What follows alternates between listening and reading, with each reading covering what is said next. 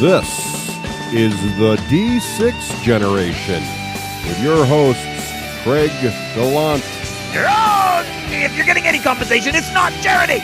Russ Wakeland. Did you put me on a boat with frickin' dragons attacking me and whatnot? Now we're talking. And Luke Retallack in the third chair. Get a dog up ya! With contributions from Total Fangirl. Vampires do not sparkle. And our loyal listeners. Are you crazy? That's like 400 hours of gamer nonsense.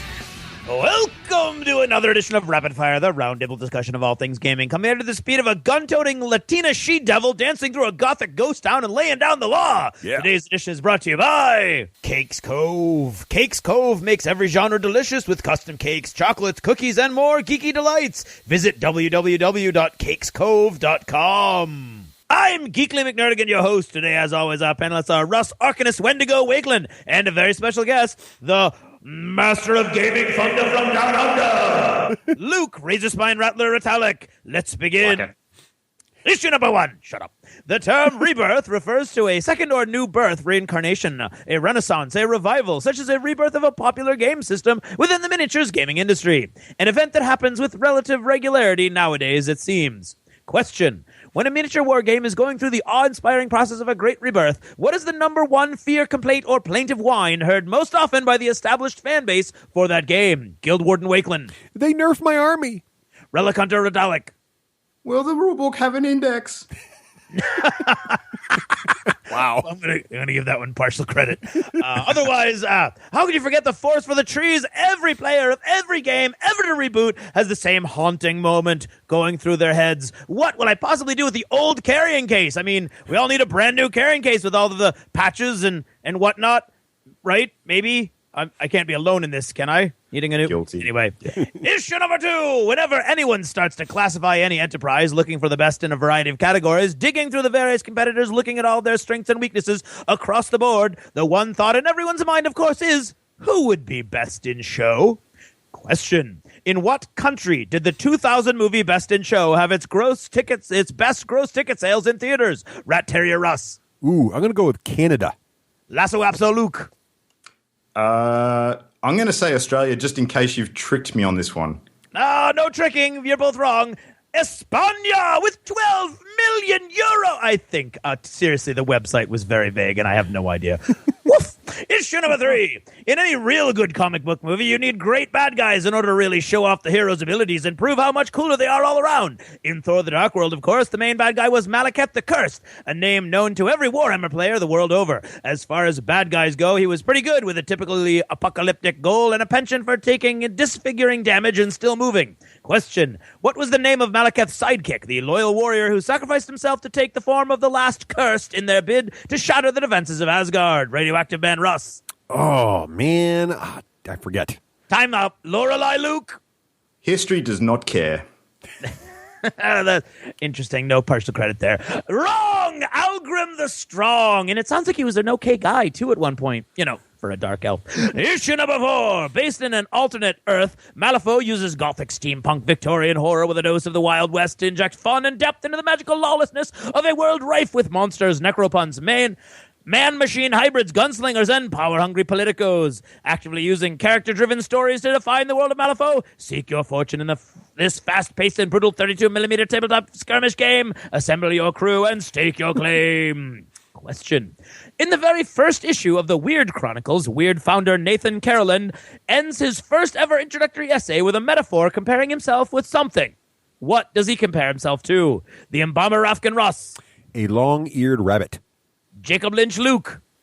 A half-living zombie hooker. You'd think. The hooker thing, not the rabbit thing. That was stupid. The answer is a quote.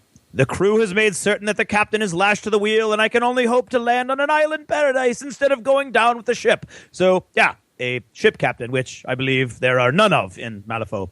Anyway, that's it for now. Thanks for listening, and good night. This episode of the D6 Generation is brought to you by GameSalute.com. Check out gaming news or find out what the new hotness is on Springboard. GameSalute.com. And by Battle Foam, protecting your army so you don't have to. And by Conquistador Games, focusing on immersive and thematic games. More details at cqgames.com. And by Cool Mini or Not, the vanguard of a new genre bringing minis and board games together. CoolMiniOrNot.com. And by Geek Nation Tours. Rise up and join the Geek Nation touring the world at geeknationtours.com. And Wargame Soldiers and Strategy Magazine, making historical wargaming less scary and more fun. And by miniaturemarket.com. Want an even better deal? Like them on Facebook and click the D6G logo. Hello! Hello! How you going? Hey, and welcome to episode 137. Wow, that is a lot. I know, of the D6 generation. I'm Russ Wakelin. I'm Craig Gallant. And I'm Luke Retallack. Hey, And faster Luke. than Craig. Luke, welcome back to the show. Hey, thanks for having me again, guys. Really enjoying chatting to you again over the vast distance that we have to do this. So, It is. That's craziness. Coming So how at are us- things in the future? Yeah, exactly. Coming at us from tomorrow. Things in the future are good. I could tell you some stuff about what's going to happen tomorrow, but spoilers, sweetie. Flying boo. cars? Flying cars? Oh, I'm still wondering where my hoverboard is. I mean, damn it. Haven't we gotten past that point already? I know. Marty McFly doesn't have a hoverboard still. Hello, McFly! I know, right? So, speaking of the future, let's talk about what we're going to talk about on this show. First, Craig, it's been a while since we did a full episode of Miniature War Games. It has been a while. We've been doing board games like crazy, which is good fun, have, especially after yep. Gen Con. You kind of get sucked into that realm. That is true. But, it's time. There are some cracking good. Is that a good term, or am I in the wrong country? I think you're in the right country. It could work. Okay. I just say that there's some real rigid stuff that we can talk about today. Okay, good. There you go. So this is an all miniature gaming episode, pretty much. We're going to talk about miniature games in general. Which companies do which things best, right? No one's perfect, but everybody does something really well. That's So true. we'll talk about that, and then we'll also get into the hotness that is Malifaux Second Edition. Malifaux 2.0, oh my God. Is it worth throwing away your old rulebook and getting the brand new one? And we'll find out about that in a short bit. But first, before we get to all that excitement, we got a few orders of business to take care of here, including Yes. our contests. The dreaded orders of business. Now, last episode, we just announced a brand new contest around Space Cadets Dice Duel. Yep. Now, Craig, do you remember what the mission for this contest is? I think you were supposed to do a 30-second commercial spot for a radio ad, audio only.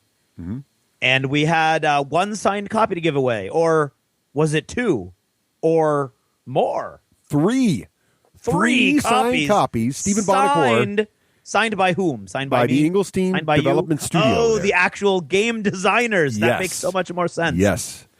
And so to win this, send us, Prize, Craig. You sign the copy that goes There you to go. the person who does not win. I do believe Rafe has done that. Actually. yes, he has actually. So send those commercial spots in, and this will be due. These will all be due by next episode, basically the last episode before Christmas. So let's just call it by the end of the year. How's that sound?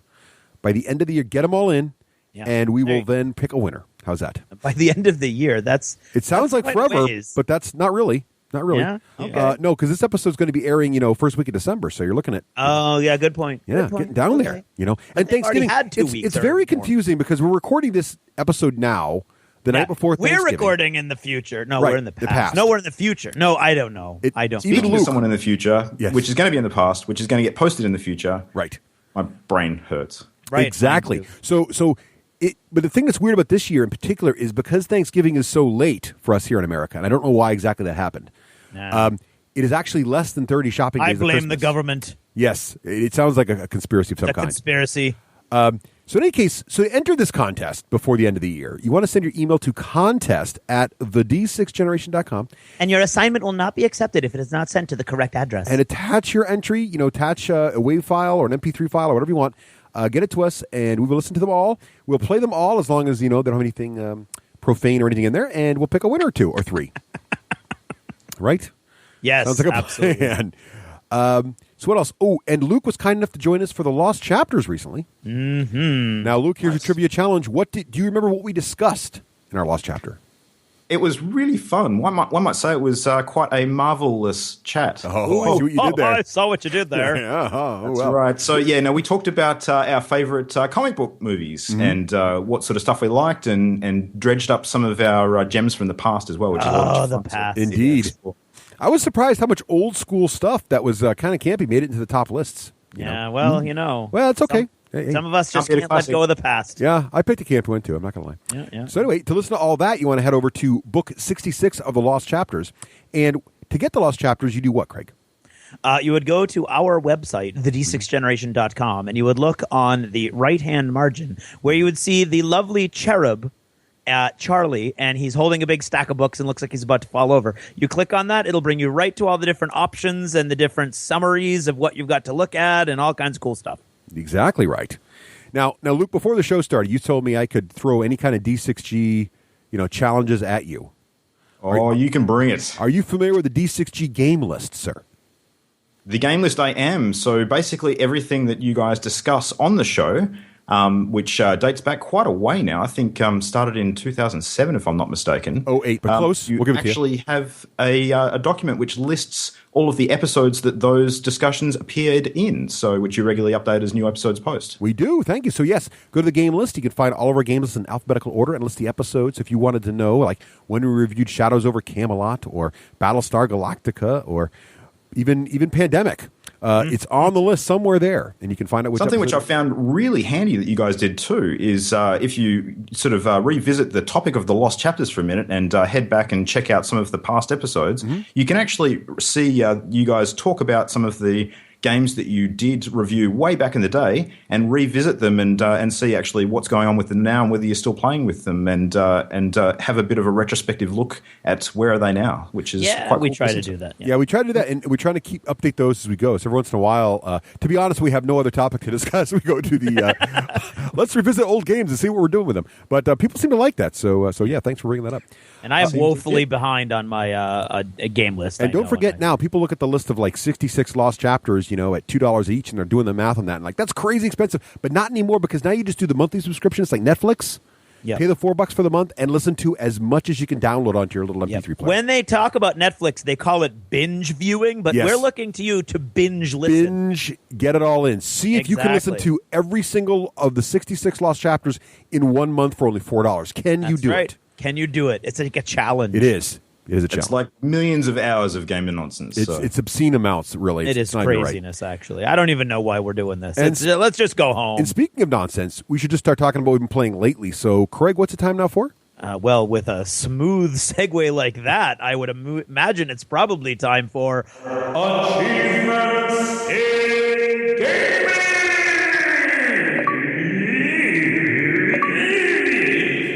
Ooh, nice dismount there. I like that one. so Achievements in Gaming is brought to you by Cakes Cove, making every genre delicious with custom cakes, chocolate, cookies, and more geeky delights. Visit www.cakescove.com. All right, so Luke, guests first. What have you been playing, sir, way down under on the bottom of the planet?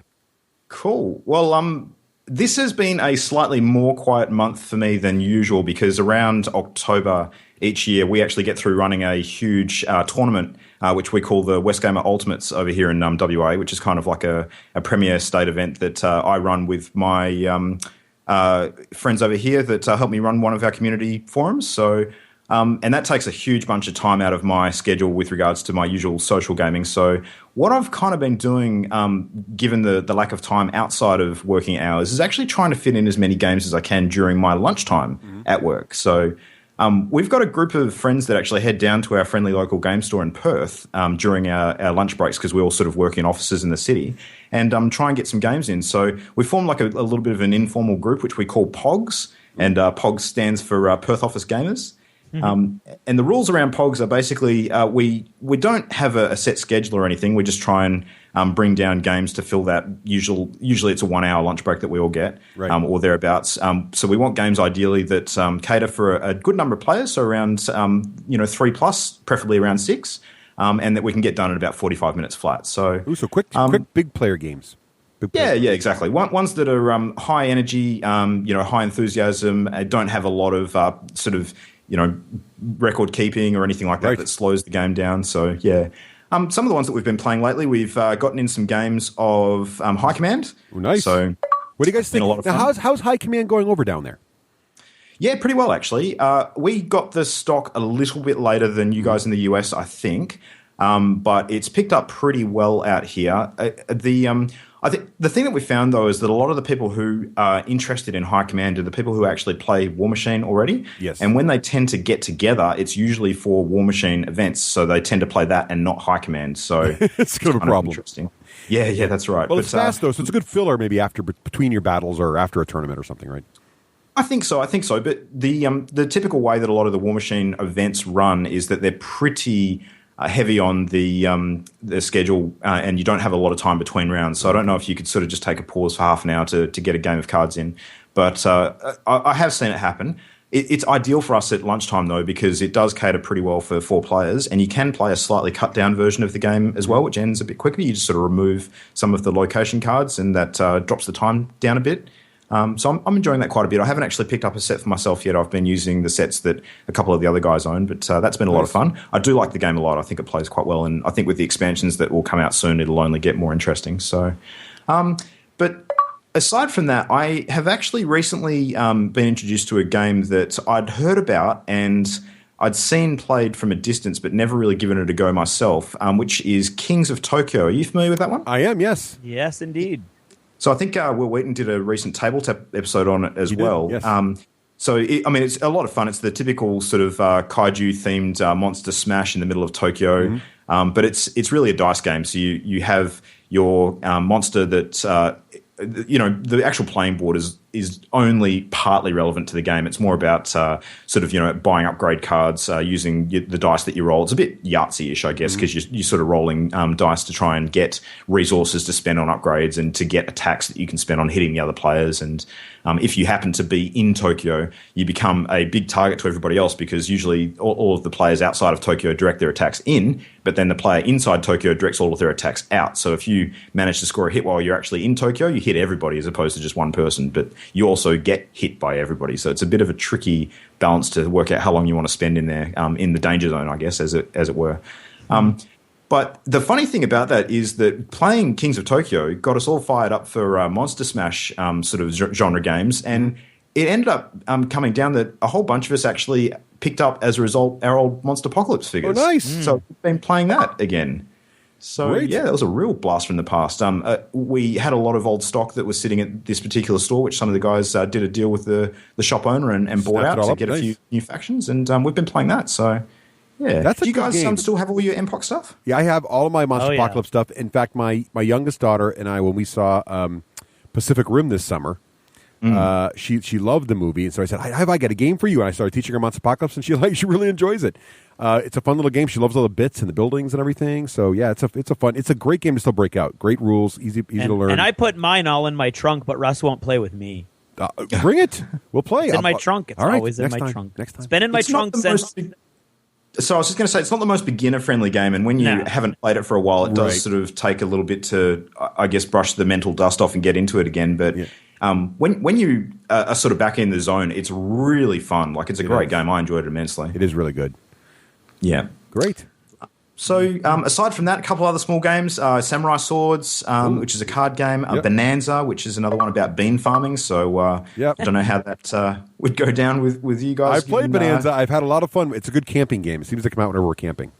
Yeah. It doesn't require a lot of, I guess, playing space. You can kind of just pull it out anyway. It's a very casual game. So if you've got a mixed group of people, gamers and casual folks, it's a great game for that. Mm-hmm. That's right. Yep. So that's me. Great. I have a recommendation for you, Luke. Since you have this group that likes large player count but simple, fast, high-energy games that don't require a lot of record keeping. Excellent. Hit me. I strongly recommend Space Cadets Dice Tool. Now, it's odd you should say that, Russ. Yes, Craig. Because that's the only game I've played in the last 2 weeks. Well, why don't you tell us how that went and give Luke a little, I'm sure he's listened to the episode, but a little quick primer. Well, Luke, it went awesome in a classroom environment, actually. Ooh, wow. Where I gave each student one of the stations, so there were some students that didn't have a lot to do. But it was one of those classics where they're at the beginning. They're like, "What do we do? I don't get what. I don't understand what." And by the end, they were all like, "Where do we get a game like this?" Nice. They loved it, and it because it's so fast. Right. Once you get a grip on the basic mechanics, like everybody was into it. Everybody knew what was going on. They were all like, "No, I need it. I need to build a missile. No, I need it. I need to get the targeting." And it was hilarious. So it was a lot of fun. I don't know if you find this with your groups at school, Craig, but it still never ceases to amaze me, the people that you introduce games like we play to in different social circles, how, I guess, unaware they are that there are games that exist out there beyond, absolutely. Monopoly and Connect 4 and all of your standard sort of department store fare. It just, when you lift that veil off their eyes and see how amazed they are and how much fun they're having, it's just, I love it every single time. Absolutely. Every time I've done something like this, one or two kids has ended up as a gamer. It's like a virus. There's just certain gateway games you can just bring them to some house and you can just sell. There's always a run at Myriad Games after because you can just sell them like Ticket to Rivals people know about now, but Small World, Survive Escape from Atlantis, even Mice and Mystics. I got a whole group of people into that because it was like, what? This is amazing, and they weren't even D&D players or anything like that. I just loved it. So there's certain games you can just really sell just by playing one or two times. It's amazing. Right. Yep. Okay. Well, I've played quite a bit. So let's start. I'll say, I played some Wild West Exodus, Craig. I know. But I'm going to save that for last. This is what they call suspense, foreshadowing. A teaser. It's a teaser. So before we do that, I want to talk about. I played some Malifaux. That's good. 3 games of Malifaux. Considered. But we'll do the review of that later. So I'll talk more about that later. Also played Fallen City of Kharez. Yeah, we got a lot of buzz on the internet email thread. This was a Kickstarter from 2012 that I found in a small booth at Gen Con this year.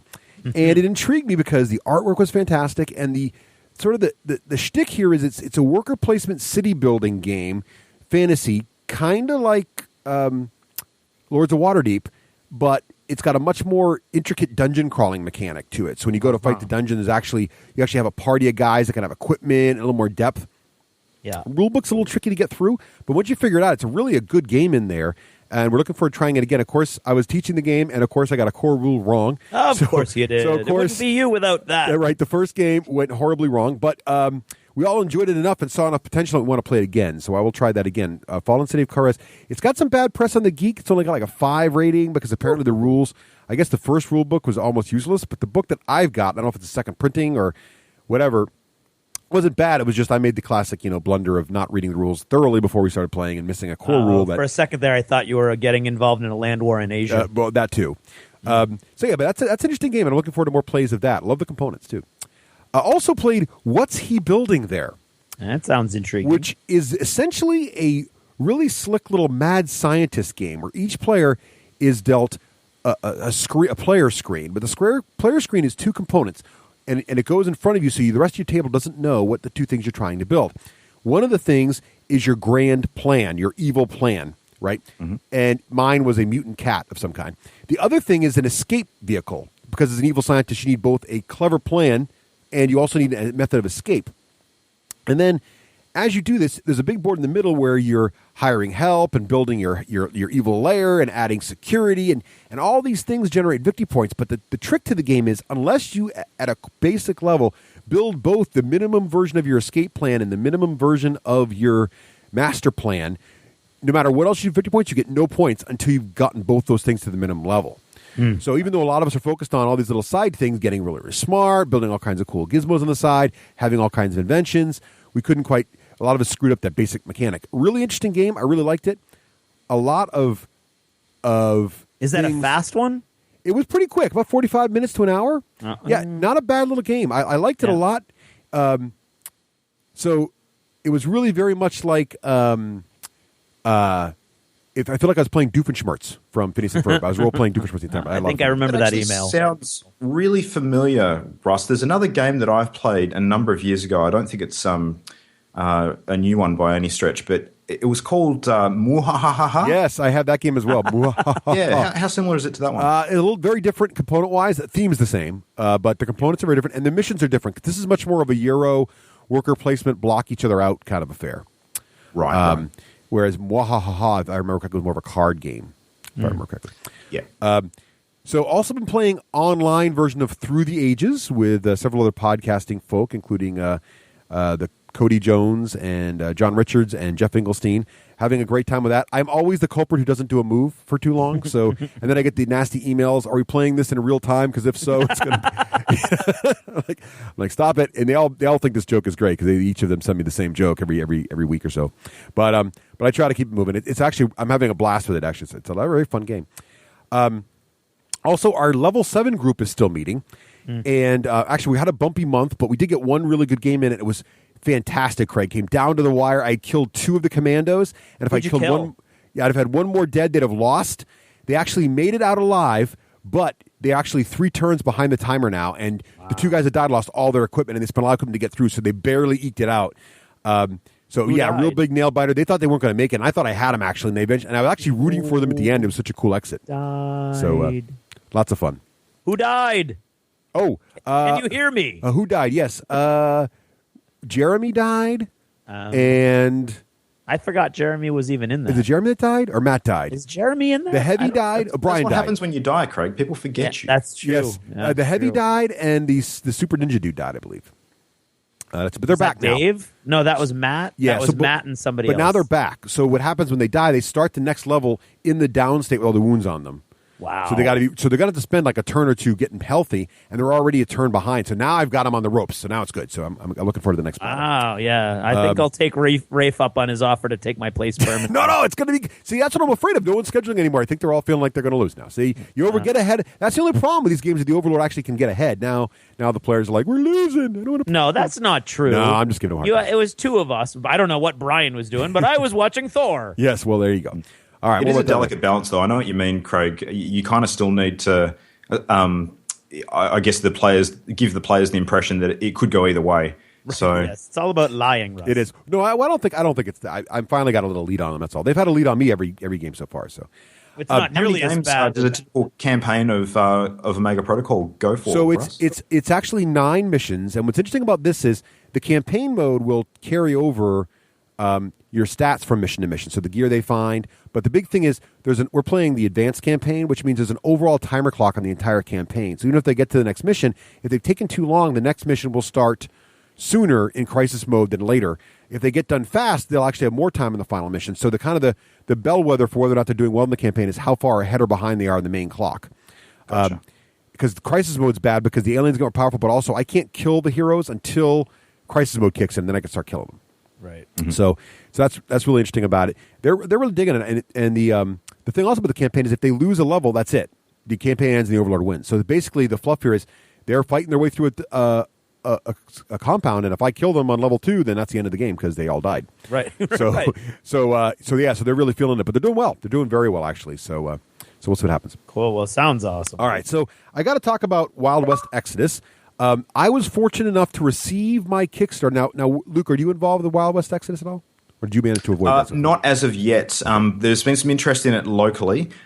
We haven't got a lot of people out here that have received anything yet, I don't think. So we're kind of at the calm before the storm stage, I would say. Oh, good. So for those who maybe haven't been following along at home, this is the new Wild West, pardon the pun, but Western-style board game that is alternate history. So you have this sort of miniatures game. It's not a board miniature game, right? Yeah. And Craig, of course, is intimately involved. He's been all the background fluff, and he's written novels about it. And now, so I backed the Kickstarter very early, and I ordered a small thing. I ordered 1 faction level of the Kickstarter. Yeah. So they shipped out those kind of things first. So I got mine about 2 weeks ago now, and I had a chance to assemble my guys. I'll talk about that in modeling. And I had a chance to play 3 of the games, just broke my forces up into 2 small squads. So it was basically Billy the Kid and a few hired hands against Jesse James and a few hired hands. Equal points. That sounds familiar. Yes, equal points. And brought the cards out and played the rules, learned the game. It is fast, bloody, and fun. And good. I had a lot of fun playing it. I can't wait to play more. I can't wait to find more of the factions. Unfortunately, no one else in our group has received their Kickstarter stuff yet. Right. So I haven't been able to fight any other factions yet. I don't get any of my stuff until everybody from Kickstarter gets all their stuff, That's which good. is That's a good perfectly policy. okay and makes sense, but Yeah. I'm all jealous now. So I got to go through the rule book. I have mixed feelings about the rule book. So the rule book is laid out in what I would call the GW 40K style, as opposed to the Malifaux / War Machine style, which is it's a very thick, beautiful looking book, great art. I love the way they laid it out. I love the look and feel of it. Hardcover book, looks great, well worth the price. Inside, there's the first, I would say, it's more than half. It's almost 3/4 of the book is fluff. 2/3. 2/3, yes. 2/3 of the book is fluff. And it's all written by Craig. It's all fantastic. Not to toot your horn, Craig, but it's great. The background material is awesome. The second third, the third third of the book is game rules and then the obligatory, here's how to paint your model section and a little mini gallery. Yeah. My first little nitpick, there's a few things about the book I would like to see different, and hopefully they'll... One is, it's a great book to learn the rules with. It's not a good reference book, unfortunately. I tried. Here we go, Luke. Luke brought this up in Rapid Fire. The table of contents, it might as well not be there. It just lists things like, page 75 is where the rules start. That's literally all. It's just rules. There's no breakdown. And there literally, it's not like there's a bad index. There is no index. Right. So... I tried there too, man. So now the good news is the rules are surprisingly short and concise and fairly straightforward. So that was good. So it wasn't hard to learn them, but every time I try to look something up, like, okay, where are the rules for terrain again? You got to fumble around. So that's unfortunate. One other thing is they took out any faction-specific information in the book except for a one-page blurb. Right. So like in Malifaux, right, Luke, you can go through and I can look up the guild in the rule book and see the stats for most of the major dudes, right? Absolutely. And I can do the same thing. Now, why is that cool? It's cool for two reasons. First, I can see what my force could have in it. But second, I can research my enemy's forces, right? So and this is just, I'm not picking on Outlaw Miniatures. I'm just saying, like, this is something we need to keep seeing in rule books because I'm afraid as people fight costs in rule books, they're like, we can leave out the faction stuff because we can just put on your cards. And your cards have all your information, right? So you just buy the deck of cards. But here's the thing. If I'm going to fight another band, I want to be able to research what they can do. Or if I'm even picking my faction, I like to be able to look through and see what the options are before I buy all those decks for all the rules. Now, God only knows what the plan is now. Yeah. Because I've actually been out of the loop production-wise since the second book started. But the plan was to respond with that very valid comment, Russ, with... the plan to put all of those cards online as PDFs. Yeah, and I did go online, and they do have the miniatures on there with their stats in a text format, so you can scroll through there and see it. Okay. So that works. But you can't curl up on the couch of the book. Oh, no, absolutely. In fact, to support what you're saying, I was just looking at another rule book that I'll talk about when we get to other, and they did the exact same thing where there's no real stats. Right. And I was like, oh, I can't really compare my guys to the other guys. But more importantly, I was like, oh, man, I would totally be like online planning my next purchase, except that I don't know what to buy because it's not in the book. And like you say, you're curled up with a book. You don't want to go online. Right. You're like, so I agree. Well, my daughter, when I sold my daughter on which faction and hordes, I gave her the book, and I'm like, here, let's look through together. And we flipped through and saw the pictures and got into it. And now, one other thing, and this is something I didn't even think about, and I thought I was more with you on this. So there's two schools of thought on how the fluff can be presented. One is the novelization style, which is the GW, and the Outlaw Miniature way, which is you've got a nice big section of the book that's just a fluid story. Boom to boom, right? In Malifaux and in War Machine, though, they have short blurbs of fluff with each character, right? So you turn to the page on Perdita, and there's 4 paragraphs on Perdita and her weapons and what she, fluff-wise, right? Right. And then also her stats there, but it's a little bit of blurb. I'm like, that's cool, but it is disjointed. I like it. Then I discovered, so I was playing... Right, and here's the thing: I was having a blast playing the game, and there's some rules things I would do differently that I don't love, but it was just fun. And Billy the Kid is like kicking butt in hand-to-hand combat. I'm realizing he's got the Chief's knife. I'm like, oh, he's got the Chief's knife. I wonder what the story behind that is. So I open up my rule book. Where's Billy the Kid's page? Oh, yes. Where's Billy the Kid's fluff?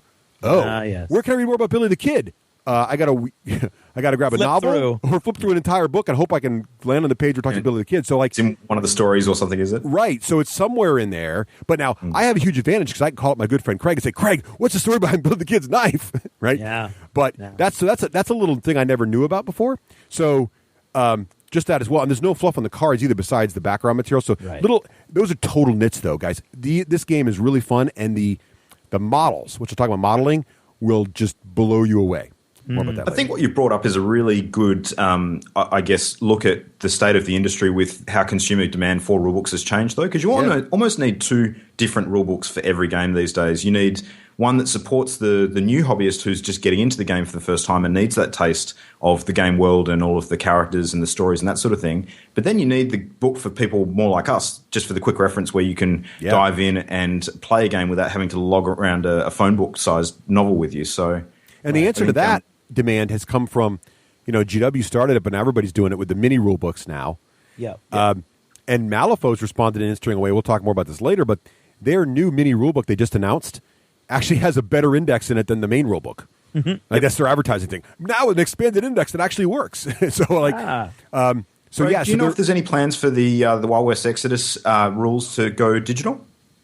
Digital, I don't know. The only digital conversation I was part of was the comic book, and they were very hardcore marketing decisions not to go digital, but I haven't heard of anything else. Oh. Okay. So we'll talk. We're definitely going to do a full review of Wild West Exodus once we've had enough time to play with it, find some other factions and play that, and everybody gets their stuff. Yeah. But it's launching soon. We've had a bunch of people ask when we're going to do it, and we are going to do it.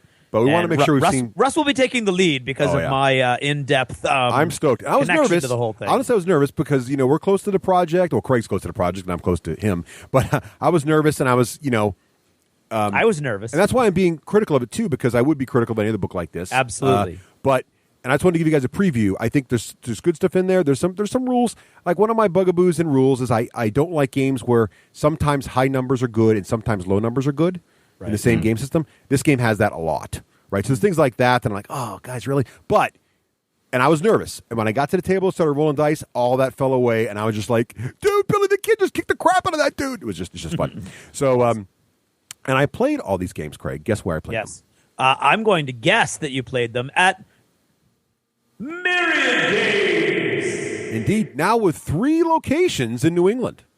Actually, 3 locations, including New York, which is outside of New England, but very close by. Yeah, that's 4 locations in the Northeast. Yeah, so you got your Salem store, you got your Manchester store, brand new Salem store. The brand new Salem store is freaking huge. It's like 4,000 square feet. It's just ginormous, and it's mostly tables to play on.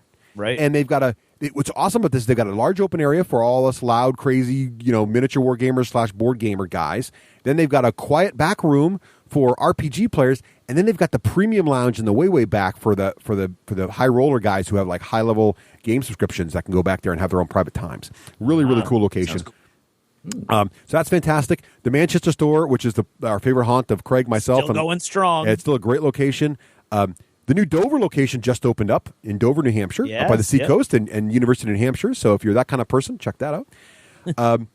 And then, of course, the Staten Island store in New York. New York. Yep. So check that out as well. So plenty of places to go get your game on down there. Yes. All right. So, Luke, I know you're a big miniature war gamer there. So what have you been modeling lately? Well, one thing I have been working on is my Malifaux figures. So getting ready for getting lots of second ed games in. So I picked up on the releases from Gen Con, the Tara Herald of Obliteration Nightmare crew. Yep. And that box set is glorious. I love it. Really, really nice figures. So, and I think that when we talk later about what some companies are doing right in regards to miniatures and sculpts and production and that sort of thing, I may have to mention these ones because they are beautiful. I'm a big fan of them. I got to buy. This is a gripe I have with our friends at Wyrd Miniatures is that some of these new plastics are so good. Because here's the thing. For me to upgrade a model that I already own and painted is a big thing because I don't want to repaint a model. I'm looking at my Death Marshals, which formerly I thought were the best things ever. And the new plastic Death Marshals just totally destroy the old Death Marshals. I mean, it's not even close. I hear you, Russ. Like the Death Marshals are a real one that I'm trying to make a decision on now as well because Tara actually uses Death Marshals in her crew. Yeah. So but the difference is that when you use them as guild, they count as living models, but when Tara uses them, they count as undead. Oh, nice. So...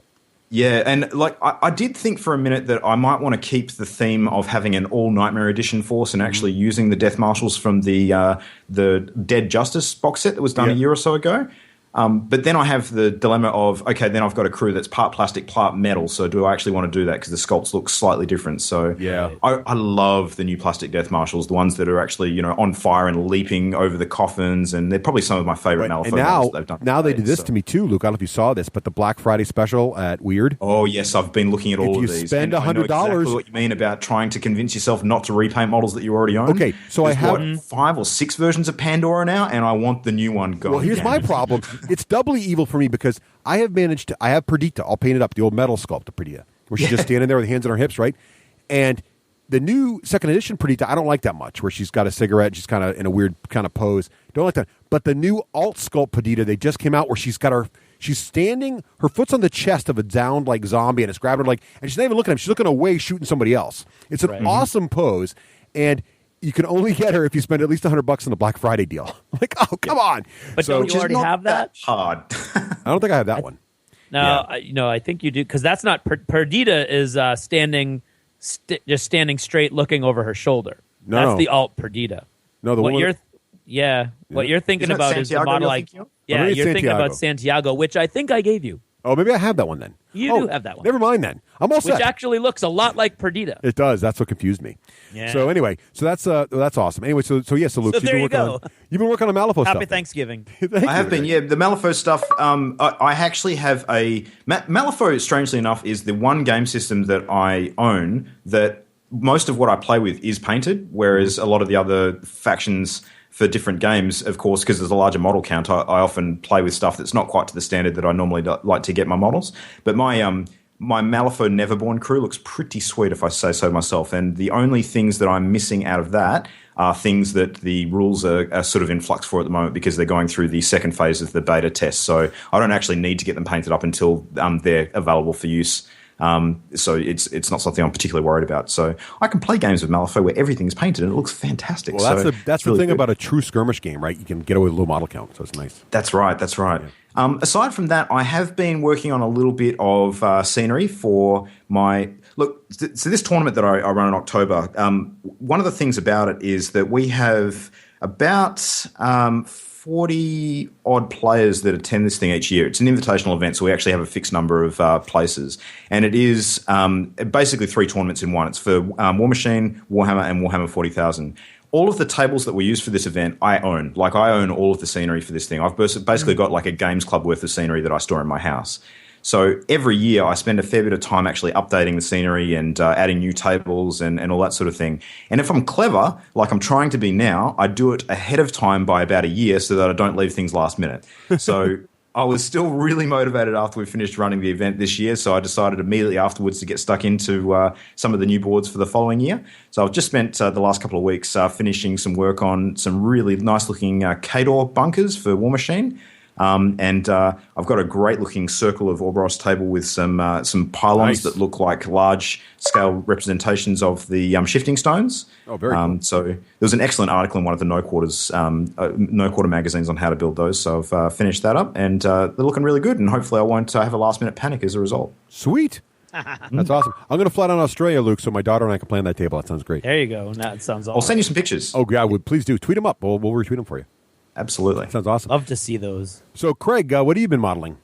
Well, as I said, I think in the last episode, the only Kickstarter that I have done yet that I'm happy that I did was the Dwarven Forge Dungeon Tiles Kickstarter. Oh, nice. And I'm still super ridiculously happy that I did. So I am just painting up dungeon tiles, lots and lots of dungeon tiles, and I got the official Pokorny paint set. So I'm doing the exact same paint scheme as the resin Dwarven Forge stuff. So if I ever picked some of that stuff up, it would blend in seamlessly. But I have a crap ton of it now anyway. So I have 14 sets. So when all is said and done, so that's a lot of little pieces of dungeon.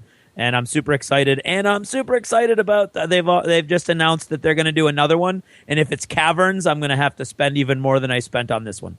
But that's all I've been doing, because it's literally hundreds upon hundreds of pieces that I own. Nice.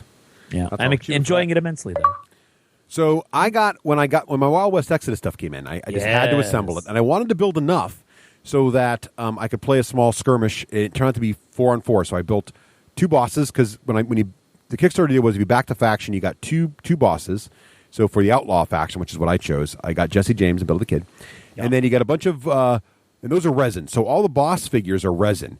And then all the main characters are resin also. So if you're a Malifaux player, if you think about it this way, it's sort of like everything that's not sort of a minion is going to be resin in this game. And then your plastic's going to be all your hired hands, all your basically your fodder. Yep. So, and then I got 2 sprues of those guys. So it's a lot of miniatures, a lot of cool resin. So the resin looks amazing. The resin is some of the best resin miniatures I've ever seen. Oh, cool. Nice. Fantastic. Good to hear. A little bit of flashing to clean up, but not hard. Just had to clip off their bases. They come with like a little tab on the bottom. You clip that off, glue them to the bases, which, by the way, they've managed to come up with unique-looking bases. So they're round bases like the War Machine or Malifaux ones, but instead of the obligatory always curved edges you see on those, it's got this cool little almost like picture frame bevel going on there, which is cute. Somehow, for some way, it works for me. It lends to the whole Midwestern theme for some reason for me. So that was cool. And the resins go together pretty well. They all fit together fine. I had no weird fiddly bits. I had no broken resin in any of my guys. Just like I said, just a little bit of flashing. So if you're good with files and some clipping, it's not a problem at all. So when I saw the plastics, I got nervous because the plastics so there's this giant sprue that's got like 10 guys on it. And each guy has got a torso, 2 separate leg bits, 2 separate arm bits, and a separate head bit.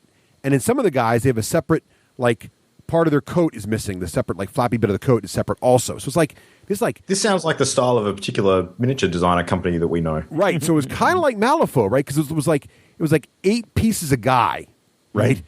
And it's not like GW where you can glue them any way you want. It was clear when you looked at them carefully that, like, only certain legs went with certain guys. And this is a sprue with, like, 6 or 10, I can't remember, a lot of guys on it. Wow. So I'm like, if I clip all these out, I will never figure out. And you could see that there were shapes on the bits. So, like, certain guys went to certain legs and certain guns went to... And because on the same sprue, there's some guys... Because there's hired hands that are like close combat guys with pistols, and there's hired hands with rifles. So you got to figure out... I'm looking at this going, oh, my God. So I almost started clipping them all out and putting them in a pile, and I figured sort of like... Then, thankfully, and here's the tip, I noticed next to each part there was a little tab with a letter and a number on it. And I quickly realized that there was A, 1 through 6, and as I looked, I was like, ooh, all the A's are the same guy. All the B's are the same guy. So safety tip, only clip out 1 letter at a time. Assemble the dude, and then do that. Do not clip out the entire sprue, and then try to assemble them. You will be very, very sorry. Yeah, so they're not like GW. No, but once I did that, it went together simple. Like the arms, actually the sockets all went together really, really well. And it's real plastic, so you can use polystyrene cement, which is very easy to assemble plastics with. Nice, so I smacked them right together. Very pleased with them. Now, I posted lots of pictures on Facebook and Twitter. If you go to our Facebook page, I actually put a picture up there with scale also on it next to GW, Privateer, and Wyrd Miniature models. So you can see sizes there. In one of the pictures, it looks like the plastic hired hands look bigger than the Outlaws, but they don't. That guy just happens to be on a funny base. I put an extra base booster on there. So really, really happy. I think the models look fantastic. I was also worried about some of the poses from the Kickstarter, but the poses are all very dynamic and look right. Cool. Really, really, this is the kind of game that I had reservations about the rules. Like I said, once I played, I was much more pleased. But even so, the miniatures are so good, you'll want to play it anyway. These are some of the best Western miniatures I've ever had the pleasure of owning. Really, really nice. So, I did see the picture that went up about the scale comparison, sort of showing some miniatures from other companies as well. Yep. And I must admit, they're a little larger than I anticipated them being, which is probably a good thing if you like to do a bit of the painting and play with the sculpts a bit more. So. They're 34 millimeter, Craig? Is that 35 millimeter? I think they're 35. So they're a bit bigger. You don't feel like they're bigger when you're looking at them by themselves. When you put them next to other miniatures, you're like, oh, yeah, they look big. But they're not so big that you couldn't use your existing terrain. You don't even notice it next to a building. Yeah. But it is nice because the faces have just that much more detail on them, Luke. So they look really good. Oh, Russ, this is a cool picture that you took with the 2 little gangs facing off. Yeah. Is that the size of the game you had? That was the game, right there. So that's cool. And that game size, by the way, so it was 4-4. That's about half the points per size that you're supposed to have for the minimum size game. So it went very fast, it was very bloody, but it wasn't designed for that small of a scale. So very pleased with the models. The rules are going to go through a phase of lots of FAQ and all that stuff like any of the miniature war game, but I think there's real potential, and they got a good core system there, and they'll work it through, I'm sure. But I'm liking it. So, ooh, you got the base inserts? Yes, well, that came with the Kickstarter, so some of the inserts came. Cool. Not enough for everybody, but I put some in there. I did on certain guys, because some of the plastics are like, a couple of the plastics are actually special dudes that are like heavy weapons and snipers. So I put the better bases in there to kind of call them out on the table. Yeah. So yeah, really happy with that. So that's modeling. What about other, Luke? What about like books, TV shows, movies, or the random geekery? I've actually just finished reading a book that's a little bit different to the sort of stuff I normally get into, which is a book on video game journalism, actually. So it's called, if I get this right, Up, Down, Left, Right. And, of course, right is written as W-R-I-T-E as opposed to R-I-G-H-T. So Nice. A callback to the old Konami code, if you remember that from some of the video games of ages long past. And it's just really interesting. It's about a guy who actually well, it's not about the guy sort of per se. It's more of a guide to anyone who is interested in getting into writing in the video game industry, whether that be sort of game reviews, news, sort of, interest pieces, just all sorts of stuff. And I just found it really fascinating because it not only goes through some of the handy stuff if you're looking to get into writing in general, but just some industry knowledge that it isn't obvious unless you've actually dealt with the video game industry. It's kind of fascinating just to see what some of the people working in that space have to do and able to sort of, I guess, keep afloat. So it was a lot of fun. I'm actually looking at in next year, one of my personal goals is I want to actually get into doing a little bit more writing and start to get some clips published out there to do with gaming in general. So nice. I'm going to set that as a target for the new year. Yeah. So Craig, I might come knocking at your door for some tips. We'll see how we go. Happy to help. Awesome. I would never be here if somebody wasn't helping me. That's right. That's right. It's funny actually because in my my current job I spend so much time doing QA on other people's work to make sure that the quality's there and writing my own content. But it's nothing to do with gaming, and I think that that's a terrible waste of my resource, frankly. So yeah. Aside from that, one of the big things locally is, of course, the buzz around the new consoles that have just been launched. So we've got the Xbox One, or the Xbone as people are calling it, and PS4. I'm kind of late to the console party at the moment because I have only owned my 360 for probably just over a year. Oh, wow. So, There's a bit of a gap over the last few years where I actually didn't own a console. I was more of a PC gamer, so there's a lot of titles that I missed out on that I'm kind of catching up on at the moment. I did just play through the complete story of Batman Arkham Origins. Russ, did you end up finishing that? I didn't. I never played the Batman games. That was a Rafe thing. You didn't? Yeah. I'm not so I'm on the edge with the stealth games. Sometimes I like them, sometimes I don't. And the stealth aspect of Batman kind of kept me away from it. I think that the good thing about this one, and particularly Arkham City, is that stealth is an option a lot of the time. But if you want to go head first and just beat your way through a situation, you can. Oh, okay. And the way that you tailor your character with the upgrades that you get throughout the game can kind of dictate what you favour doing in each of those cases. So, I mean, there's definitely times where you have to adopt a bit of stealth because otherwise you'll just get shot to death by snipers and things like that. Right. But you do have a bit of a choice. You don't have to run around sort of dodging everybody if you want to, go face first into the action. But the thing that I love the most about Arkham Origins in particular is the story is magnificent. It actually covers a lot of the first encounter that Batman has with the Joker. Oh, nice. And it's not immediately obvious that that's where the story is going when you first start out because the Joker is actually in there. He's just not who you think he is. Oh, wow. So... And I don't want to spoil it for anybody, but when he finally sort of reveals himself, it's a bit of a oh my god moment, and the game just gets really awesome from there. They cover the how Batman and Joker have that really excellent relationship where almost like one can't exist without the other. Right.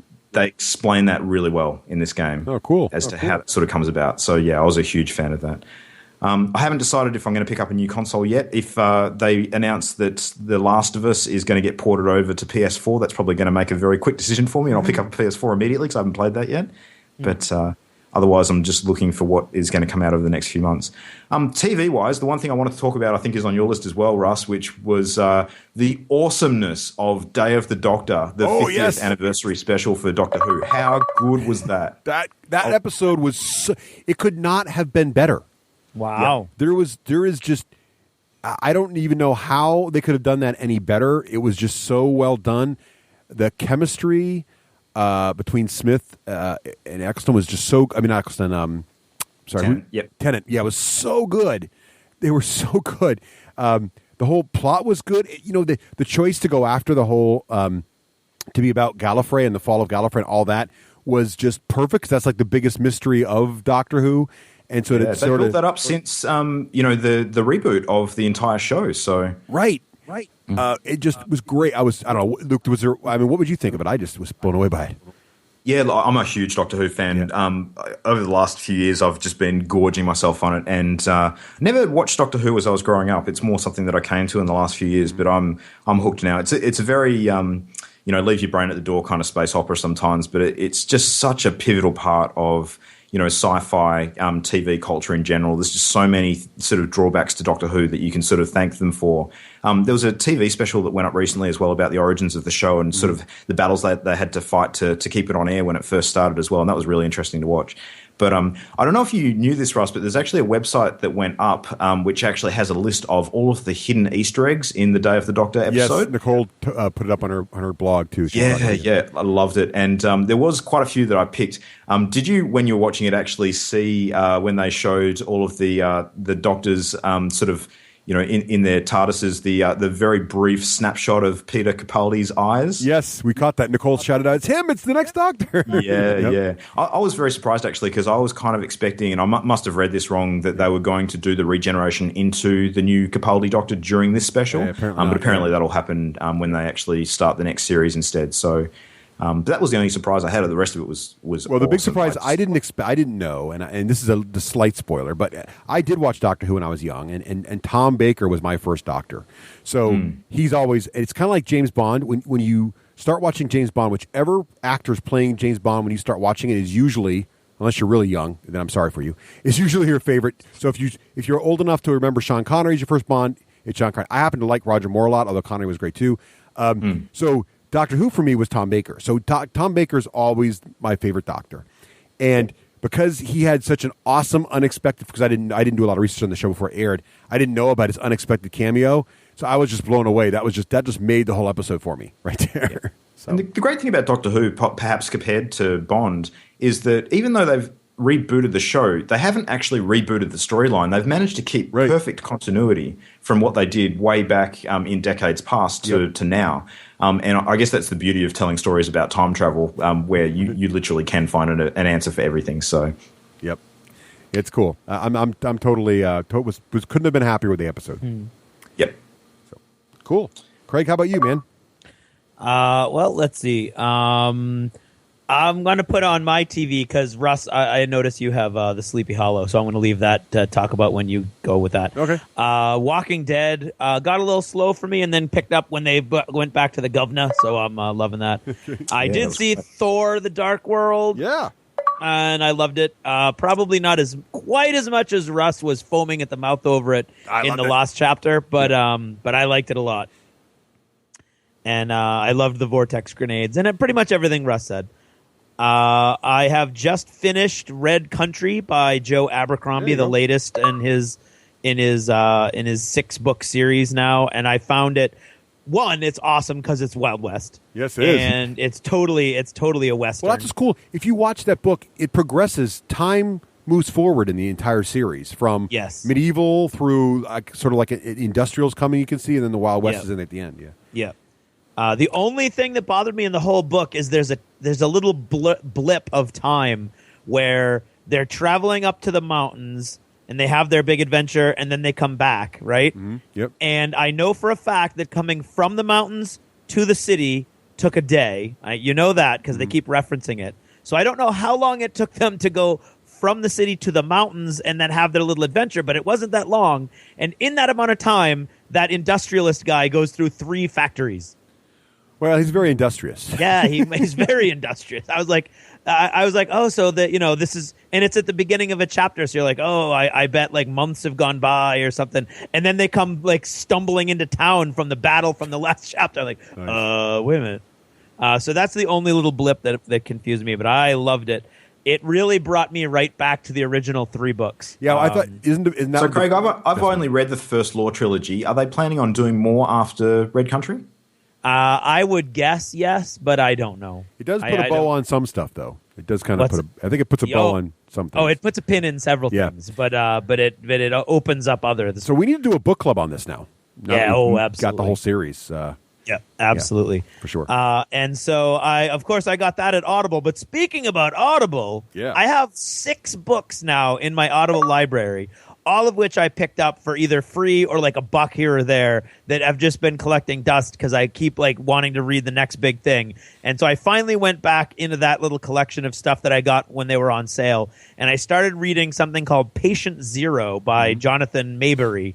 How's that? And it's pretty good. And I would say that anyone who had listened to me go through the Monster Hunters International, you will probably like Patient Zero if it continues. If it continues going the way it's going. I'm only like less than an hour in, but it's very neat. It's very urban horror kind of thing. Only where Monster Hunters International is the private enterprise and the government is always bumbling along behind them. Patient Zero, the main character, is a government agent who's tasked with dealing with all these supernatural things, or at least one at the beginning. And you can tell he has a lot of background in clandestine covert ops and stuff like that, or either that or he spends all day, every day on I don't know, what is it? What's that magazine that we used to that we used to joke about, Soldier of Fortune. This guy spends a lot of time with Soldier of Fortune magazine, or Soldier of Fortune online, if that even exists. But I'm enjoying it immensely. And we got a little package. Speaking of getting packages from the mail from game companies, we got a little package from Spartan Games, and that included the new Firestorm Armada rulebooks. Oh, sweet! And I started reading mine, and I'm liking it a lot. It's very. It's the same game. There's a lot of the same stuff. I loved the fact that the game, if you get the different sets, they come with dice, and I'm like, oh God, please no, not the red, white, and blue dice, no. That Dystopian Legions has. And it doesn't, so I don't know why it comes with multicolored dice, but it doesn't have that whole white dice are different than black dice or different than blue, whatever. So it's just a lot of it is the same, but the torpedoes have been streamlined. The boarding has been streamlined. So a lot of it has really been has been sort of leveled out, which I thought was great. And then you actually can now customize your ships, so you can add each ship cool. has a certain number of hard points, and you can upgrade them with points. See, and then you can. We got to play this game again now, Craig. Russ, how's the interest locally? Are you going to have to twist some people's arms into pulling their old models out? We have a couple folks who have been diehard. No, I think there's a lot of interest. We've had people that keep asking us to play, and so it's.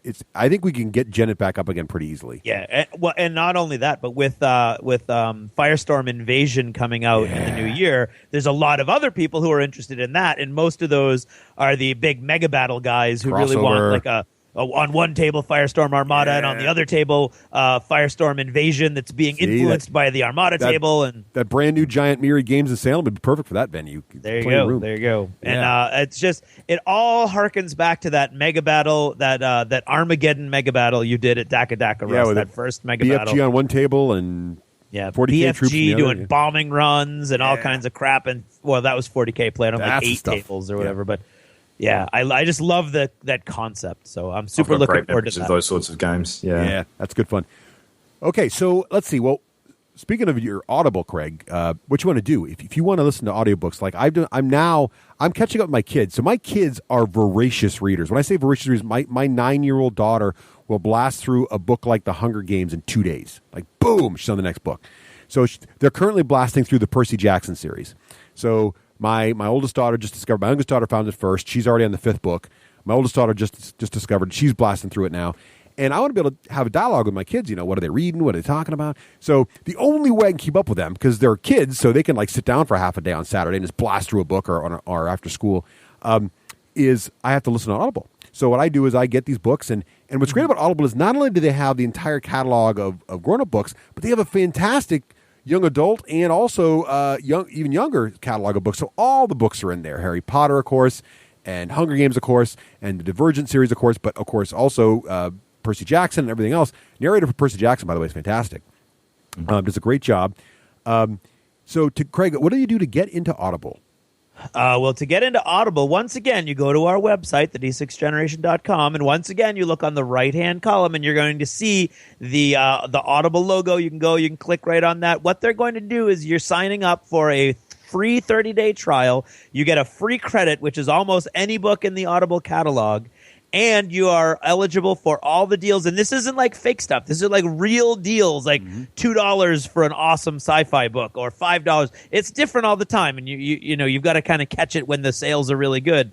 And God knows how you do that, but you guys figure that out. But anyway, you can't go wrong because it's free, and you get a free audiobook, which is right there. You're saving $20 or $30. Yeah, so. exactly. I guarantee you're going to jump in going, I'll do it and just get a free book and then jump out.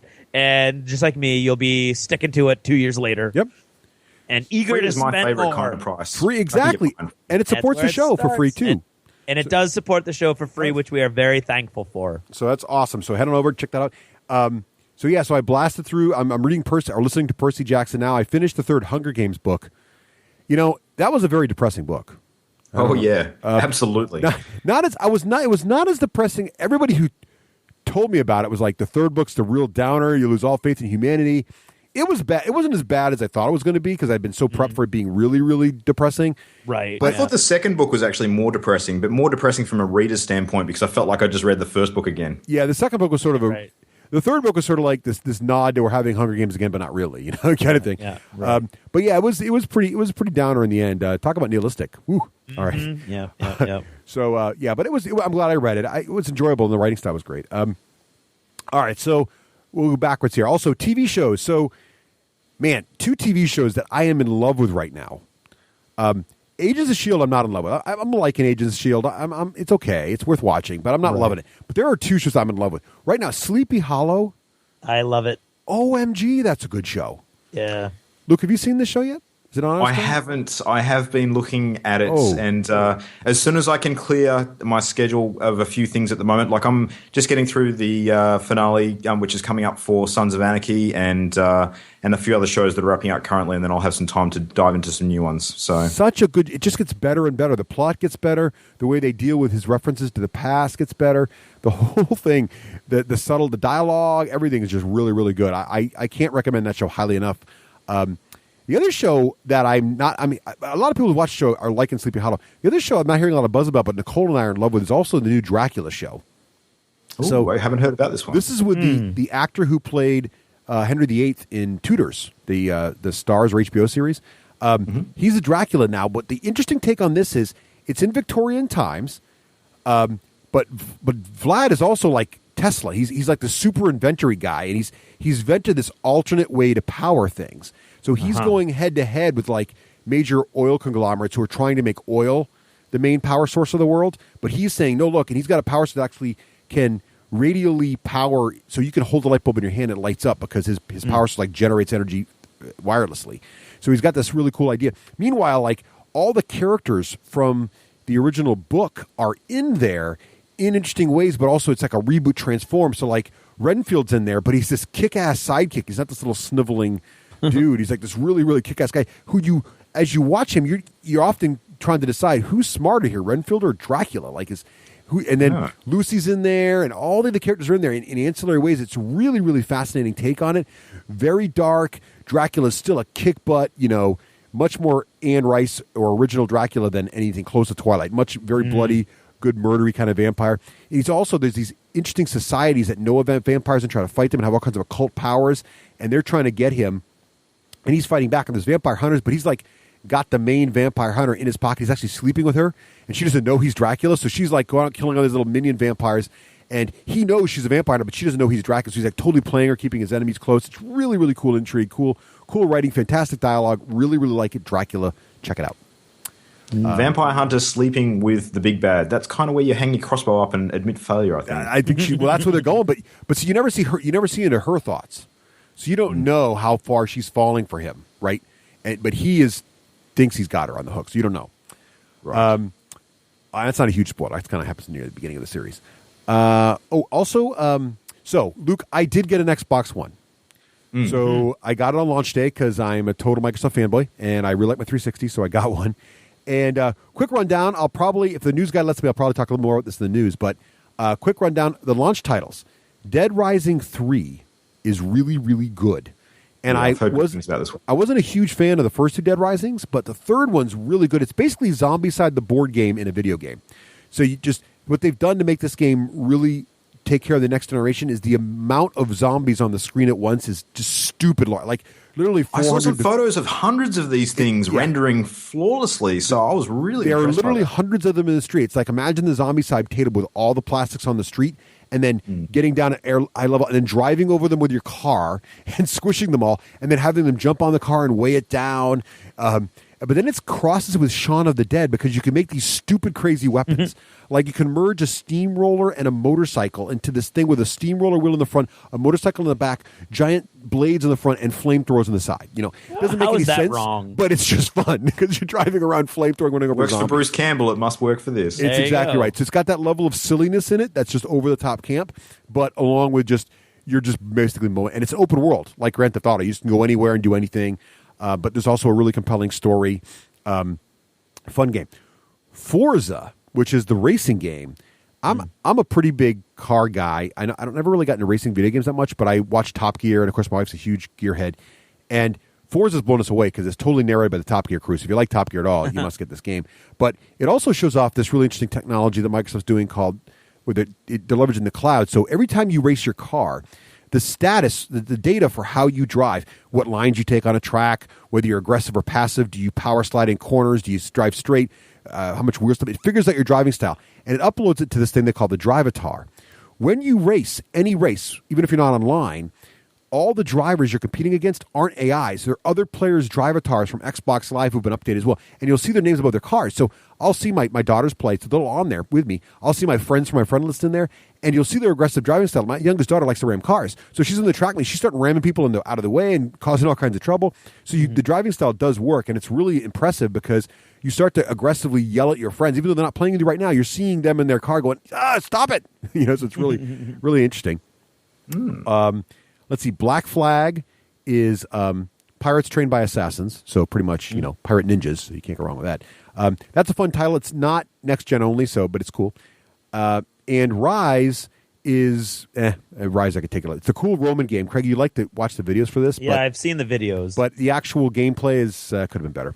You can tell they rushed it. It's a really brutal game in terms of how you take out your enemies. There's a really funny Penny Arcade comic on it this week, actually. Where a guy's getting butchered and then the Roman finally decides to cut his throat after he could have just ended it there and then before cutting his arm and leg off first. So yeah, it's very much it's very gory. It's fun for the first 30 seconds. The problem is that all those animated cutscenes happen over and over and over again. So you're just at one point you're like, I just want to cut through 30 guys, but the set pieces are amazing and the graphics are fantastic.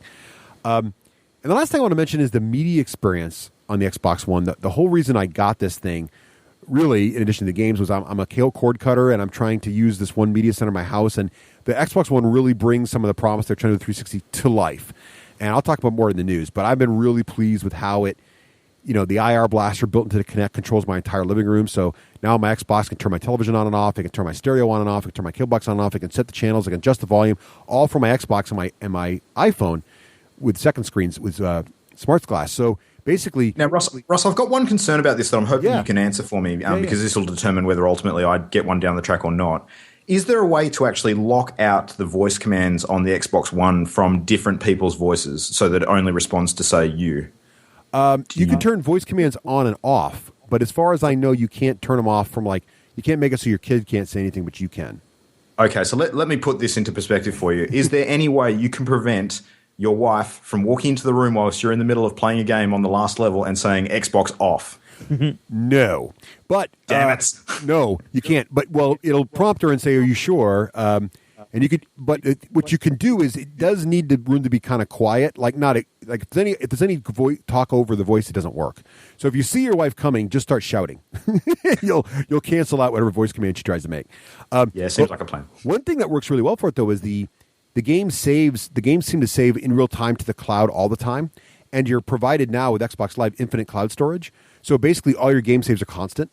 So, and the games also, when the Xbox, when you pause to go back to your thing, when the Xbox turns off, it sort of remembers where you are in games.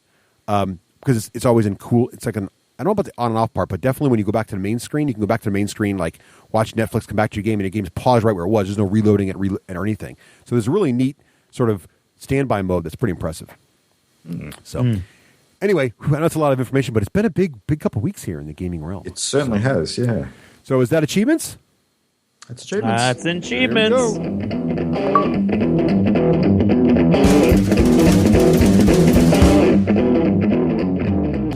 You're listening to the D6 generation. Born to gain.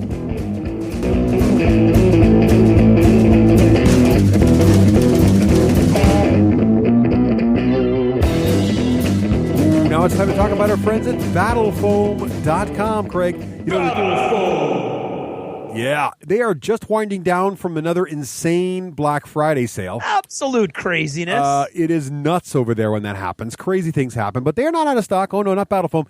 They crank this stuff out. It's crazy. That warehouse is ridiculous. And what makes it really crazy is not only the great fact that they can crank stuff, but the quality they can maintain while they crank this stuff out is really pretty crazy. Everything from Black Label, which can get shot and your models are still okay, to those sword bags, which are still extremely good quality bags. They're just soft-sided, so if you're just traveling from your house to the game store, you're not worried about checking your luggage and stuff like that. They're ideal. They're the economic choice and everything in between. Really, it's crazy the levels of stuff that they've got over there at Battlefoam. And be sure and I know all the miniature gamers out there know about Battlefoam, and if you don't, you should, because it's the ultimate way to transport your miniatures. But don't forget, if you're a board gamer, Battlefoam has you covered as well.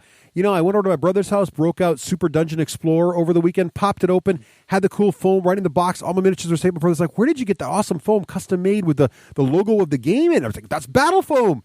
They make all the great stuff. And don't forget, too, let's say you play Star Wars X-Wing. They've got foam trays that hold it. Let's say you play, like many of our local gamers now do, in the Star Trek Attack Wing leagues that we have locally here, and need some foam for all those crazy cool Star Trek ships. Don't worry, Battlefoam has that as well. Let's say you've got Sedition Wars, and you're cranking it out and need a bag for all that stuff. Don't worry, there's a Sedition Wars Battlefoam bag with foam custom made for Battle. They've got everything you're going to need. Descent, you name it.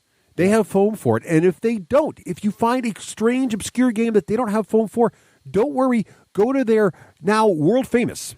Absolutely world famous. I would say multiverse famous. Tray Creator, where you can make your own trays for whatever you want to stick in them and jam-pack them. And don't forget, not only can you make the shapes in the tray customized, but you can actually customize the size of your trays as well with a quick phone call. Say, I got a strangely shaped board game box. I want to put foam in it. They can do it for you. They can make it happen for you. It's really crazy to see what they can do. They can do it. So head on over to battlefoam.com and check out all the hotness that Romeo and the gang have over there to offer. That's right. That's Battlefoam.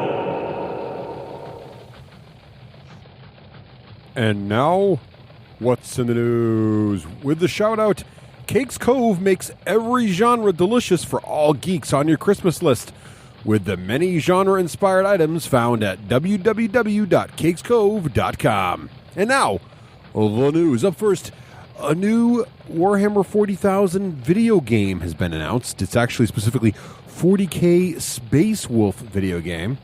This was announced on Joystick not too long ago, December 1st, actually. And it's going to feature card-driven mechanics. So I guess it's like a virtual collectible card game, I guess.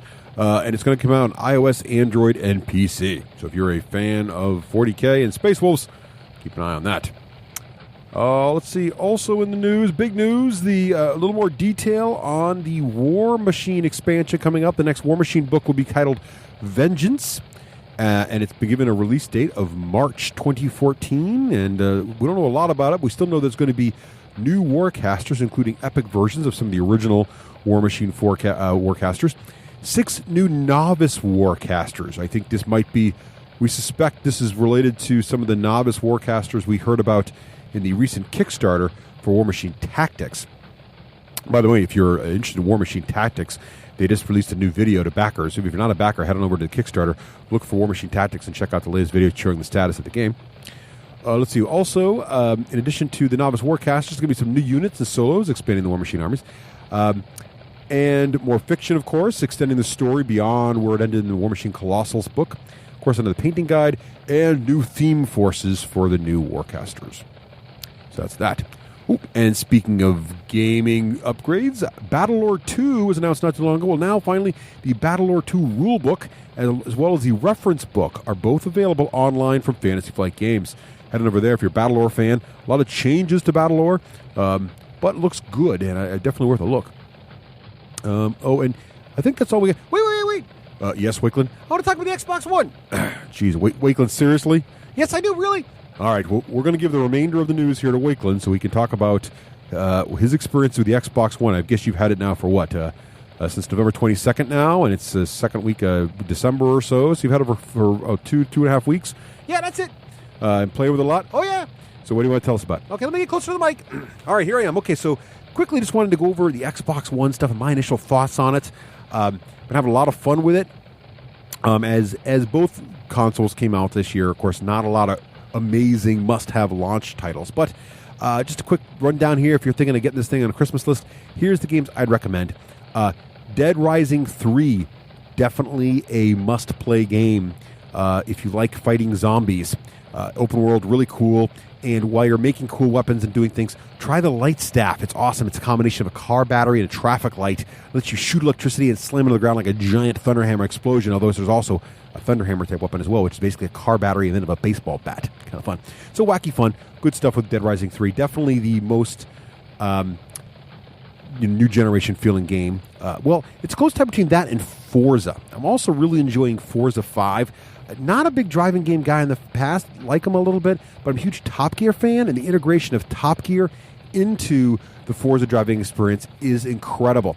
Not only can you drive on the Top Gear test track, of course, in various parts of the game, but also what's really cool is all the Top Gear personalities are featured heavily as narrators throughout the entire game. So every time you unlock a new car category, they'll give you their thoughts on that particular category of car. It's really, really fun. The driving experience is really cool. Although they did it really shows off the new interactive triggers in the Xbox One. You might like this even if you're not a driving guy. Now, of course, Nicole's a huge driving person as well, so we've had a blast with it. Our kids are loving it. So Forza is the nice, good, relaxing sort of non-gamer game we've got from this set. Assassin's Creed 4 is fantastic, but that's still available on last-gen consoles as well. That's the Black Flag when you're basically a pirate, so worth getting, but nothing exclusive there. The last game that's on the Xbox One, I think, is a take it or leave it, which is Rise, Son of Rome. Looks fantastic. The gameplay is a bit repetitive. I really enjoyed it for the story, as well as the amazing graphics, and actually the voice acting and the character animations were really, really good. Some of the evil guys in there were just exceptionally well animated and very evil. Definitely worth a playthrough, but it is very short. It's only 5 hours. $60 is a bit steep, and the gameplay is nothing to write home about. So if you like Rome, I would take a look at it. Try to find it used or borrow a friend's copy because it is kind of steep, or rent it.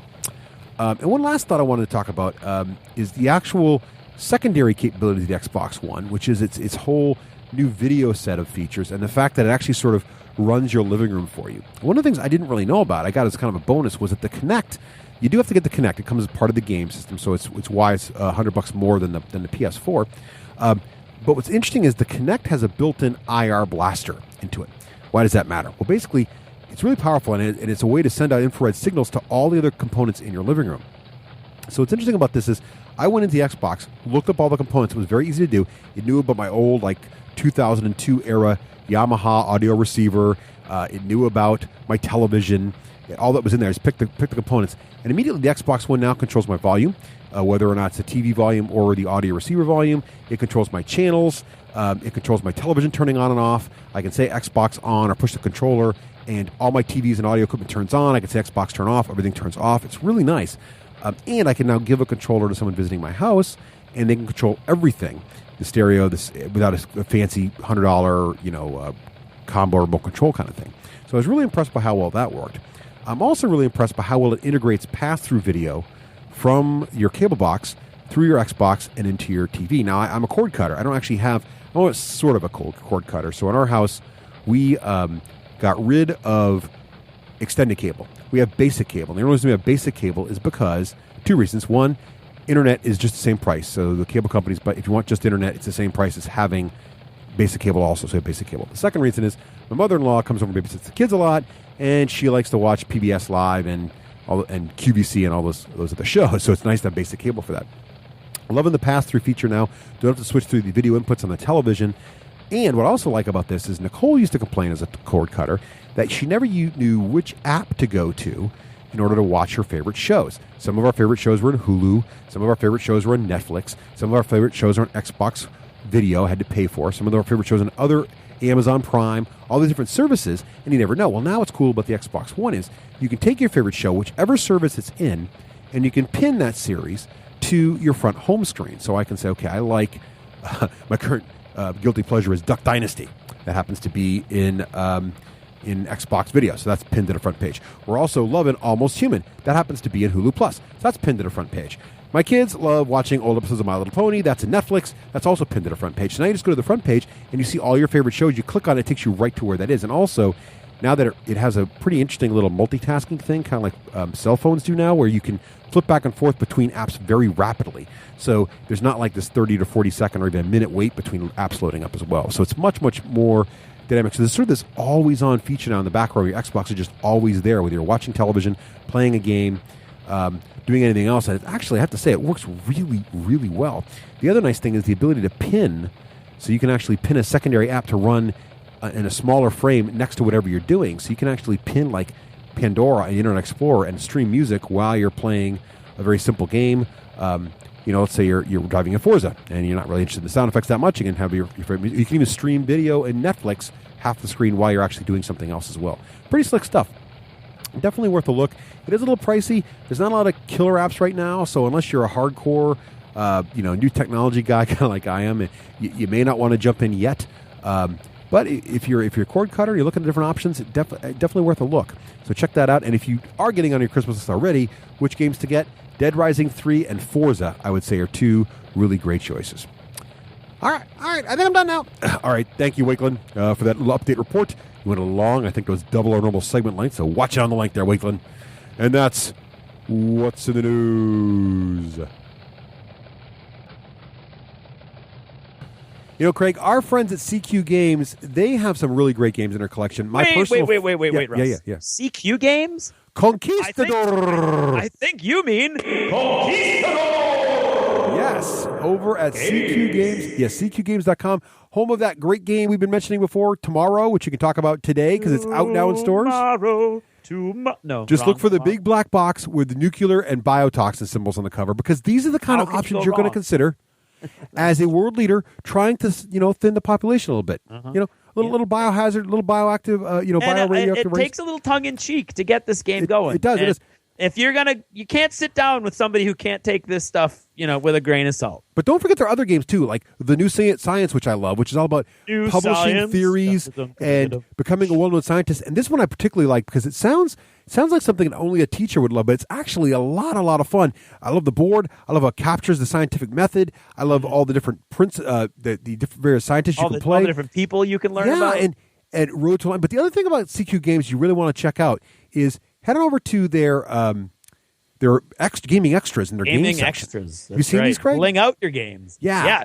First of all, if you like the new science, there is no reason not to go there and pick up Edison, Tesla, Curie, Einstein, and Darwin. Exactly. To add to your games of the new science. But my humble opinion, there's also awesome wooden pieces for Tomorrow. Yeah, but you got to describe the wooden pieces though. So these are the wooden pieces you could only get with the Kickstarter. But now that the game's out in stores, people want to see these. You can get wooden mushroom cloud meeples and little tank meeples, so that as you detonate mushroom clouds around the board, you have the mushroom clouds of your player color floating around causing trouble, which is just awesome.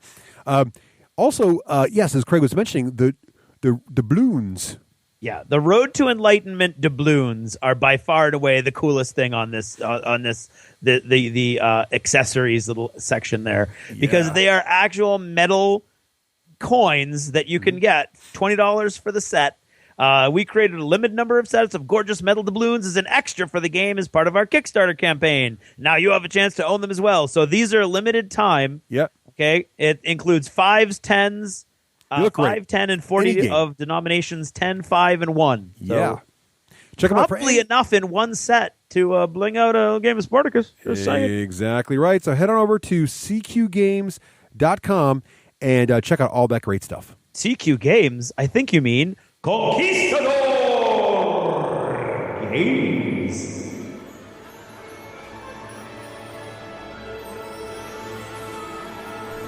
This is the D6 Dice Demon, and when I'm not tormenting souls in Hades, I'm listening to the D6 Generation.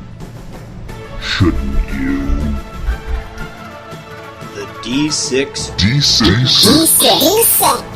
Generation. Dice are our vice.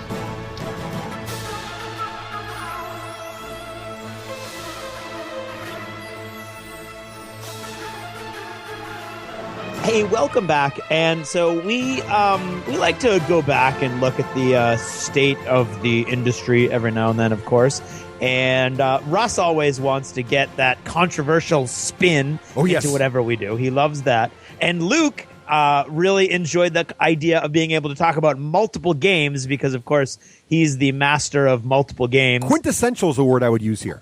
Quintessential. Being a hobby magpie is not always a good thing, but for chats like this, it's great. Exactly. It's perfect resume for this sort of thing. So what we thought we would do would be to look at the state of miniatures gaming right now, all the different companies, or at least, and please don't write in and say, you forgot, little garage company X. They make the best Napoleonic 7.5 millimeter. Okay, so we're basically obviously we're talking about what we know. We're talking about the companies that we're familiar with. Mm-hmm. But of those, we're going to look at who's doing what well. Yeah, which categories we think are excelled at by various companies.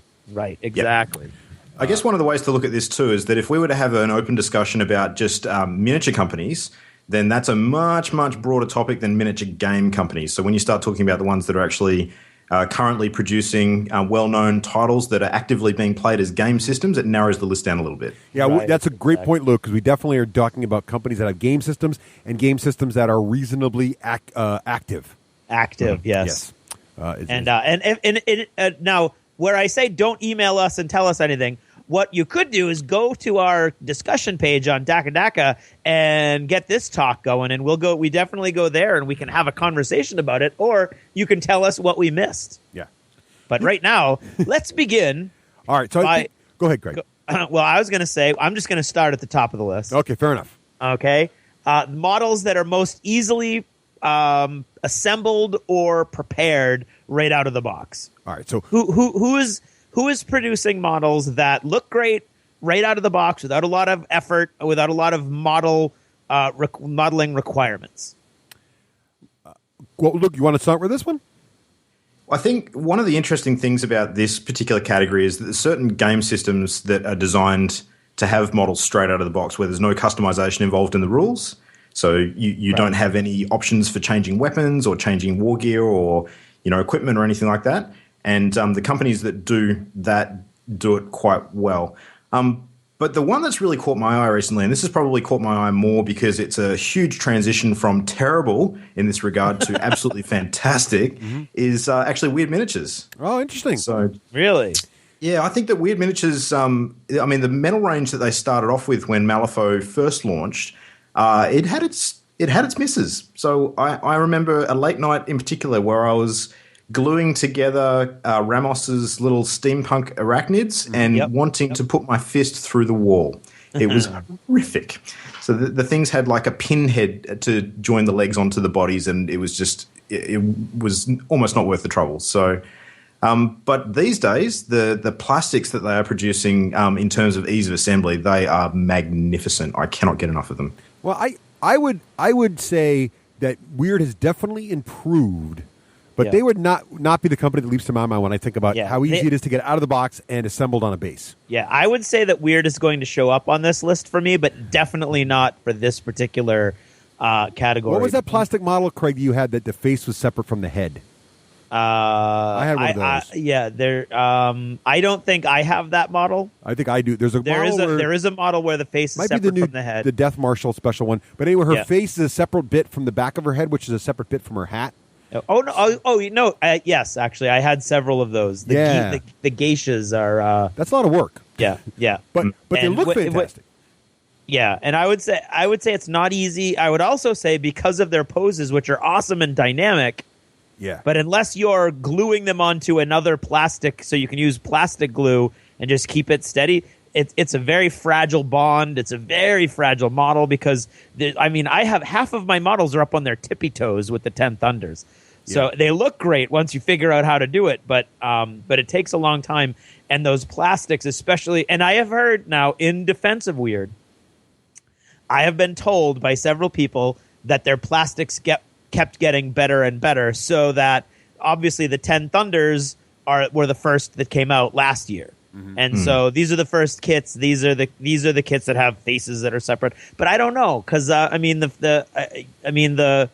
Death Marshal model thing. So I don't know. I'm not sure, but I definitely think that that these would not be my choice for right out of the box, really cool, easy models. Yeah, I guess to your point, I wouldn't put them in the best in the industry category, but I'd probably put them close to the most improved. Oh, that's fair. Okay. Oh, I would go there. Yeah. I would say the easiest. Now, this might be a cheat, but it's hard to argue that Dust Warfare is not the easiest out of box model. That's true. That's a total cop-out. I hadn't even thought about that. But seriously, I mean, this is not the company I would pick. It's because I think it's a cheat, and I'll go to I'm going to pick two here because I think Dust Warfare is a cheat. But to be fair, it is a miniature war game. They are pre-primed and pre-assembled, and they look pretty solid. I mean, there's arguably, but they're a pretty good looking model range. I think out of the box, great. Especially the vehicles, which look fantastic. They're all pre-built. Yep, that's very true. Doesn't get much easier than that. No, it does not, in fact, get much easier than that, Russ. And I think I'm going to take that one and not take it as a cheat because I think it's a miniatures game. Yep. It's made by a miniatures company. Well, sort of. No, is it really? Yeah. I mean, there's a weird relationship. Now it is. It's Battlefront Miniatures. That's true. Fair enough. But it's still not made by that. Yeah. I mean, it's still made by by Dust Studios, isn't it? They do the designs, but I think now Battlefront manufactures. Yeah, I don't know. Anyway, yeah. So, you can't get any better than pre-built and pre-primed. So I'll say that right out of the box. So my choice then for an actual miniature you have to assemble, but it's probably the easiest one to do right now is War Machine. So the latest War Machine plastics in particular are. They do the slotted fitting, right? So I know Malifaux started to do this as well, but like when I built my Colossal, I could actually dry assemble almost the entire thing, and there wasn't like I didn't need clamps, I didn't anything. I just glued it all together. It snapped right together. It held its own weight. Didn't need to balance it against anything. My daughter actually did the assemblies for all of her infantry. 6 parts per guy, but they all, the left arm's got a different shape than the right arm, so you can't put it in the wrong way in the wrong hole. They're not even on sprues. They're pre-clipped. There's very little flashing. If you have to assemble a model, it doesn't get much easier than a privateer press plastic, in my opinion. Yeah. It's interesting, actually. There's been some really, really easy to assemble privateer press plastics, and there's been some kind of tricky ones too. Like I got the Trollbloods Fenblades set. Yeah. And the way that they organise that one is that you actually have the arms holding the large double-handed swords separate to the model, where you actually sort of join the wrists onto the figure. Yep. But the way that they did it, you couldn't actually join it onto a few of the models without bending it out of shape or cutting the lugs off, because there was just physically no way to sort of snap it into place without breaking the model. So anyone who isn't at least partly experienced modeler might struggle with a couple of them. All right, fair enough. So I think so. We're both finding there's a few models in every range. Well, and I will contradict myself in that is any limited run pure metal model by any company. Like for example, I picked up the Soul Keg Guardians, the limited edition Gen Con models. Yeah, Steel Keg Guardians, what they were. Anyway, they are in really hard to assemble because they're limited run. They don't really worry too much about how easy they are to put together. So there are models in the ranges that are bad, I think, from all the companies. So there you go. So I think the clear winner there is Dust Warfare. I think we can pass that. All right. So the next category is detail. Craig, you want to start this one? Who's got the best detail in their models? That is tough. Well, let's see. You know what? I'm gonna say. Crap. Who makes them? Infinity. Who makes Infinity? Corvus Belli. Corvus Belli. Yes, I'm gonna say them for best detail. right down and their true scale, they're tiny, their little eyes, their little facial expressions, their little beards. If you're doing Ariadna like I am, so although at the same time, no, I'll stick with it. I think the Corvus Belli, Infinity models for me are the ones that I've been doing on a regular basis lately. Those have the most detail and the most refined detail, I think. All right. Well, Luke, what do you think? Detail. I'm definitely out there with Craig on Corvus Belli. I think that they've got some fantastic figures in the Infinity range. There's one in particular that I'm just trying to remember at the moment. As soon as I get it, I'll mention it. It's part of the Aleph range. One of the, you know how they've got famous figures in history that they recreate as characters in the game? I'll just bring it up while I'm talking. But there's a couple of other standouts for me. I think that detail, technically because it is a game now, after the Kickstarter, would be the what's it called? The really controversial one that you guys talked about not that long ago. Kingdom Death. Kingdom Death, that's the one. Yep. Now, I know that it's definitely not everybody's cup of tea, but I've seen some of these figures up close, and they are spectacular in terms of the detail. So if that's your cup of tea, that's really, really good. But I think Games Workshop has a lot of credit in this area too over the years. They've had a lot of misses, but they've had some pretty spectacular hits with the detail as well. But overall, at the moment, I think I'd probably agree with you, Craig. Corvus Belli's looking pretty good for me. Actually, Luke, I think GW comes to mind as well, almost to the point of too much detail. they put so much stuff on their dudes that unless that's your style, sometimes I've gone, whoa, they didn't need the 16th skull next to the 5th purity seal on that particular leg. But I do like GW's detail a lot. But I'm going to go outside the box a little bit here. I'm going to say Spartan Games. Really? If you look at like Dystopian Wars and you look at the scale of like a battleship, not only can you see the doors, but you can see the portals on the doors. Yeah. And the stairs leading up to the door, and they are so tiny. The amount of detail they get in these extremely small models really blows me away. So for especially for naval or spacecraft, they have got it. I can't think of a line of small scale ships like that has as much detail as they've been able to jam onto these little resin models. I could see that. So that's my vote. Yeah. Cool. All right. Interesting. This will be an interesting category now. So I want Luke to start this one because I think you know where we're going with this. Dynamic poses, Luke. Yeah, dynamic poses. A couple of the ones we've mentioned already, I think would definitely feature strongly in here. Infinity figures by Corvus Belli. Yeah. I like a lot of the new Wyrd stuff as well. Games Workshop's got some great figures in there too. I think that a mention should also go to Avatars of War. Have you guys seen any of their figures? Never in person. I've seen photos, though. Yeah, I've seen pictures, yeah. Yeah, so they're an interesting company. They've got a couple of, I guess, smaller games you'd call them that they are doing these days. One called Arena Deathmatch, and there's another one called Warthrone. I don't think they're particularly well known, but they do some pretty excellent poses. I think, in particular, their dwarves that they've done are probably some of the most dynamic dwarves that I've ever seen. Which is, let's face it, you've got a limited palette to paint from there. But yeah, I think I'm going to have to go with Corvus Belli for my personal preference on this one again. Craig? My first impulse is to say Infinity, but there are some that are just so over the top dynamic in that range that it almost detracts for me. I'm not seeing any. I believe that GW does it, but I'm not seeing any in my head that are popping up as far as dynamic goes. Wyrd has a lot of them, and I like them. I think I'm going to say Wyrd mainly because there's not like guys hopping over jersey barriers with one hand, and that's like the only point of contact between the base and the model, and the guy's horizontal, and to me that's like a really cool moment, but it's not a cool model to me because I don't like moving that floating guy all over the board. if that makes any sense to you. So I'm going to say that I think that Corvus Belli does it great, but I think they go over the top into what I would almost consider to be display poses rather than gaming poses. And I think Wyrd makes a really nice goes down the middle of that and makes a nice middle ground. I'm going to agree with you. I think dynamic poses are Wyrd's strength, especially. I think they sacrifice some of that ease of assembly we talked about for the poses, and I am all for it. I consider Wyrd Miniatures to be especially all their new plastic. That's what I mean. The new plastics, I have never seen. The poses they have are like the flowing scarves encircling the body, but not touching it, like working around them. Oh, and it's crazy, yeah. And the flowing hair, and there's so much movement. But to your point, Craig, it's movement that makes sense and looks okay static. Like for some reason, I don't know. Right. They just have that eye to do it, and I can't recall any other company that really catches. Even Corvus Belli, they have a few, but Wyrd's got them all over the place, and they're so thin and they're so lithe, and it looks really really cool.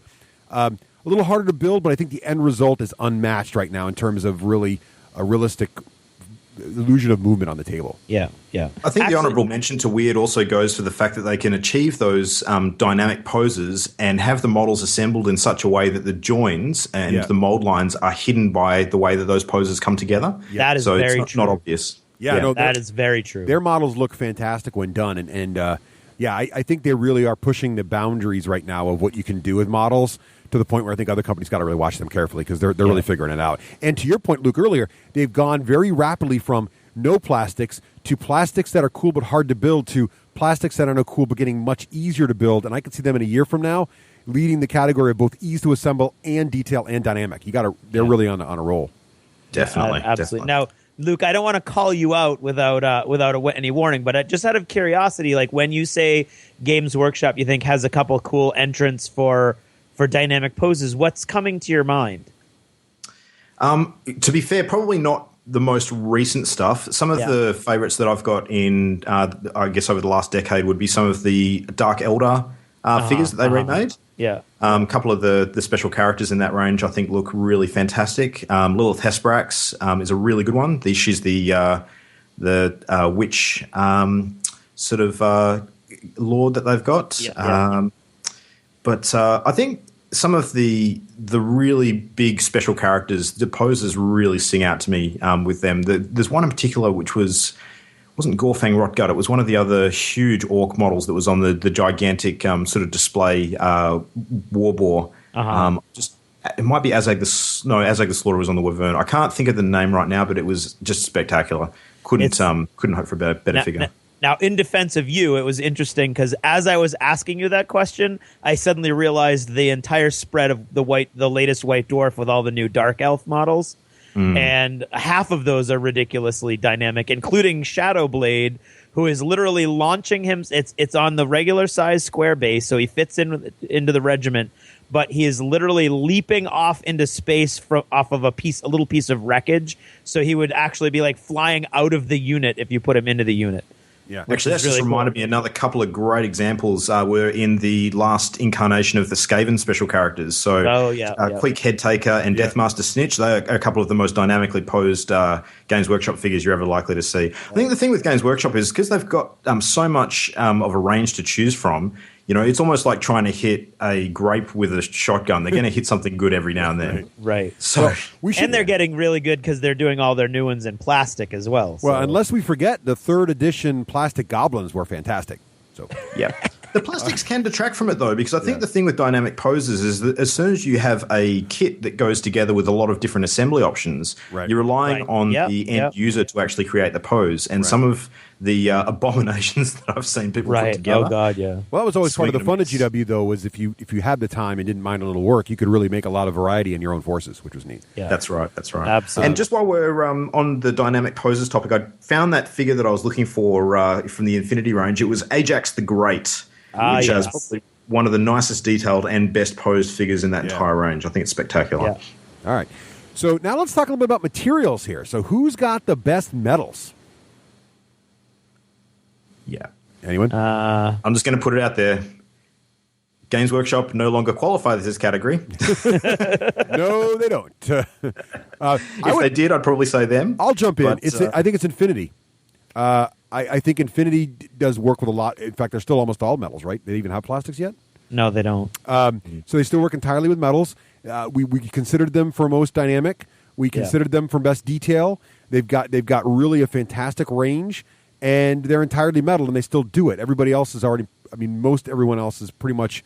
If they're not 100% metal, they're dangerously close. Right. This is the sound of me arguing with you. Right. Yeah. I don't think there's an argument there to be made. Although Wyrd Miniatures, very small company that does fantasy, they're all metal, and they're little. They've got mostly like a Scandinavian theme to most of their models, and they've got some really beautiful metals as well.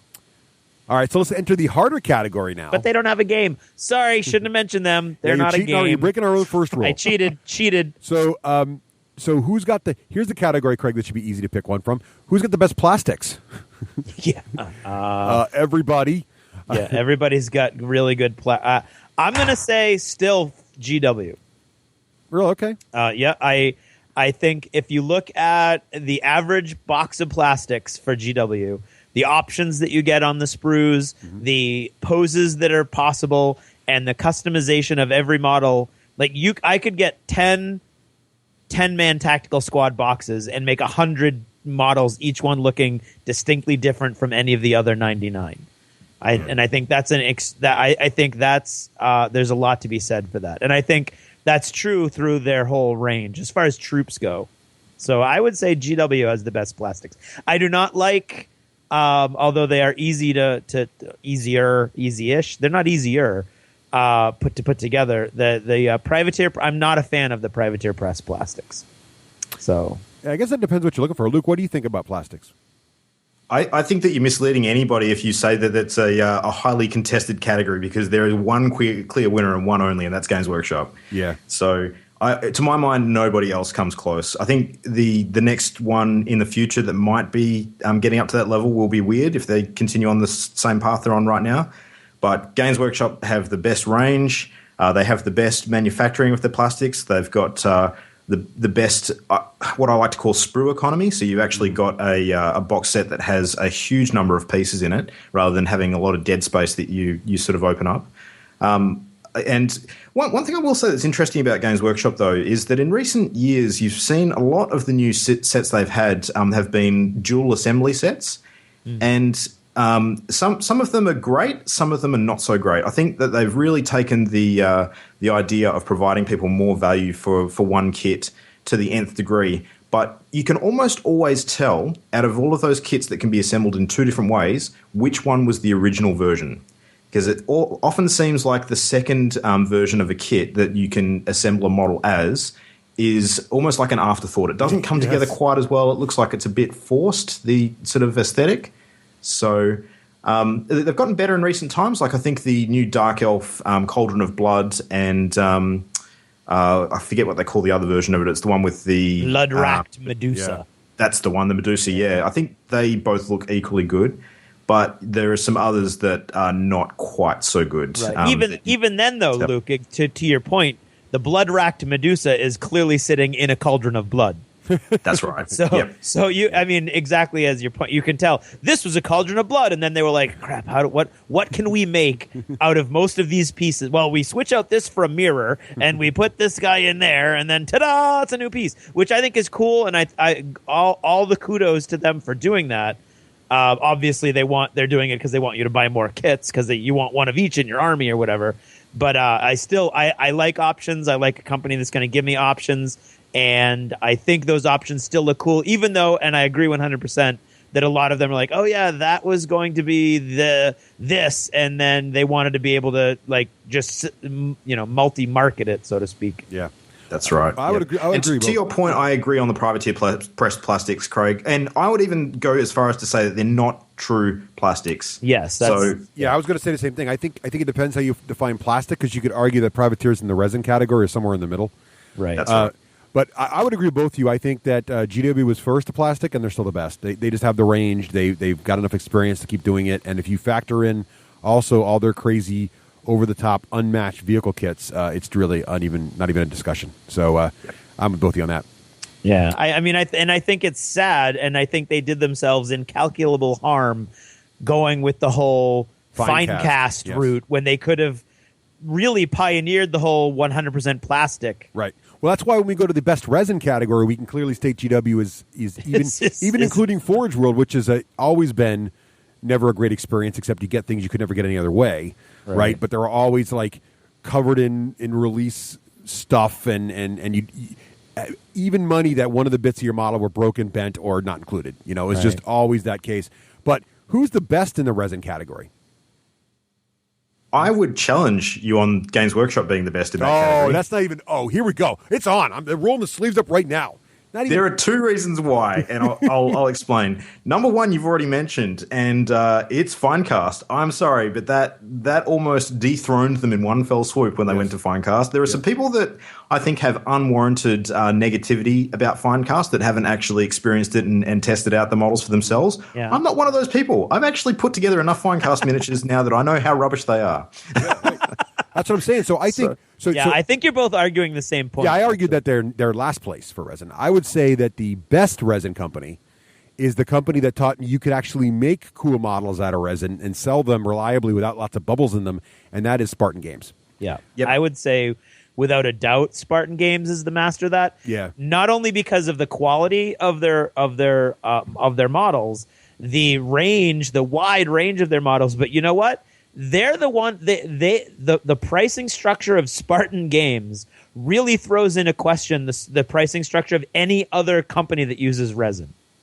Yeah. If you look at the models you get, the number of models, the amount of resin, the detail in them, and then what and there isn't anybody who's better than them as far as how it looks. But if you look at somebody who's got an equivalent amount of resin in their pack, it's like double the Spartan Games price.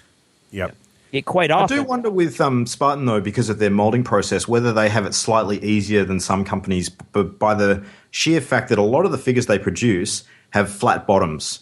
So they don't actually have to have multi-piece molds that go together for a lot of the stuff, because we're talking about ships that sit on a flat surface. Well, but wait about that helps them. Or? That's true, but I would argue that their Firestorm Armada stuff is at least as good, especially the latest stuff where they're really getting into more organic shapes and things like that. I think is at least as good as the surface naval stuff, and doesn't actually have it. So you've got it's still the same thing. They're flat bottom sections, and then you're gluing them together. But that's how everybody's basically working. And if you look at, as one example, either Hawk War Games or Flames of War, you're still looking at they're playing on an even. If you look at Dystopian Wars land tanks and Flames of War stuff and Drop Zone Commander stuff, I mean, they're all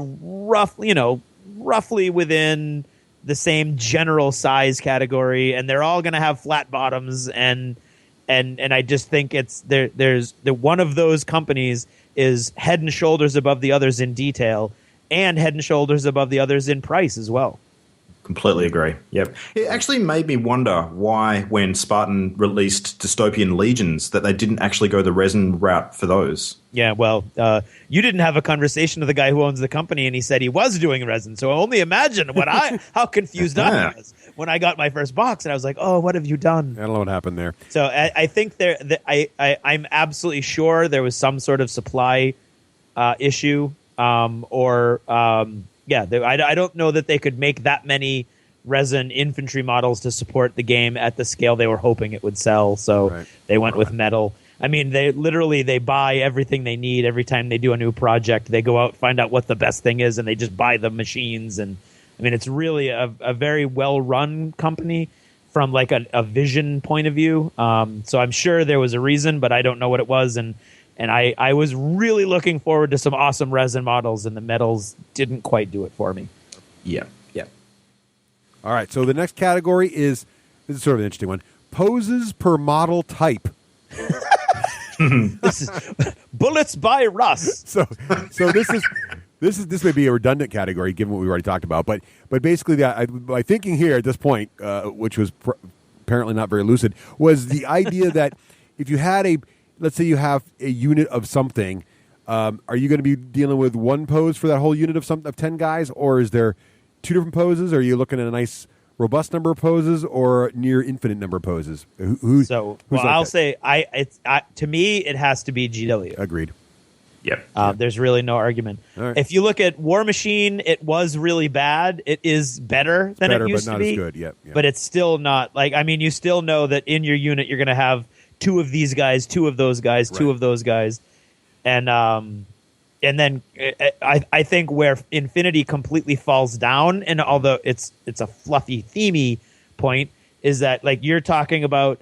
You've got all these different options for all of your troops, and they sell one model with one option, and you're going to have to either hack it to pieces or sub that in. Okay, today this guy's a missile launcher. Today this guy's a sticky bomb gun or whatever. And that's one thing that does hold me back from Infinity is that now I have like 20 more than 20 models, but there's still like less than half of the options I have on these different models, and they don't sell them. They don't sell them with all the guns that they have. So I would say that's at the opposite end of the spectrum. But as far as, like I would say again, I could do 100 Marines, each guy looking different, out of the same single kit. Oh, yeah. Yeah, that's one of my fears too when it comes to variety in poses or in the way that you assemble models in general. I think if the rules are written to the extent where it has to happen, like you need to swap weapons and gear and that kind of thing, there are too many companies out there, and Games Workshop has been probably one of the worst for this in the past, where they release model kits that don't contain all of the options that the rules actually cover. Right. So you have to come up with ways to sort of fill that gap yourself. And it's fine for the modeling and creative enthusiasts out there, but not everybody is like that. Some people just want to open up a kit, smack it together, and just get it on the table. Yeah. I was really worried that Wyrd were going to do that with Malifaux second edition with all of the upgrades that they've got for the Masters, but thankfully they didn't do that. A lot of the upgrades are ones that don't need to be represented on the models. Right, but, exactly. Games Workshop are getting much better with that at the moment. I think they've started including a lot more of the bits and pieces in the kits these days that usually traditionally had been missed before, so I'd definitely give it to them as well. Yeah, I'm with you guys on that, and I think the delicate balance that companies have to fight with is the older but still awesome GW model of, you get a unit box for skeletons, and the arms are all separate from the bodies and are all separate from the legs, so you can basically pose them however the heck you want and have everybody in a slightly different pose, but assembly time for 30 of those guys is like a day and a half, right? Yeah. Or you have the easy to assemble, pretty much pre-built guys, but you've only got 2 poses for 30 guys, so there's some kind of middle ground, but GW still, if you're talking about how much can I customize my dudes and have them all look different without a lot of kit bashing, GW's got it all over the place. There are some great upsides to that too, and the skeleton box is a great example, actually, Russ, because the previous version of that they had, when you bought that box, it was designed to create, I think it was a unit of 16 skeletons, and you actually ended up with 16 spare skulls as well. Right, which is awesome. Base bits.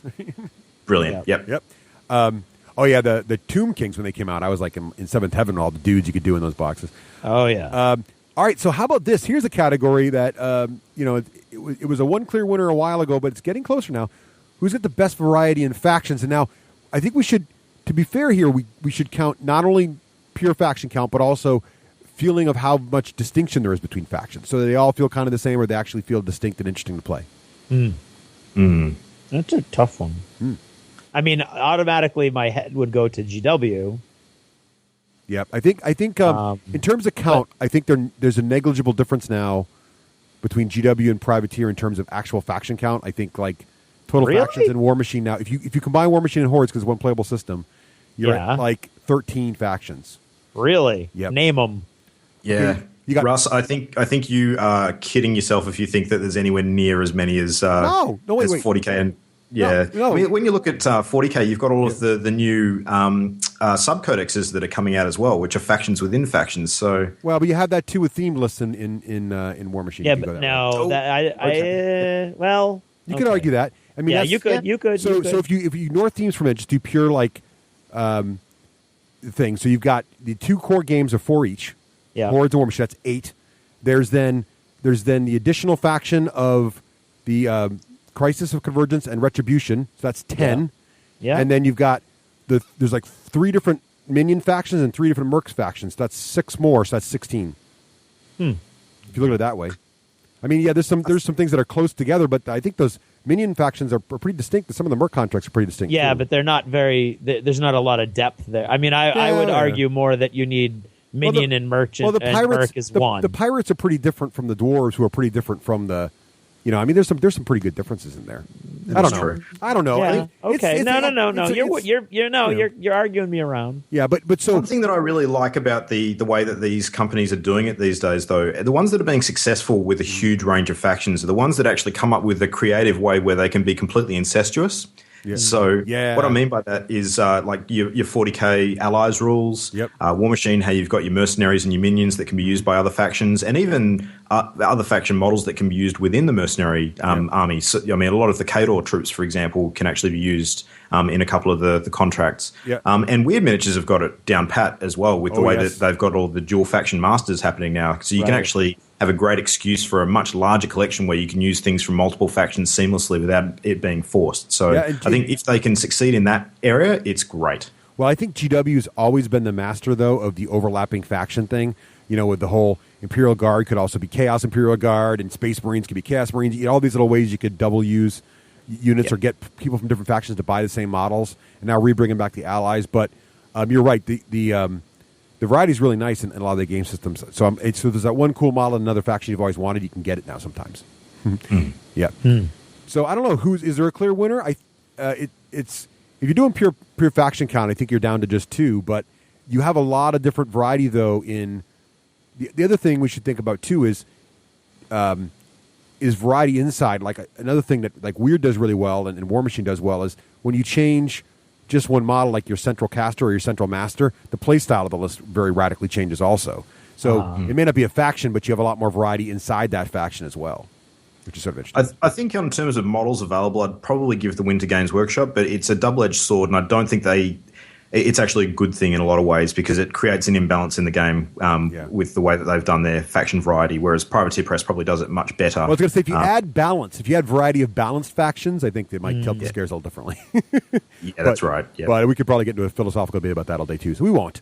All right, moving on. Here's one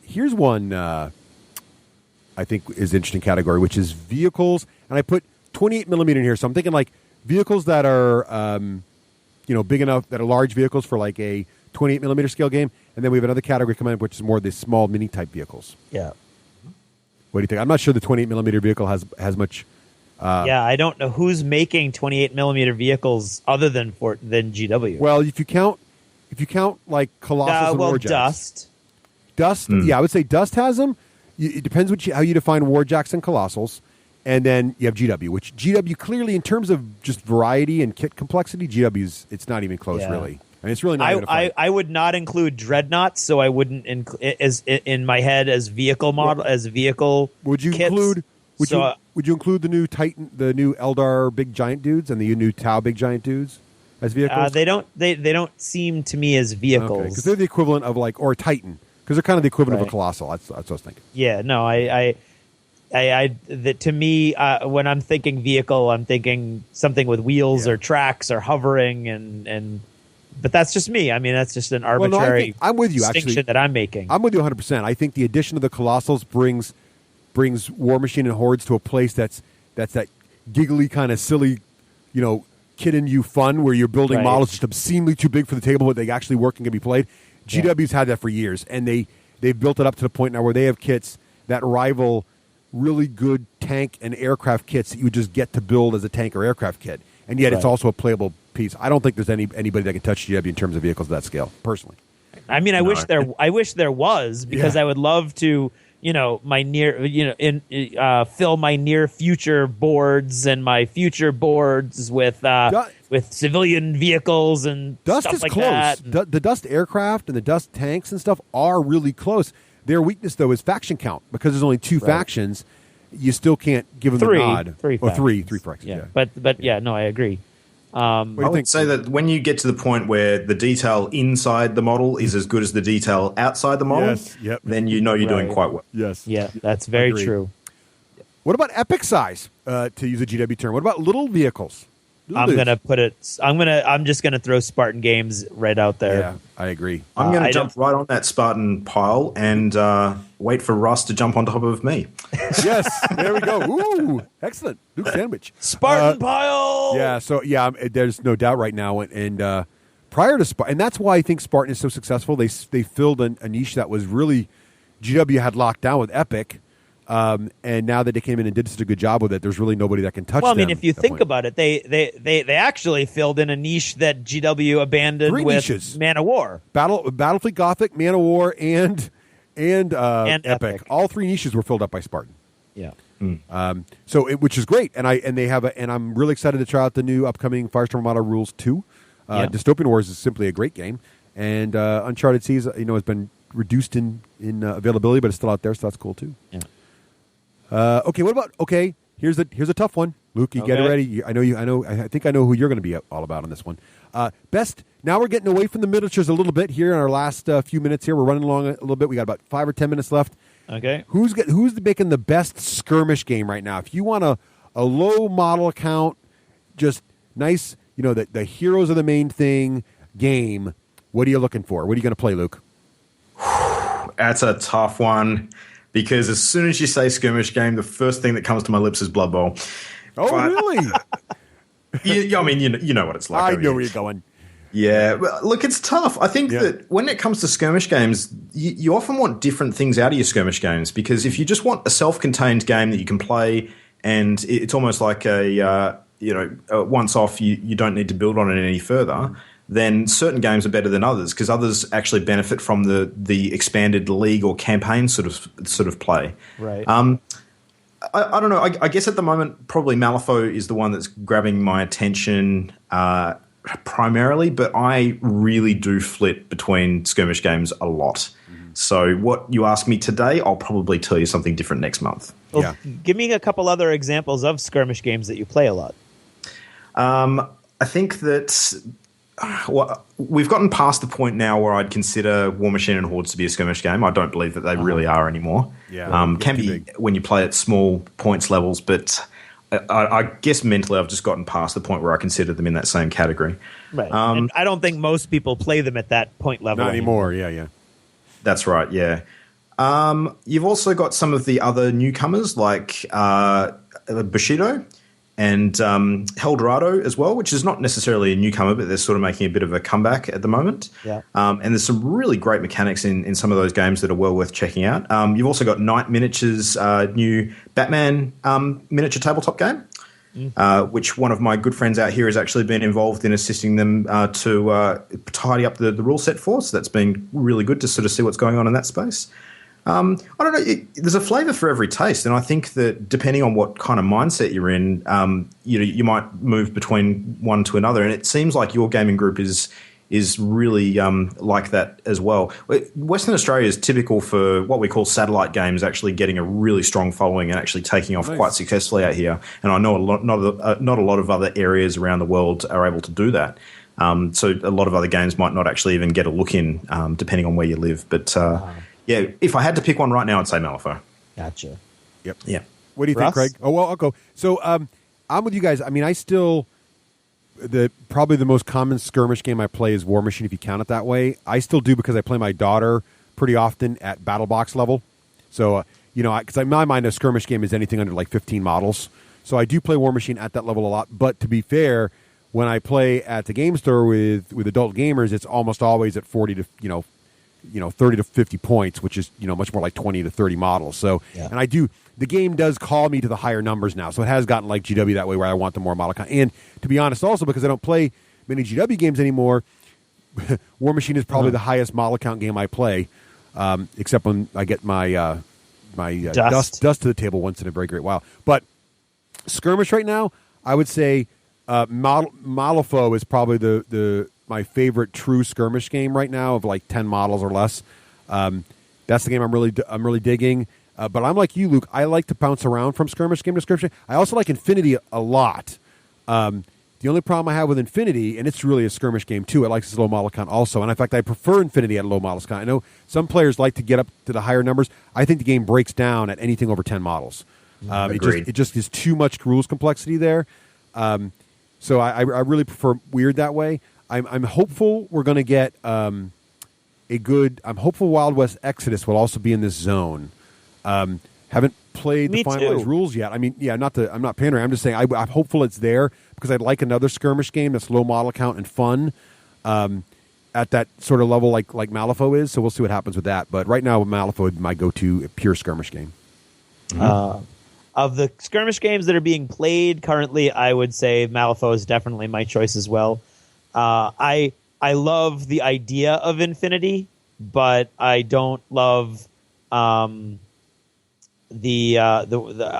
feel like it's very and this is from the outside watching games, but I feel like it's very rock paper scissors in that I took drop troops and you can't stop me, so all your guys are dead. Oh, I can't believe you did that. Next time I'm going to take these troops that are against drop troops. And every time I say, guys, we played that little game and I thought it was great, and now you're playing with these models that I don't even know. Oh yeah, but that's just because you don't know what counters them yet.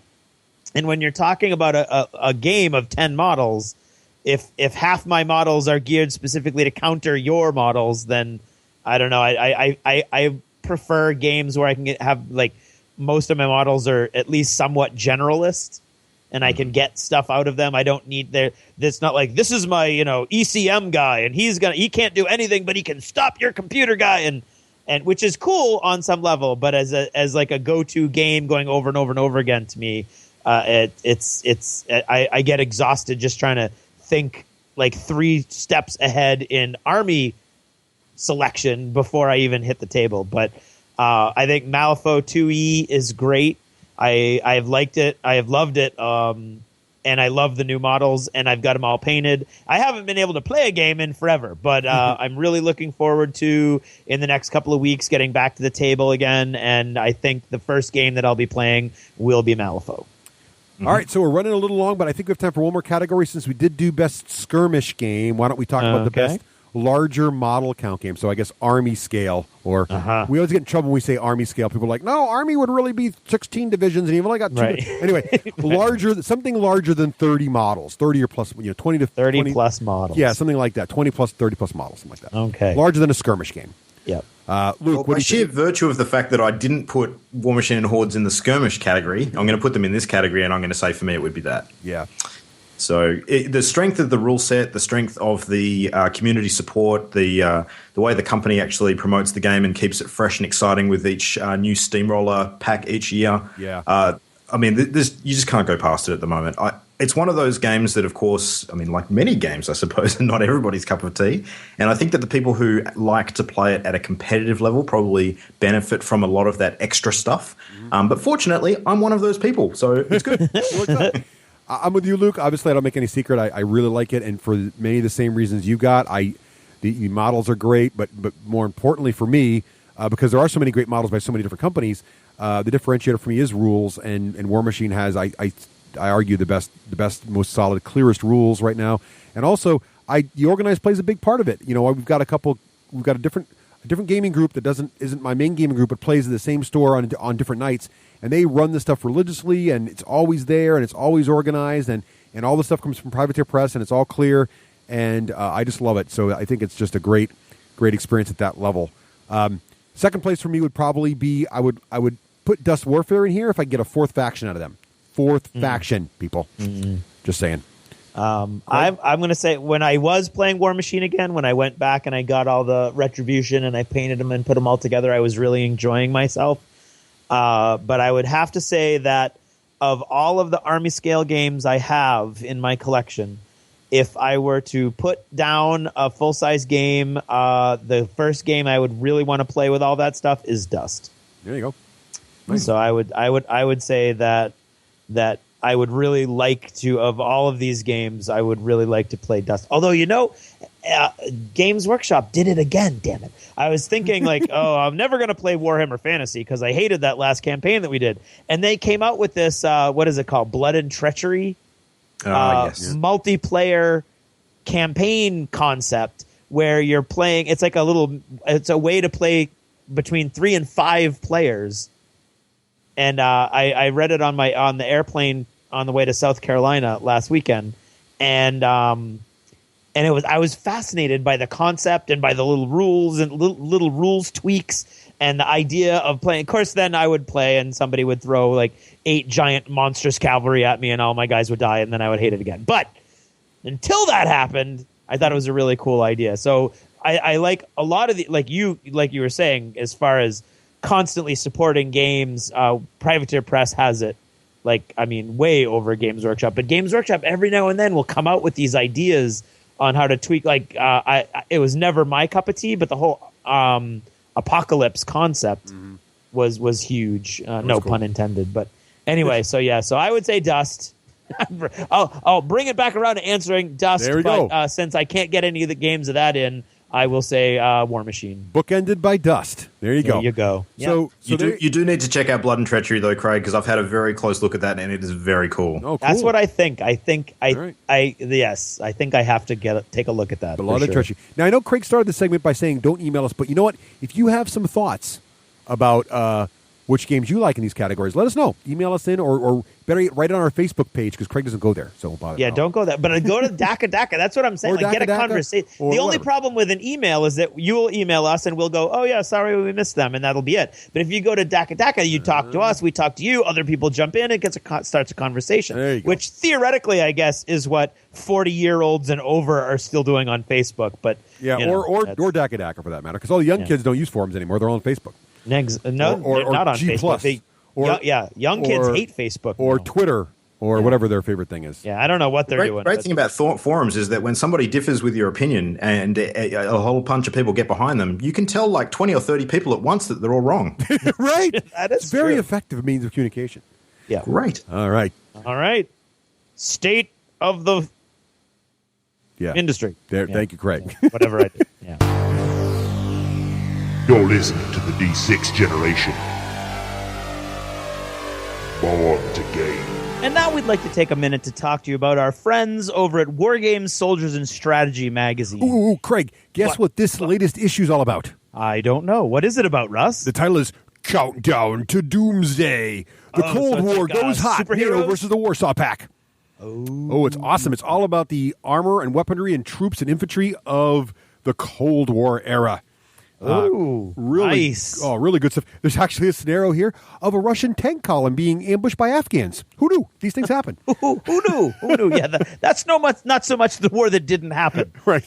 So, but it's, what's great about War Games, Soldiers, and Strategy magazine, as we've said many times, and this issue also attests to it, is they take a topic like the Cold War and they bring it to life not only with the words on their page and individual model stills of the different models you might want to collect and paint, but an actual really awesome tabletop dioramas and scenes and battle reports and scenarios that you can play with your favorite miniature war games and just all kinds of great ways to experience a particular era in history. Just really great stuff.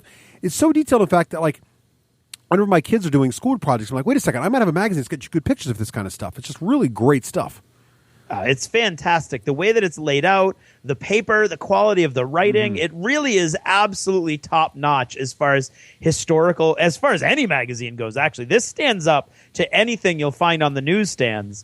For sure. The fact that it's focused on a majority of each issue is focused on one theme, and then it writes it right on through and tells you all about all these different aspects. It shows you modeling and missions, and it's not game specific. So you can literally use these missions and these ideas and concepts with any game system from any era. Yeah, and the other thing that's great, too, is even though there's a primary theme on each issue, for example, this was about the Cold War, there's always little gems that are just off topic and just different interesting things. Like, I just finished playing Rise, Son of Rome, the video game for Xbox One, which is all about, of course, the Roman Empire. So when I was flipping through this one, I was all excited to see there's a whole section about a gentleman who collected his army one piece at a time. And he's got this massive miniature Roman infantry army that he's painted that looks amazing. Yeah. Just got guys in multiple poses, hiding behind the shields. Just the paint jobs are fantastic. Brings the whole Roman army to life. And I love this little tip here. He's got his miniatures glued to the top of Jenga cubes so he can paint them. Which I thought was pretty brilliant. Used an old Jenga set. So there you go. Always great tips in here. Check it out. Go to WSSmagazine.com and be sure to use the code D6G to save 15% off whatever you buy there. It would be foolish not to.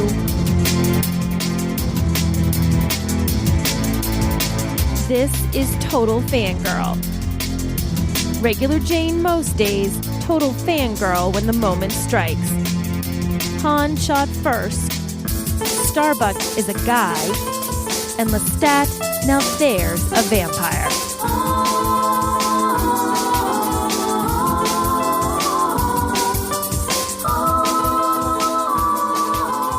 Hey everyone, everyone. This is Nicole, your Total Fangirl. You can follow me on Twitter at Nicole Wakeland and check out my blog, totalfangirl.com.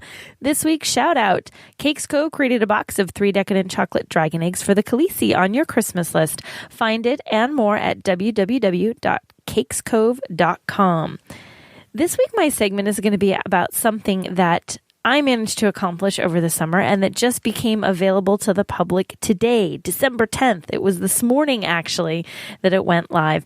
It is called Freedom Flyer, and it is an adventure in the Echoes of War Firefly role-playing game that's put out by Margaret Weis Productions. The game itself comes out later or next year, but Echoes of War is a bunch of adventures that they're releasing a bit at a time. And mine came out today. It's called Freedom Flyer. I was kind of excited because I didn't actually see all of this in its completeness until it went live. You can find it on Drive-Thru RPG. And my little book has Wash on the cover, which makes me happy because, well, spoilers, Wash died in the movie. So there you go.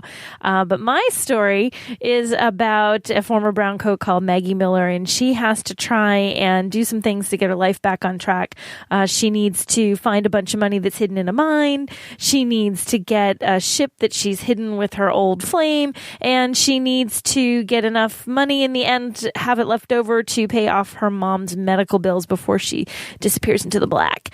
This was a lot of fun for me to write. It was a lot of work for me to write. It was a little intimidating for me to write, but the idea that I got to play in the Firefly universe for a good chunk of the summer was amazing. The people that I worked with were great. They worked so hard to help me through it all. I really appreciate Margaret Weis asking me to do this to begin with. It was that moment when someone offers something to you and your jaw kind of drops and you're thinking in your head, say yes, stupid, before they change their mind. It was amazing. I think the biggest drawback of the whole thing was after writing in the Firefly universe for a few days, I suddenly started dropping all the G's from all my words and talking like a cowboy, and that was a little disconcerting for my family. But other than that, it was a ridiculous amount of fun. So if you guys are interested in Firefly and you're looking for a new role-playing game, head on over to Drive-Thru RPG. You can find Freedom Flyer there. It's a whopping $4.99 to get your copy. It's awesome. It's got some incredible artwork in there, and it was a labor of love for me, and I'm really very, very proud of it. I hope some of you guys get a chance to play it, and let me know what you think of the story, and I'd love to hear what you guys think of the whole idea of the whole game. And there you go. My latest little venture, Freedom Flyer. Go check out Drive-Thru RPG and get a copy for yourself now.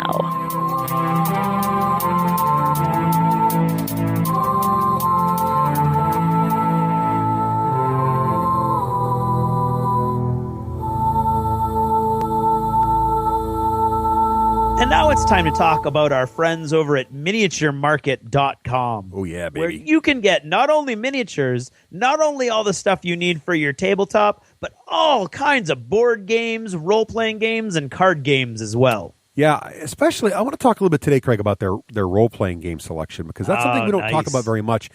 What I like about Miniature Market's website is it's professional, looks fantastic, very easy to navigate with these cool drop-down menus. And if you hover over the role-playing game section, you will get, RPGs, the Battletech RPG, Iron Kingdoms, of course, Legend of the Five Rings, Lord of the Rings, Pathfinder, of course. And then I'm looking at upcoming releases here. All the Edge of the Empire is there. The One Ring RPG, Darkening of Mirkwood's there. Shadowrun, of course, is there in spades. You name it. They've got it at fantastic prices on the internet. Yeah, and if you're looking to bling out your role-playing experience, they've got over 60, or actually exactly 60 items of tokens and accessories for your role-playing needs. So they've got those special maps for Pathfinder. They have tokens from Litgo. They have special dice. They've got it all. They've got the tokens from Fantasy Flight. They've got beads with skulls on them. Really, anything that you can think of to kind of bling out your role-playing experience, they've got it at Miniature Market. The other thing to remember also is, let's say, just to give you a level, because you go to the collectible figures section, they have, all kinds of CCG stuff, as well as, Halo clicks and Hero clicks and Mech Warriors. But let's say you've got an order, and if you just spend a few more bucks, it'll put you over the free shipping number. Head on down to the Webkins section and get a Webkins for the little kid in your life, and just you'll get free shipping because you're already ordering something else that has the shipping built in. Because any order over $100 is free shipping right now because the holidays coming up. So if you need just a few extra dollars to throw you over, grab a Webkins for the favorite little kid in your life. Look at that Webkins tiger. I know, right? They're still hot. So basically, they've got it all. Don't let the name Miniature fool you, because it is just chock full of everything you need for gaming and more.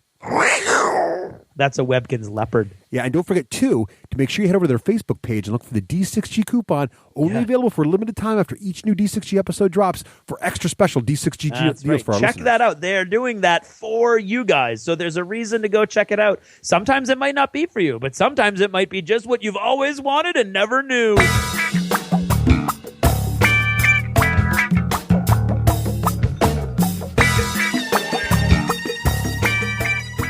I'm Rafe Hollywood Granger, and this is the Hollywood Minute.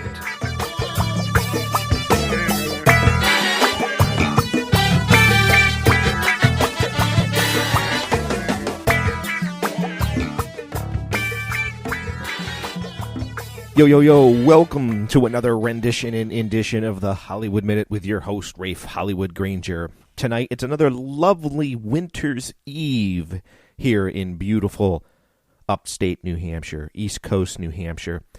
With me now today is my Red Hook ESB beer, rather than coffee, since I'm recording at nighttime. Chilly 24 degrees, very wintry out. We just setting up the tree. You modelers out there, we have some extra skill set, like when your daughter breaks an ornament, you can just reach right out for the super glue and be her little hero right then and there. So pretty handy. Second thing too that's pretty handy is just having all those little modeling tools right there. It was just like just got it all stitched together. What to talk about in today's episode? I'm pretty excited. So as you know, we've had this gaming group that games together for like 40 million years, almost as long as the 41st millennium, 40K. And Ian over there at the Nerd Herders podcast has had a D&D group going on, role-playing group, playing 2nd edition D&D for a really long time. They're really committed. They play about once a month, and they don't bail on each other, and they don't bag on each other, and they're just having a blast. And I've been jealous of that. No, granted, I've been invited to play. That's not the part I'm jealous about. The part I'm jealous about is that they've been able to keep it going for so long. And I've got some role-playing games that I want to play, and I can't seem to get my crew together to be able to play a role-playing game. So finally, I've gotten some nibbles, and that's with old Andy and Dave Farr together. That's the base. And there's a bunch of other people that we could invite to play, but they're all involved either in the D&D or other commitments like Malifaux leagues. So what we decided to do is play with the lads that I've been playing with over here in Portsmouth, New Hampshire.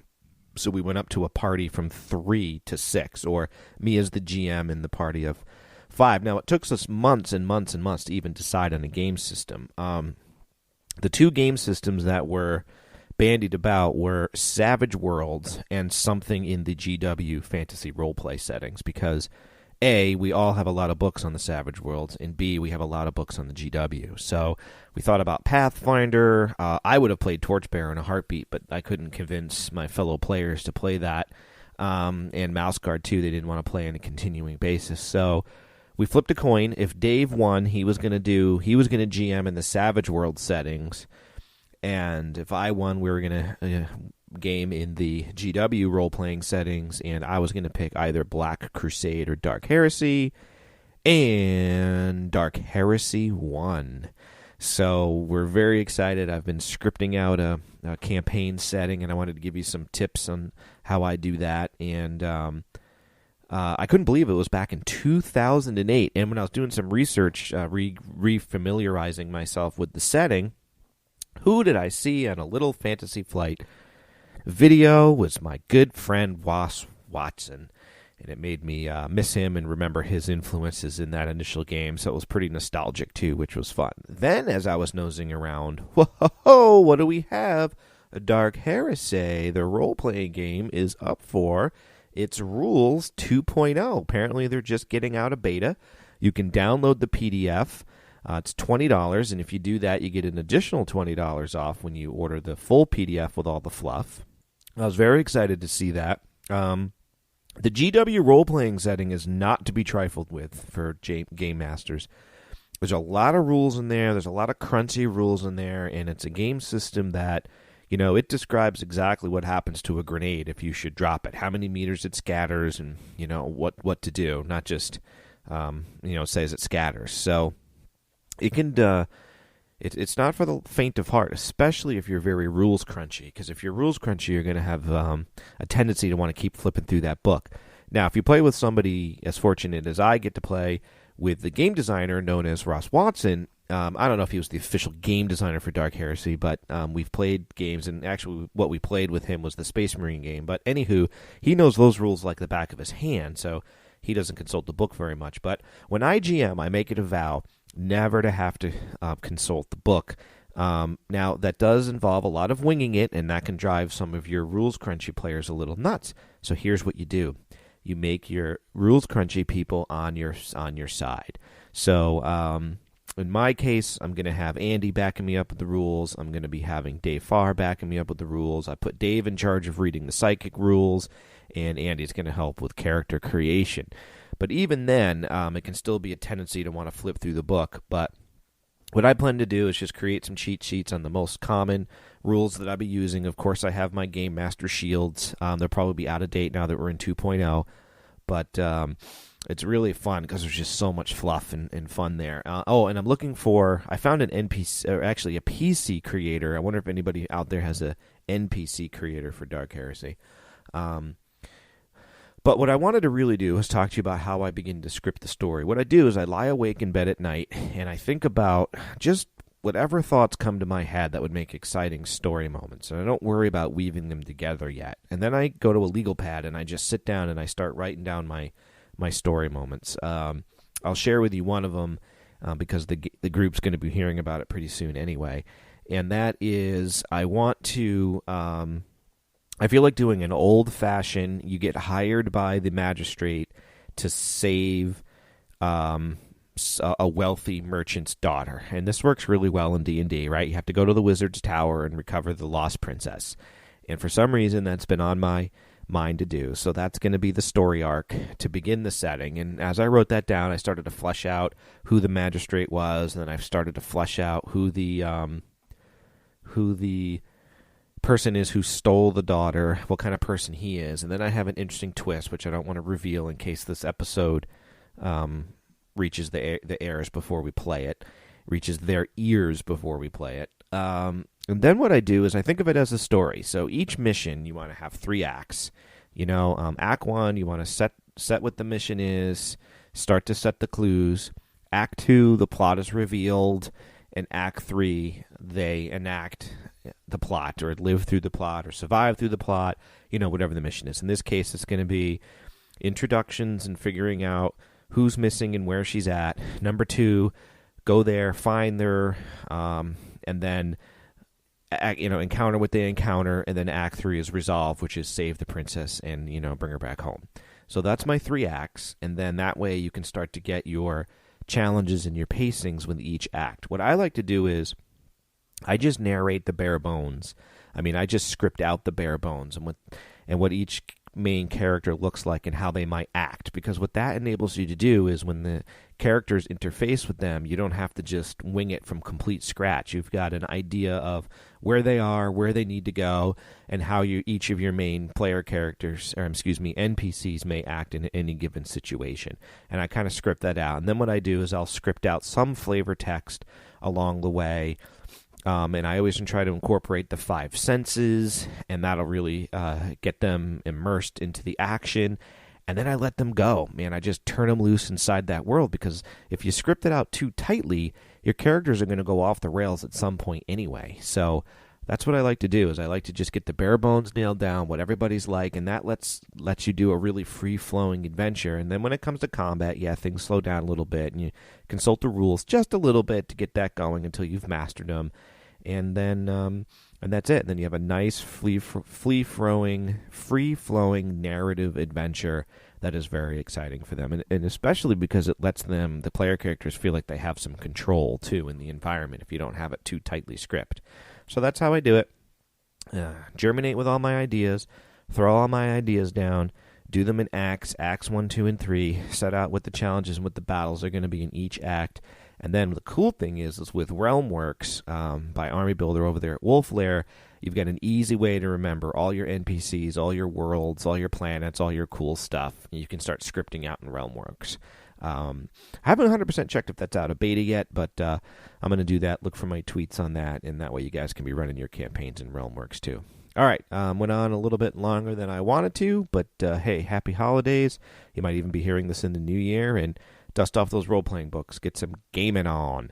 And again, you can find me at jimmydjango.com, where my ever-defunct blog that I wish to, shouldn't say defunct, a lot of people check it out, but I've been dying to sit down and I've got a couple articles on mine I want to do. So hopefully I'll be able to do that over the holiday season. You can find me at the D6G Hollywood on Twitter, and my email handle is hollywood@the D6Generation. Until next time.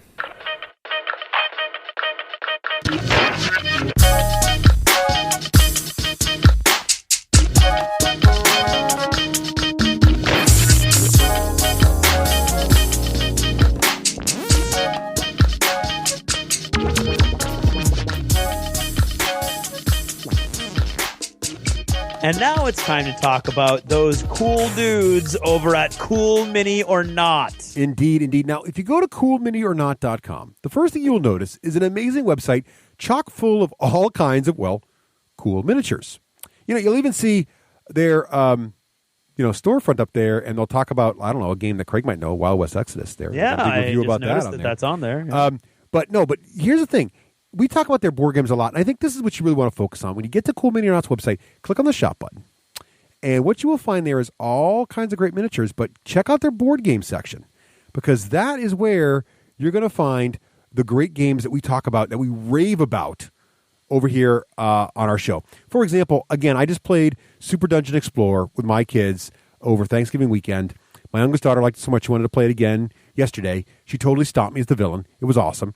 We had the new expansion with the turtles in it, and the turtles come in two miniatures. One where its arms are out and it's charging towards you. Another where it's inside its little shell, so you can have them like sort of hidden in shells. And then there's another bigger turtle that has an attack effect that all the turtled up turtles like bounce off the ground and attack the enemy. It's kind of cool. So all kinds of cool combos, great miniatures. And that's the thing really that sets them apart, is the fact that they have these amazing miniatures in the board game. Mm-hmm, absolutely. They take what they've learned through years and years and years of mastering painting and sculpting and all that stuff, and they put that into a board game, so you have an awesome hybrid that really brings in the best of both worlds, miniature game and board game. These are the guys that brought us Zombie Side. The new Zombie Side expansion's out, Prison Break. We get to fight from inside of a prison, sally forth from your safe prison walls, try to gather some food while massive hordes of zombies and new kinds of zombies attack. Zombies that are immune to range weapons, all kinds of craziness. Just kick the game up to an extra notch. Cool new play mode, Craig, in the new Zombie Side, where when you die, you're not out of the game. You become a zombie form of yourself. And so you come back to life, basically, but you're still sort of remember who you are, but you have different zombie abilities, and if you die again, then you're out. So everybody's got like 2 lives, but the zombies are kicked up a notch to reflect the fact that everybody's got basically 2 lives now. So just really, really great stuff. These are the guys that brought you Sedition Wars, Rivet Wars, Super Dungeon Explorer. I mean, just some of the best miniature-based board games you've ever heard about on Kickstarter. So if you missed them on Kickstarter, no worries. And if you're on Kickstarter and you hear about a Cool Mini or Not Kickstarter, pay a close attention, because that's going to be a game that is chock full of awesome miniatures. Let's not forget Oh, yeah, coming soon as well. Coming soon. Looking forward to that. Check it all out at coolminiornot.com. Yay. This is the Dice Tower Network at dicetowernetwork.com. Welcome back. Now it's time to talk about our friends, Game Salute, one of the hardest working groups of guys and gals in the gaming industry. Taking it over one card game at a time. Making sure fantastic games come from interesting designer studios right to your doorstep via Kickstarter and other methods as well, including stores. Yep. And Craig, there's some new Pixel Link and Hotness coming out, isn't there? I'm telling you, man. I'm looking at these Kickstarters that connected to the very front page. Pixel Lincoln. He's back. Government shut down. Get up and get ready for Pixel Lincoln re-election. Got to re-elect Abe. Emancipation. Yeah. Get him the Punching Gloves expansion. It just if you haven't seen Pixel Lincoln, it's a great little card game. Everything is done up like 8-bit pixel graphics, but the main protagonist is, of course, Abraham Lincoln. Pixel Lincoln. With key pieces of equipment such as a ladder or perhaps a bacon shield. Other great weapons include the dancing, dancing art. It's just really good, silly, fun. It's also a great little game. Flare punch, hot turkey leg. Yep, the first Pixel Lincoln did very well. Don't miss out on the re-election expansion as well for Pixel Lincoln. But that's just one small sample of the kind of stuff Game Sleuth does. Oh, I mean, let's talk about Kirk versus Picard versus your mom versus Zombie Nixon. I've got to be talking about Cluster Fight. So it's a T-Rex versus Captain Hook versus Bruce Lee. Who wins? Find out in Cluster Fight, the party game of hypothetical battles. I don't even know where to begin with these guys. Just so much great stuff.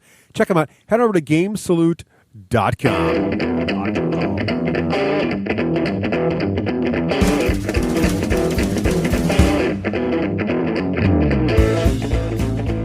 You're listening to the D6 generation.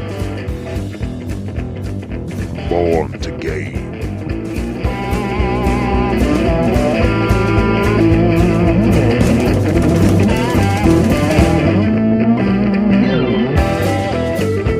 Welcome back. And Luke, being the consummate miniature wargamer that you are, Luke. I try. We happen to know that you are is committed, dedicated, fanatical Malifaux player? All of the above? I am indeed. It's one of the many, many games that gets a fair showing in our local area. But Malifaux has had a lot of support out here from the get-go, actually. We had some people locally that signed on as henchmen very early and drove interest in the game to the point where we're running reasonably sized events in Perth and Western Australia. So what's a reasonably sized event? Well, the last one that actually just took place was, I think, our first second edition Malifaux tournament, which was last weekend, in fact. I didn't attend because, unfortunately, I wasn't available, but they did sell out, and they had to cap it at 16 players, I think. So 69? Not bad. And that was a 45 Soulstone event, so a reasonable size as far as the game is concerned, but we'll get onto that. That's a good number. Well, that's great. So, so we want to talk about Malifaux's second edition. It's been out a little while now, launched at Gen Con, right? This past August, and we've had a chance to digest it. All of us have played a few games here and there, reworked our crews and perused the rule book. And of course, Luke, I think, is probably, of the three of us, played the most Malifaux second edition games. Have you lost count yet, Luke? Or? Well, I would have said that until I actually followed your Twitter feed over the last couple of weeks, and I think you've probably caught up. So I've probably played about half a dozen to date, and I haven't verged out of the Neverborn faction yet. I'm sort of working on painting up my other crews so I can get some games in outside of Neverborn. So, but I think based on the factions that we play, I wouldn't be surprised if we all have slightly different perspectives on some of the aspects of the game and how it's changed. So that'll be interesting to chat about. Also, Russ's Twitter feed makes it seem like he does a lot more than he really does. I don't know how that happens, but Eddie's in the space-time continuum, Craig. Exactly. He's stuck there on his couch.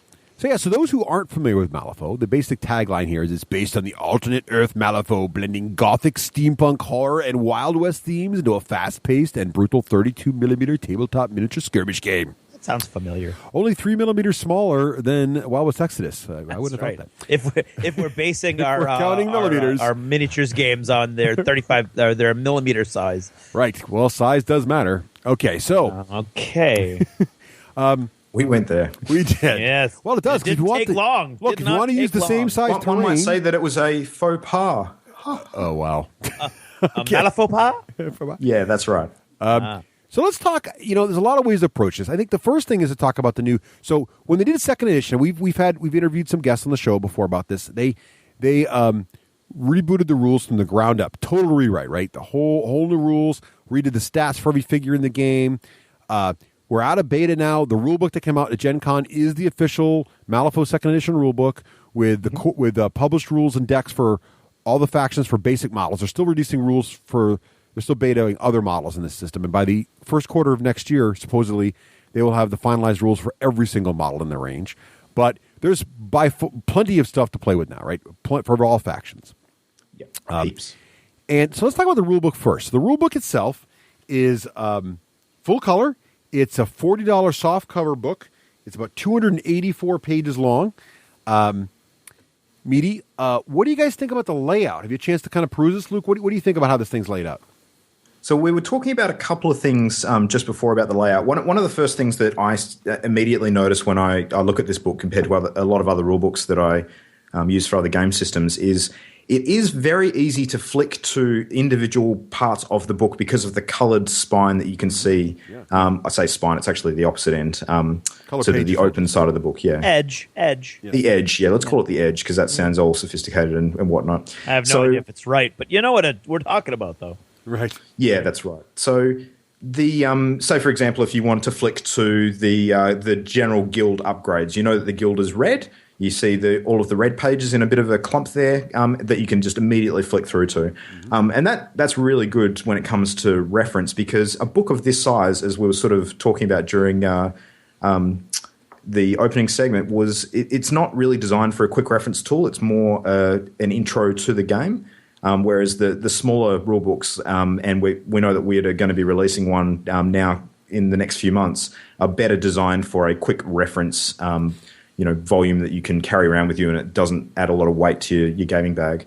But the layout is not too bad. They've sort of changed the way that the rules are sort of laid out at the very front cluster of the book, and then gone faction heavy with all of the fluff and the individual faction cards immediately after that, which I do kind of like that. Yep.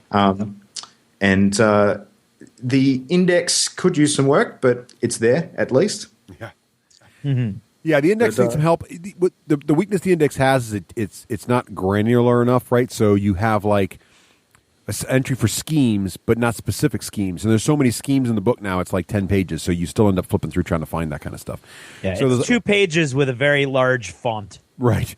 So it's so yeah, that could use some work. But to Luke's point, first of all, the book looks fantastic. Now there's a new art style here they chose to go with. One thing I think is worth mentioning with the art style too, Russ, just to cut in, is that unlike some other companies that we won't mention, every single piece of artwork in this book is new. Yes. Yep. New fluff too, right? So it's the fluff's new, the art's new. I think the art is fantastic. Now, it is a new direction, so I know some people don't love it, or there's certain pieces of the old art I like better than the new.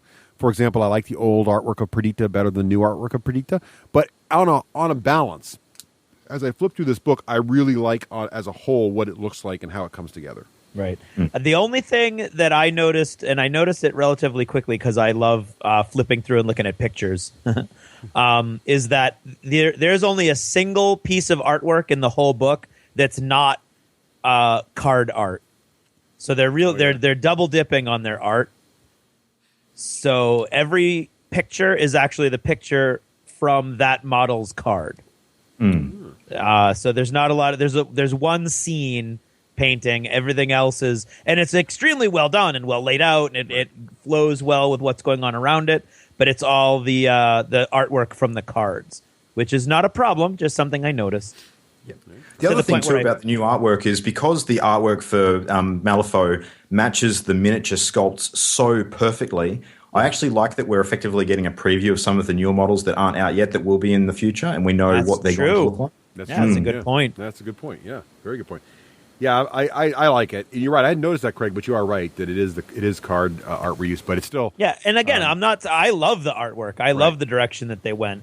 Although I can see why Perdita would be less exciting, not exciting, but less interesting. But yeah, no, I don't mean to disparage it. I think it's a good use of their resources. But that is, I noticed probably my second time through the rule book that's what I was seeing. How about, you mentioned, Luke, the rules are all up front, which I like. How did you guys do digesting the new rule presentation? Did you find that they were just as easy to read as before, easier, harder? Generally pretty good. The thing that I struggle with whenever I go through an edition change for a game, particularly because I do play so many game systems, is trying to differentiate between what the game was before versus what it is now without getting mixed up. And there have been a couple of moments where I've been playing M2E and playing rules that were actually from the previous edition and remembering, oh wait, we don't do that anymore. Right. So And that tends to happen with a lot of the different game systems. The new rulebook is good at eliminating a lot of that, and I think that something that helps with it is the diagrams that they use during the rules section are very clear this time around. I love the diagrams in this one. They got some really good ones for a lot of the fuzzy situations. That's right. I really like how it's laid out. And, I mean, skirmish games are not as rife with problems with some of those fuzzy situations as some other games, but they do crop up, and it's great to have a diagram that you can refer back to that actually reflects the text for the rules that it's next to, which is not always the case. But I found it very clear and easy to get through. The thing is, though, sometimes when you're reading through the rules for this game in particular, and if you've played before and you've actually got an idea as to how a crew functions, I tend to find that you need to be referring to the cards for the models in your crew as you're reading the rules, because it doesn't make sense out of context, if that sort of makes sense to you guys. Yeah. Yeah. And that can slow down your understanding a little bit, because you're kind of flicking back and forth. And it's probably just a necessary evil. I can't think of any way that they could do that better. It's just one of the issues with the way that the game is a little bit more complex than some other skirmish games out there. Yeah. I got brain fatigued reading the rules, actually, because what the first rule book they did that I thought was awesome was every little chunk of the rules was then broken up by some of the fluff of an overall story that tied the whole rule book together. And this one doesn't have that. This one has, here's 100 pages of rules, boom. Yep. And then it's, here's this faction's little fluffy thing, and here's this. And now it's been a while since I've read through it, so I don't remember if there's an overarching story through the whole thing, but I didn't think there was.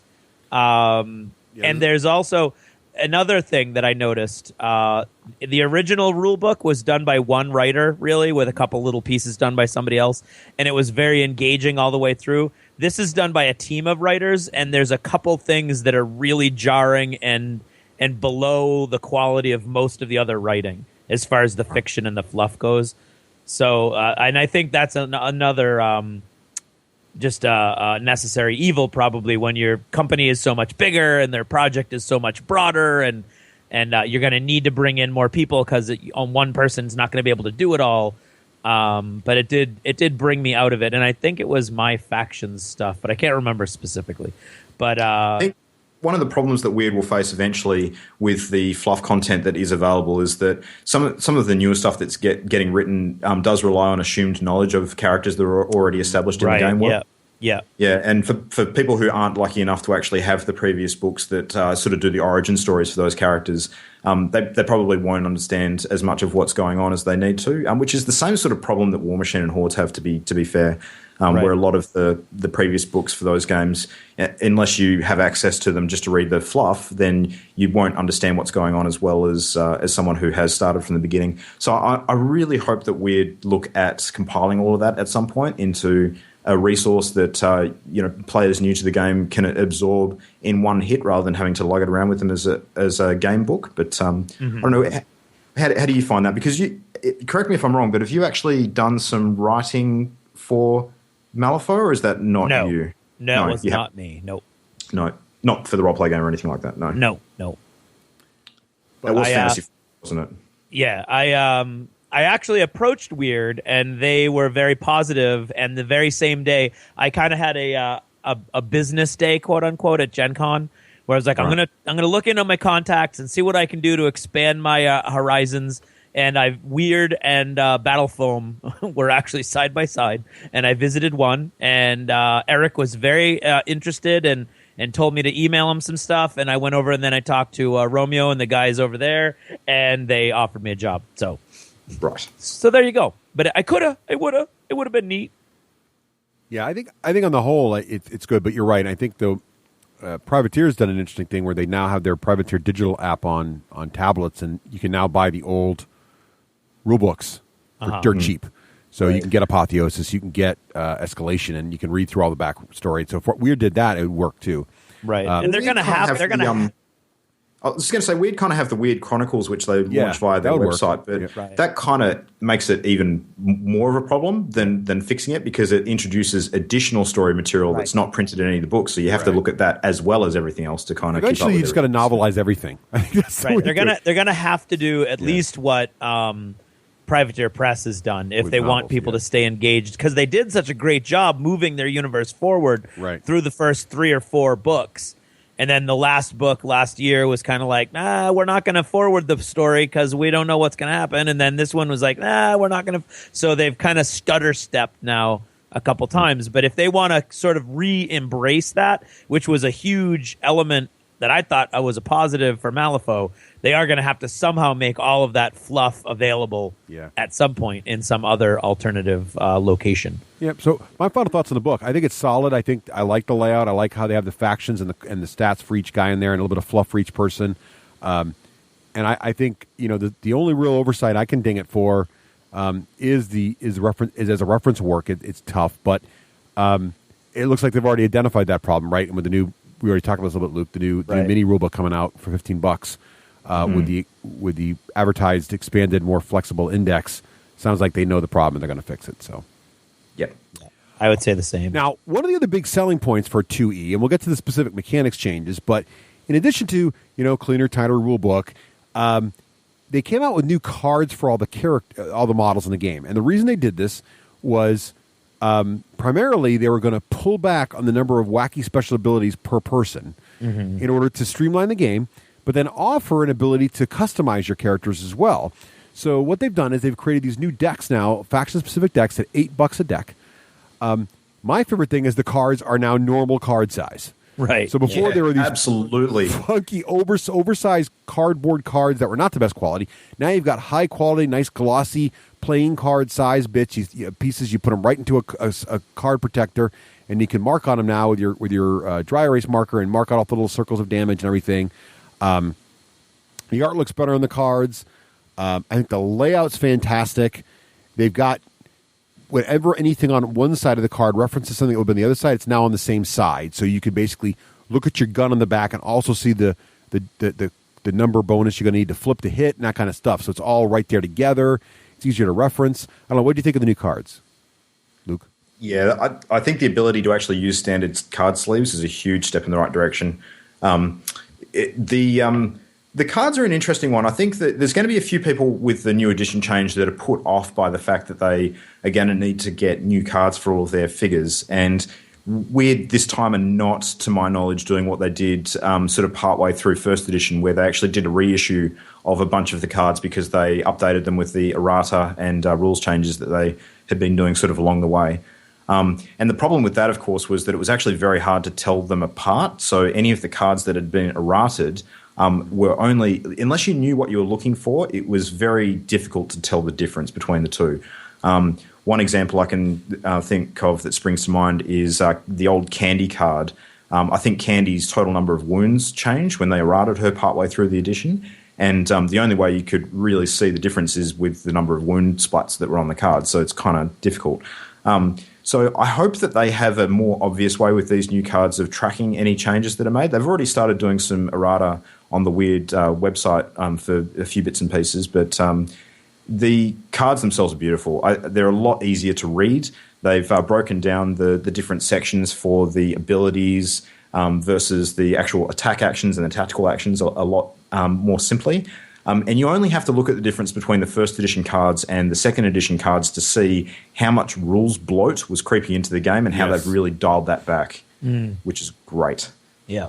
Yeah. I don't know, Craig, if you felt this, but I feel like the biggest benefit to playing second edition is in the cards. Yeah, me too. The character cards, I mean, because you feel less overwhelmed trying to keep track of what your crew can do. That's what I was going to say about the rule book. I never felt overwhelmed or that I couldn't understand the rules in first edition. It was just that in practice they were so heavy. And this game, I think, lightens that up, and the cards make a huge difference. Yep, and it is one of the barriers to entry for new players too, because when you have rules that are in a rule book and rules that are on a card, and then you've got resources in a game that you have to constantly track as well, it gets to the point where there's so many moving parts that it takes away from the playing experience because you spend so much time record keeping and less time actually with your head in the game. So, Exactly. So I'm really pleased with that. And it's just less overwhelming. You look at the card, you can quickly read and digest what's on there. Also, the interactions for me on the cards seem clearer, like and more fluffy. Like the family interactions now with the Ortegas is really, really clear on the cards, exactly what happens, but also feels more powerful, but also at the same time more restricted, if that makes sense. Like more things require proximity. But I just really like how it works, and it really adds a lot to the game. Have you found that, Luke? Yeah, absolutely. I mean, the key words on the cards are very easy to reference. You can see they've got things bolded when they refer to individual stats on the card. So if something is going to require a willpower jewel, then you'll always see WP is in bold. So it's very quick to sort of your eye to glance and find what you need on the card. I agree with you. It's much simpler to sort of find what you need in a quick and efficient fashion. Oh, yeah, and the icon consistency is also helpful, like the SH for shooting, and this affects an SH attack. It just removes any rules debates at all, which is nice. Yep. You wouldn't want to be hard of seeing, though, because some of the symbols are pretty tiny. They are tiny. Yep. So, Luke, walk us through the crew building process now. So is it what's changed in building a crew? Is it essentially the same? Any differences? The standard stone size matches changed, or is the minimum, extra stones changing? Anything like that? Well, the first thing I noticed when it came to building a crew was that a lot of the cards or the models that you would have used before, I think we've seen an overall across the board slight increase in the cost of a lot of things in the game. So the standard size for a game before, we were quite used to playing sort of around 25, 30 to 35 soul stones. More now you'll see 35 up to 50 will become a fair bit more common. So part of that as well is because when it comes to the masters, you have the ability to sort of play them vanilla, if you like, which is kind of straight off the card, where you can sort of play them without their expanded sort of repertoire of abilities. But you can also add those abilities to them as well. And what tends to happen at the larger sized games, I find when you build a crew, is that when you go up in points, you don't tend to drop a lot more models in. You actually tend to spend a few of those points on extra abilities. So it doesn't necessarily increase your crew size. It just increases the complexity that you're playing at, which is a nice little change to my mind. I mean, you can obviously sort of throw that to the wind and add more bodies if you want to, but you don't have to. So that was quite interesting. What size games have you guys been playing? Have you been sort of focusing around the 40-ish mark or more or less? I've been playing very small games, like starter box games. Might have been around 40. Around 40? Yeah. Well, what's a starter box? It's like 25, isn't it? Yeah, I think so. Or 30. The technically, you're not allowed to have Tara a box is about 35, I think. It might be just shy of that. Well, then maybe, yeah. Yeah, we've been playing 40, but I did play a 50-point game also. Really? So, maybe you have played a lot more than I thought. But I have a lot of, I've been collecting Guild for a while, so I have a lot of models, and I just was trying them out. But you're right, though. It feels like, but those point sizes, like 50 sounds big, but it's not as big as it used to be. Right. Right? Is that right, Luke? It feels like there's less models at 50 points than there were before. I think so. Yeah. And it does allow more, I guess, customization scope if you want to play less models and sort of soup them up a little bit more. It's not too dissimilar to when you play 40k. I mean, you can play a 40k game with a very low model count and lots of war gear and stuff sort of bought for your models, but you can also play like a mass horde force too if you want to. So, and certain masters certainly focus on more numerous crews or less numerous. The Gremlins are the obvious example, because when you play Gremlins, you're probably going to have a lot of bodies to float around. So yeah, it does make a bit of a difference. And what I like a lot is how the upgrade system works, right? So the other big change here is that these, in addition to a card for each character, you also have these upgrade cards that you can apply to your different models. Some of them are specific to certain models. So there's an upgrade for Perdita only, for example. But then there are other upgrades that are faction specific, but any model in your crew can take them. Or it may be a master only, or it might be a henchman only, or whatever. What do you think about how that works? Craig, have you played around with that at all yet? No, I've been playing very small, slow, basic stuff, to be honest. Luke, what do you think of the watching upgrades? some stuff. Yeah. I think one of the smartest decisions they made with upgrades is actually limiting them to not having any for minions or peons. Yeah. because that would just mean you've got to track a lot of things across the board. If you get used to playing with or against particular masters or henchmen, then adding one or two abilities on top of that knowledge is not a stretch. But if you're looking at allowing minions to take them, then all of a sudden the entire crew that you're playing with could be different. So it's probably a bit too much to track. But the way it works is that masters can have 3. And at the moment, I think most of them have a fairly limited pool to draw from anyway. Some of them actually are specific to that master, and some of them are a bit generic to that faction. But I don't think there's more than 6 in total actually available to any master in the game. I could be wrong about that, but it's around 6, maybe 7 in some cases. Have you noticed, Luke, that there are any no-brainer have-to-have upgrades? I think that a lot of the no-brainer ones will come from people's experience playing masters in first edition. Yep. So, because they're so used to a master playing in a particular way with a particular ability, they'll probably want to recreate that. Yeah. More than anything, yeah. But there's a lot of utility in all of the upgrades. I don't think I've seen many that I wouldn't consider taking for particular circumstances. Mm-hmm. So they've all got a bit of use. Unlike when you have war gear options or equipment options in other games where, the one that you should take is quite obvious and it's clearly the best, and why would you take anything else? Right. Part of the beauty with Malifaux comes down to the models that you can select with your crew and how they interact together, and also the schemes that you take change what you want to do in a game. So you don't always want your master to play that support role. Sometimes you want to get stuck in with them, or sometimes you do want to protect them a bit more. So those schemes alter the upgrade cards that you might want to take. And you should, if you follow the letter of the rules, I think you usually hire your crews after you've determined some of that stuff, so you can tailor what you're using to the battlefield, I guess, the battlefield scenario. Yeah. But in reality, I tend to find a lot of people don't do that. Right. You sort of arrive at a game sort of already knowing what you're going to be playing with, and that's just the way that gamers operate, particularly if you play at a tournament. I've already started metagaming, though, I'll be honest. One of the things I like about these upgrades, it makes it a challenge, is Perditas aren't all no-brainers, and neither are Francisco's. Some of them are very good against things that cause fear or undead, and some of them, but they would be useless against a band that doesn't have that. Technically, you get to know your opponent's faction before you build your list. So I can say, okay, what are you playing? Are you playing a lot of undead? Okay, then I better take this thing, which True Sight lets her shoot people that can't be seen normally, that kind of stuff. The other thing I like about him is it's a tough call, because a lot of these are 1 point. You're like 1 point, but 1 point, if you spend nothing, is a soul stone.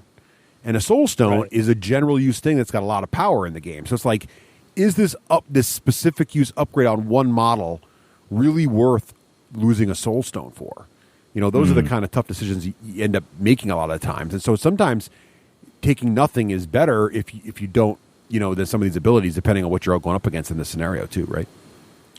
So I don't know. I like it a lot. It makes me. I find myself thinking very hard about taking all those things and which ones to take. And I found that it was not. It was tough for me to make the decision, even with the same crew, same exact model count, but I would switch out my upgrades depending on who I was playing, what the mission was. So, one thing related to upgrades as well, which I guess we can kind of touch on, is how the avatars work now under the game. Yeah, how do they work? So they've changed the way that avatars sort of are bought for your masters, in that they are actually upgrade cards in their own right now. Mm-hmm. But this is one thing I found a little confusing with the second edition rulebook, and I guess this is probably just the way that Wyrd has sort of communicated their plans for the relaunch, is that the rulebook actually covers the rules for avatars and how avatars manifest and the fact that they are upgrade cards, but none of those avatar cards actually exist yet.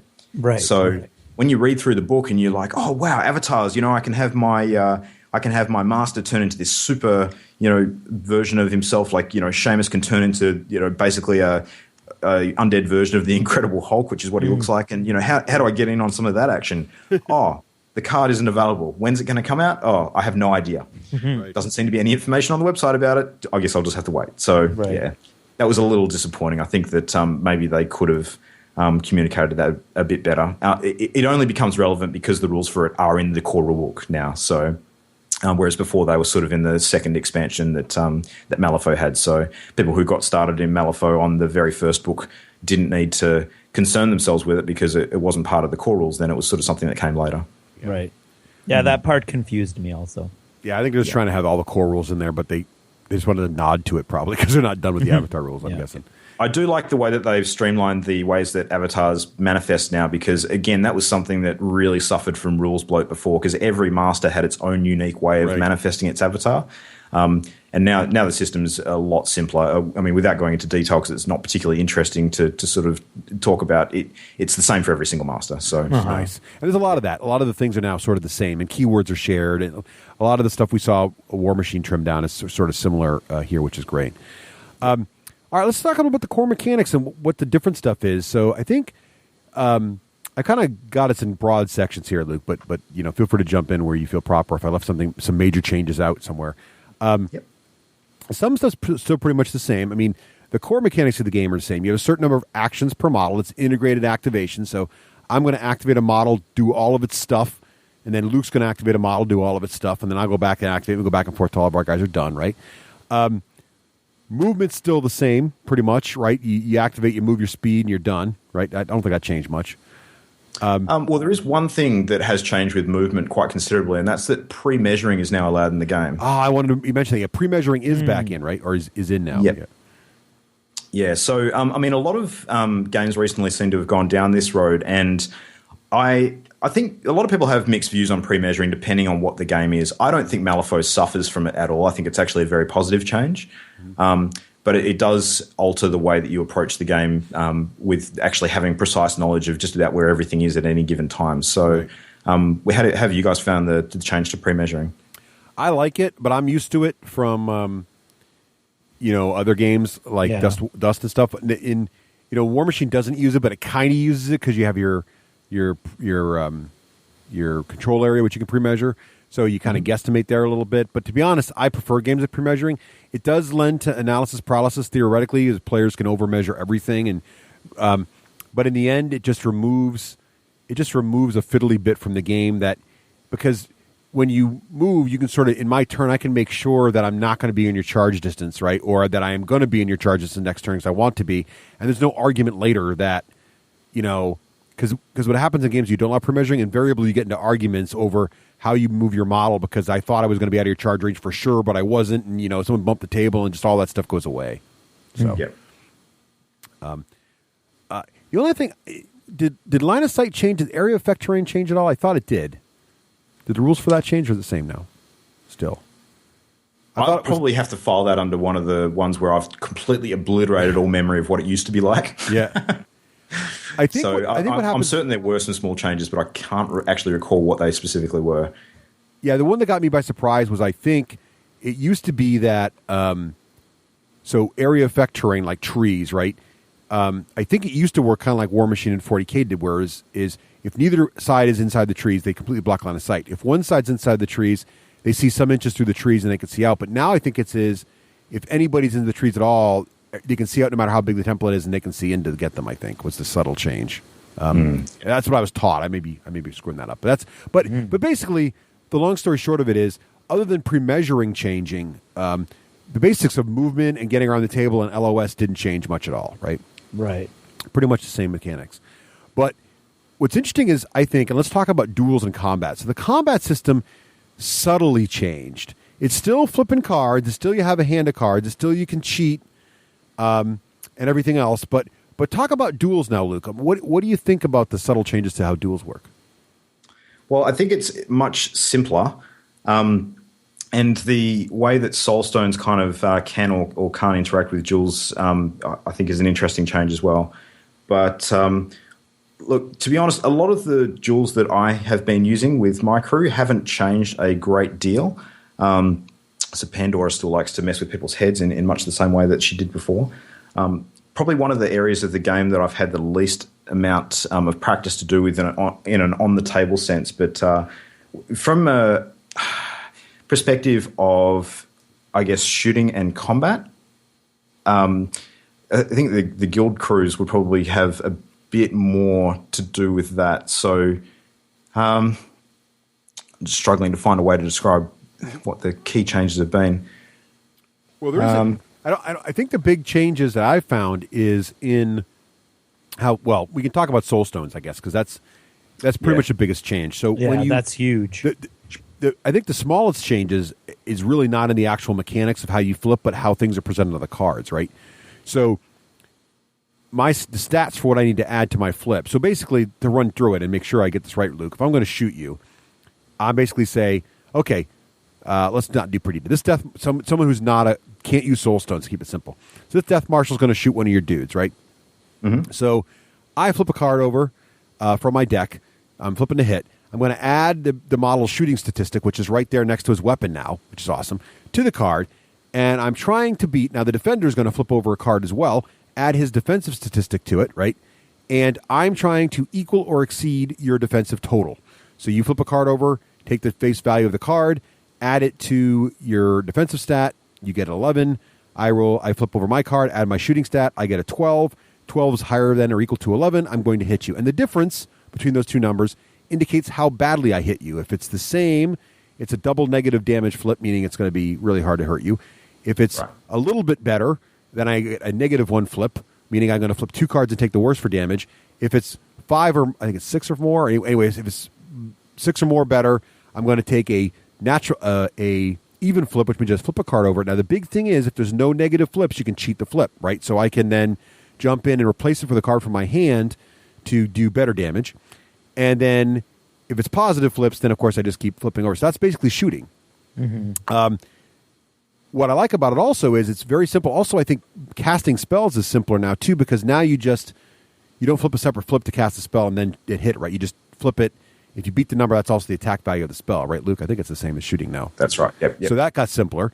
So that's easy. So really the basic mechanics of shooting is simpler. What makes it faster, I think, is because everything's right on one side of the card, I just flip it over, add my number. You flip yours over, add your number, and we just go at it. Where it gets streamlined is how soul stones work now, I think.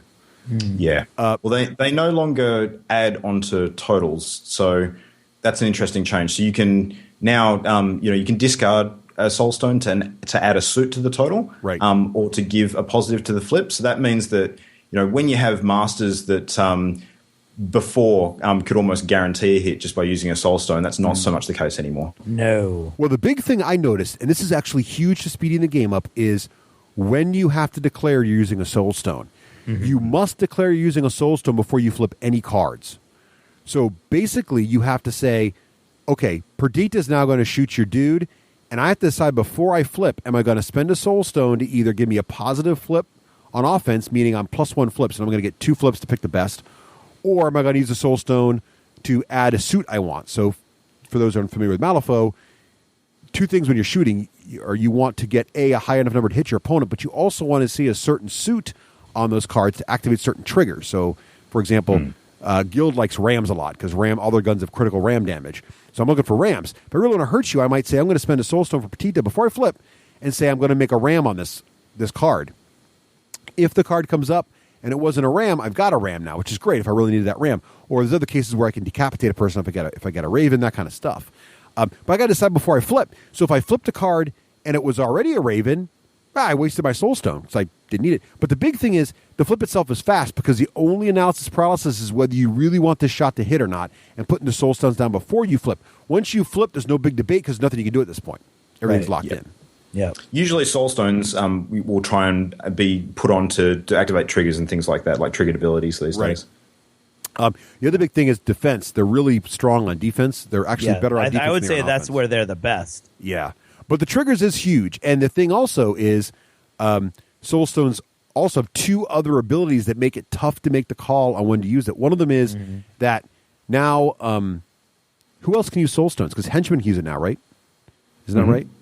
Is it henchmen or someone else can use it?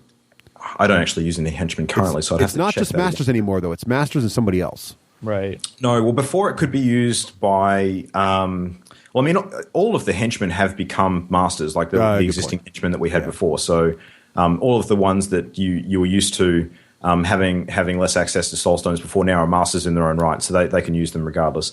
The max cache that you can have has actually dropped, though, so you can only have up to 7 in total. Right. So you have to be a bit more careful with your Soulstone use. But what I've been finding in the games that I've played is that people are burning through them a lot quicker than before, because another useful ability you've got is you can actually drop a Soulstone during the draw phase to actually draw 2 additional cards before you discard down to your maximum hand size. Yes. And that's a very popular ability to use. I think that's the best, because because anybody can use that. Yeah. Anybody can use it, because you basically don't need a henchman or a master on the board. So if your master dies, you do that.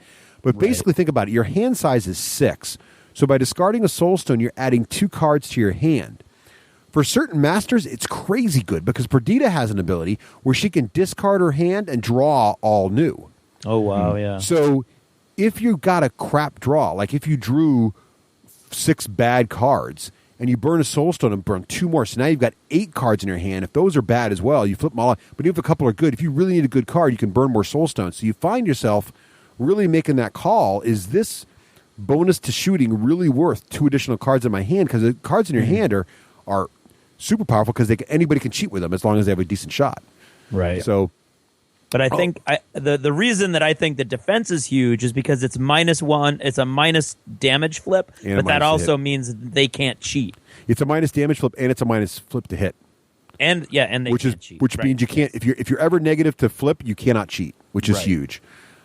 People don't tend to keep their Soulstones for defense as much as they did before, in my experience now as well, because masters in general are a bit tougher. Like a lot of them have had a big increase on the number of wounds that they have available. So it's made them a bit more survivable, so you don't have to keep your stones back for defense as much as you might have in the past. I've found myself using them. And the other thing, too, is because you can spend a Soulstone for offense to add +1 flip. So if a defensive master's in trouble and he spends a Soulstone on defense, I can spend a Soulstone on offense, countering his defensive one, which gives me, now I can cheat. So there's kind of a way around that a little bit. Yeah. One other thing I forgot to mention in core mechanics, which is kind of huge, I think this is brand new in 2nd edition. There's a new action type called aim. And aim allows you to remove the defensive bonus for cover when you're shooting at somebody. Yes. So basically, you're giving up like most of the models have 2 actions. So I could shoot twice with the Death Marshal, but if I'm shooting a guy in cover, it's a negative flip both times. Yeah. The problem with that is, as we just mentioned, a negative flip from cover also means I cannot cheat the shot. Yeah. But if I spend an action aiming first and then I spend an action shooting, now I can shoot in a cover without a negative and I can cheat the shot. Yeah. So there's an additional little cool nuance in there as well. And again, that goes back to, if you've got a lot of models on the table and you're shooting a lot, the best use for a Soulstone might putting more cards in your hand, so you have more cards to cheat with. You know what I mean? So that 2 cards for your Soulstone really, I think, might be a really fundamental boost to the gameplay and a new style to the play that we didn't have before. I think so. You tend to see masters taking advantage of some of those sacrifice and action point to do X actions more these days too, because all masters generate 3 action points per activation, whereas before they used to be 2. So it gives them a little bit more flexibility. So if you wanted to, with Perdita, sort of aim and then still be able to do something, then you can with that extra point. Yeah. So what do you think, Luke, of the new Soulstone rules? Do you feel like the game is more powerful for masters, less powerful, about the same? The Soulstones work about the same? What are your thoughts? I think that Soulstones are as important as ever. I just think that the importance for them has shifted slightly, and they probably benefit your crew a bit more than just your individual figures like you did before. Yeah. I'll confess, what I tended to find myself doing in 1st edition with Soulstones is just waiting until I had the drop on an important piece of my opponent's force, and then just burning as many Soulstones as it took to get that thing dead. Yes. So, yeah, I'm much less likely to do that now, and I'm much more likely to sort of hold them in reserve and trying to aid my game plan every turn as it moves along, and not waste them willy-nilly. So I'm playing with a slightly larger cache than I did before. I don't know if that'll change over time. I don't know if that's maybe a safety net that I'm enjoying because I'm still unfamiliar with a lot of the way my figures work. But I've found that most people in our area are playing with slightly larger caches than I would have expected in the past too. So it's a good change. I think it's a little bit simpler. And I do like the extra card draw mechanic especially. That's a really nice addition. So yeah. So I want to talk about missions and schemes and stuff, but before we get there, are there any other core mechanics you guys have noticed that change that you really feel have altered the game or improved it or anything else? The change to the Red Joker I thought was pretty good. Oh yeah, well, how does that work? Yeah, so it's a pretty simple change, but it does make a bit of difference. So when you flip the red joker, especially when you're doing damage, instead of flipping an additional card for damage now, the joker just does severe damage plus weak damage. So saves a bit of time, a bit simpler. A lot of it, unless you've played First Edition a lot and you can notice a few key differences, it hasn't taken a lot of complexity away from the rules in a bad way. It's just streamlined a lot of the wording and the way individual sort of bits work.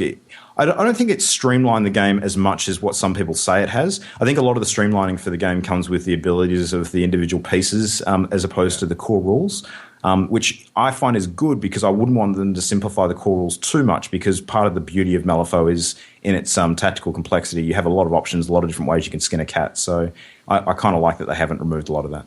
Yeah.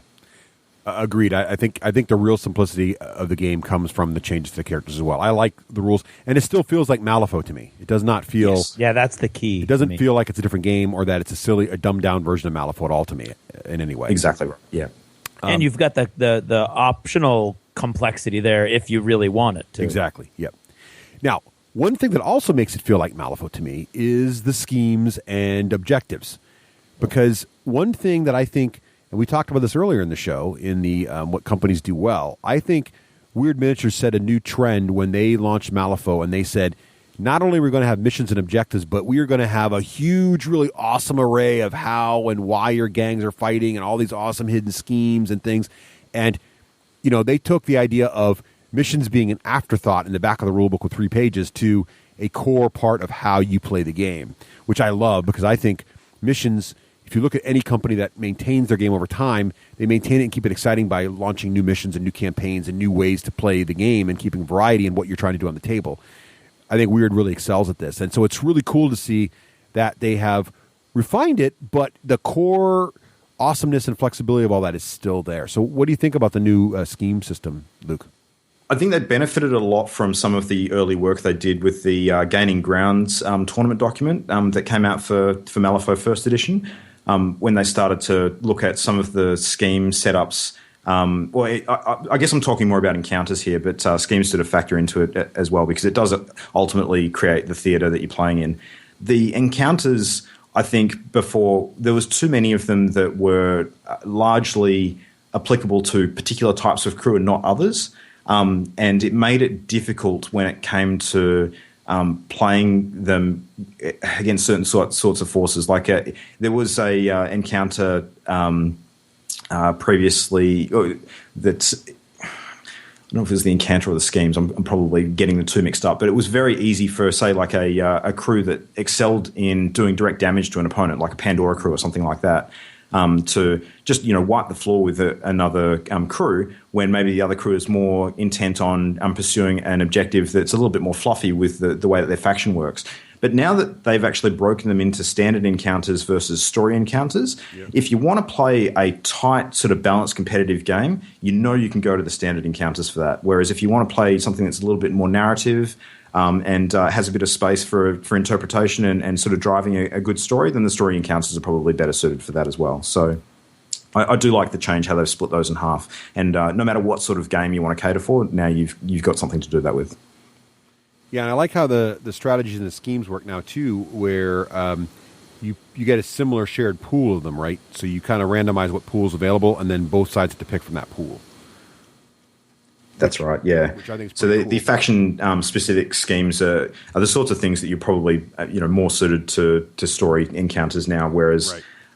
The thing that they didn't take out, and I'm really glad that they didn't, is how you can still have your hidden sort of strategies as well. Actually, it's more beneficial to not always expose your scheme. In fact, some of the schemes have to be hidden, so you don't always get to expose that. And I really like it. In fact, the biggest problem is picking them all out. And there's this really cool little thing now. There's a Twitter account called @Malifaux Schemes, and if you just tweet anything out there, you can say anything you want with the phrase @Malifaux Schemes in it, they will retweet you automatically, picking random schemes for you. So basically, you just pull out your phone, you tweet @Malifaux Schemes, and immediately you get a bunch of random schemes. You can show up to your opponents. Okay, here's the ones we're choosing from. Pick yours, kind of thing, which is just handy.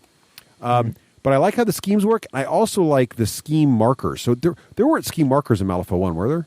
It wasn't like a standard mechanic like it is now. No, it's a completely new type of marker. It's really cool. So I love it because they can be destroyed or manipulated to achieve certain things during the game. There's a really good one that McMorning has, which is if he has an upgrade that's actually called evidence tampering. Right. And at the end of the game, enemy scheme markers within 4 inches of him actually become friendly markers. So. Right. That can be really cool for denying your opponent's schemes and helping you. So. It's just a really brilliant, innovative core mechanic. So basically what it is that all the schemes and strategies around them that typically involve like take control of this spot or own this area of the zone, they're all based around this idea of a scheme marker. So, and as a core mechanic of the game, as an action, any model can place a scheme marker on the table. And all that means is you take a token that matches your faction color or whatever, and you put it in base-to-base contact with your dude that's doing the action. And you put these down. And so there might be an objective that says, get 5 scheme markers on the center line of the board, or get scheme markers in your opponent's deployment zone, or get scheme markers touching this objective terrain piece on the table, or whatever they are.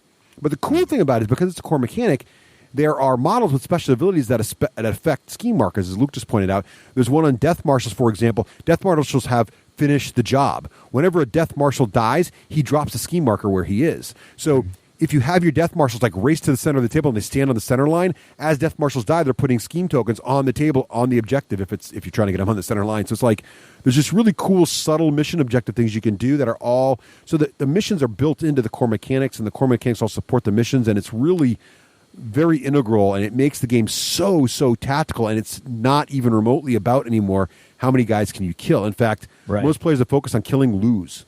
Mm-hmm. I've seen that happen over and over again. So it's really, and somebody who thought they were winning ends up losing because they didn't focus on the schemes and the strategy. It's the most objective-based miniature war game I've ever played, and I love that about it. It really makes it extremely tactical, and it makes every game very different. It's a little overwhelming when you first start out. Like when I'm first trying to learn the game, I get kind of like, the scheme part again. I've got to absorb, these 5 schemes we can choose from, whatever it is. I got to read them all, understand them all, and then pick one that best matches my type, because if I choose the wrong one, I will lose the game, kind of thing. So it's a little overwhelming when you first start out, but it's the kind of thing that as you play, it just makes the game richer and more fulfilling and really rewards the dedicated player. Mm-hmm. I'll tell you another thing I really like about the way that victory points are scored on a lot of the schemes now is that instead of having the last-minute dash to a particular objective or location on the board, a lot of them reward sort of consistent play with staying on an objective and scoring points consistently over a period of turns. Mm-hmm. So something you didn't see as much of before. And I actually find that encourages more tactical play rather than just hanging back and doing a last-minute swoop. So yeah. Well, like the centerline one I gave you the example of, that's you score at the end of each turn with that. So you've got to get out. It's of no value at the end of the game. You got to do it early and flood this line. And remember, anybody can walk up to a scheme token and destroy it.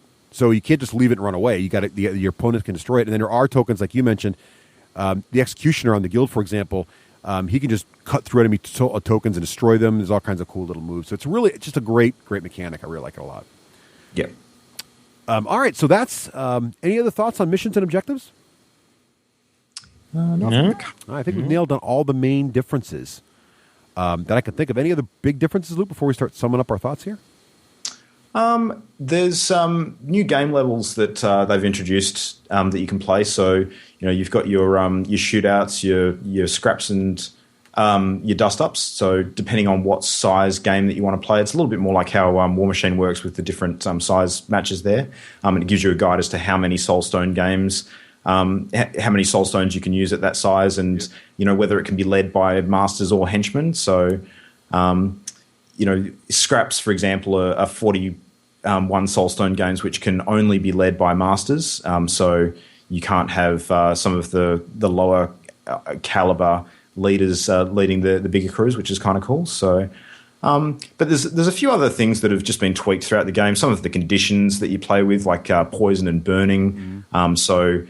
There's a lot more interaction with different abilities that the models can have. Like there's a model, I think, that allows you to stoke the flames if someone's burning, and actually prevents you from removing the counters. So I have to check the interaction in particular, but it's just a bit easier than before. Yeah, but it's just a lot of subtle stuff that I think that you probably don't notice at first pass, but it will become more obvious as you play the game. And if you play with a lot of different crews, you probably benefit from a bit more of it than if you just stick to one. So Sure. Well, okay, so it's time to give our final thoughts and rate the game. So here we go. So Craig. No, I think somebody started this whole show saying if we wanted to throw anything at him, we could. Oh, yes. Yes, he did, didn't he? I'm just saying. All right. Oh, it's on. It's on like Donkey Kong. All right. So, Luke, in the style of your favorite master from Malifaux, please describe the patent-pending D6G rating system. Oh, God, my favorite master's a female, so that's going to not work. All right. Well, I'm going to cheat and use a non-favorite, so... All right, fair enough. All right. Already we're down one. Yep. Welcome to Malifaux. Like you to come inside, take a chair, take a sip. It won't be anything that these ladies at the Honey Pot can't bring you that won't sate your desire. What's that? What? How dangerous is is Malifaux? How can you survive your first day here? Well, let me tell you about that. So if you want to rate the level of danger that you'll be facing here, you could use a deck of... Oh, what's that? You don't have a deck of cards. Well, I suppose we'll have to use some of those primitive dice that some of the people in the back rooms like to play with. It's not quite as cultured as being able to flip a... Never mind. All right, so if something is going to be able to creep up on you unnoticed and devour you at a moment with no warning whatsoever, let's say that the level of danger that you're facing could be a 6+. So that's going to basically mean that you're not going to enjoy your time here much at all. So if you want to stay safe and whole and happy, then maybe you want to find something that only has the likelihood of devouring you on an off day. Maybe if the moon is high in the sky and you can see what's happening around you, you've got a 2+ chance of actually getting out of the way and not being eaten by that creature of the night. So you've got a larger chance of enjoying your time here. So generally, the lower the number is, the easier it is to achieve the result you want and survive another night in this godforsaken plane. But if you are going to succumb to the creatures of the night and be the Nephilim's next meal, then perhaps it'll be a 6+, where you don't have as much chance of getting out of the way and surviving. So sweet dreams and enjoy the night in Malifaux. Nicely done. How was that? Very, very well done, sir. All right. Excellent. Don't ask me which master that was. It could be Zoraida. Who knows? I loved it. It was very Malifaux themey, though. It did describe I liked the it. system well. I liked it. I was channeling a bit of Deckard Cain in there as well somewhere, I think. Right. All right. So, Craig, why don't you start us off? What are your thoughts of Malifaux 2nd edition? My thoughts, I liked Malifaux 1st edition. I always did. But I didn't suffer brain burn, but it was an awful lot of work to keep track of everything that's going on and all of my abilities and all of their abilities. And as things got, as each year a new book came out, there was more and more to keep track of. And so eventually it did just kind of weigh me down. But I loved the world. I loved the concept of the cards. I loved the concept of the duels. I loved everything about the basic game. So I was actually very excited when they announced Malifaux 2E, and it really lived up, in my mind, it really lived up to everything I was hoping it would be. I can have a game. It doesn't take me all evening. I can make it as complex or as simple as I want it, basically, if I play the people that I enjoy playing with. And overall, it's still... I feel like you said, Russ. I feel like I'm playing Malifaux. I feel like I'm still playing with the same models. They're the same people. Their abilities have shifted slightly, but I feel like I haven't really lost anything except for that level of frustration and pressure that I felt in the 1st edition. So I would say I'm going to give this, and I'm assuming I'm addressing miniatures gamers, not anybody else. Fair enough. So if you're a miniature gamer, I'm going to say a 3+. Ooh. I'm going to say with a +1, 4+. A 4+ with a +1 if you liked the first Malifaux more for the theme than for the granularity of the rules. I'll say that. All right. Nice. Well, okay, so Luke, we'll save the best for last here. I'll go next then. So I like it. I feel like to me, it feels like Malifaux has grown up now. The reason I say that wasn't to degrade the first edition, which I thought was excellent, but like the oversized cards that were made out of a flimsy cardboard, the several different editions of the rule books and the constant reprints. This now feels like it's locked down. It's really streamlined. It's really well thought out. The new cards look good. The new art style is just very clean. The whole game just feels like it's hit its stride and it really rocks. And I really think now Malifaux has graduated to the point where it is the best skirmish game out there right now. I'm on record saying War Machine is my favorite miniature war game, but War Machine is not really a skirmish game anymore. I mean, it is, but not really. Malifaux is a skirmish game. It's always going to be a skirmish game. The card system, they've managed to tone it down now, or tweak it to the point where it's still fast. It's fun.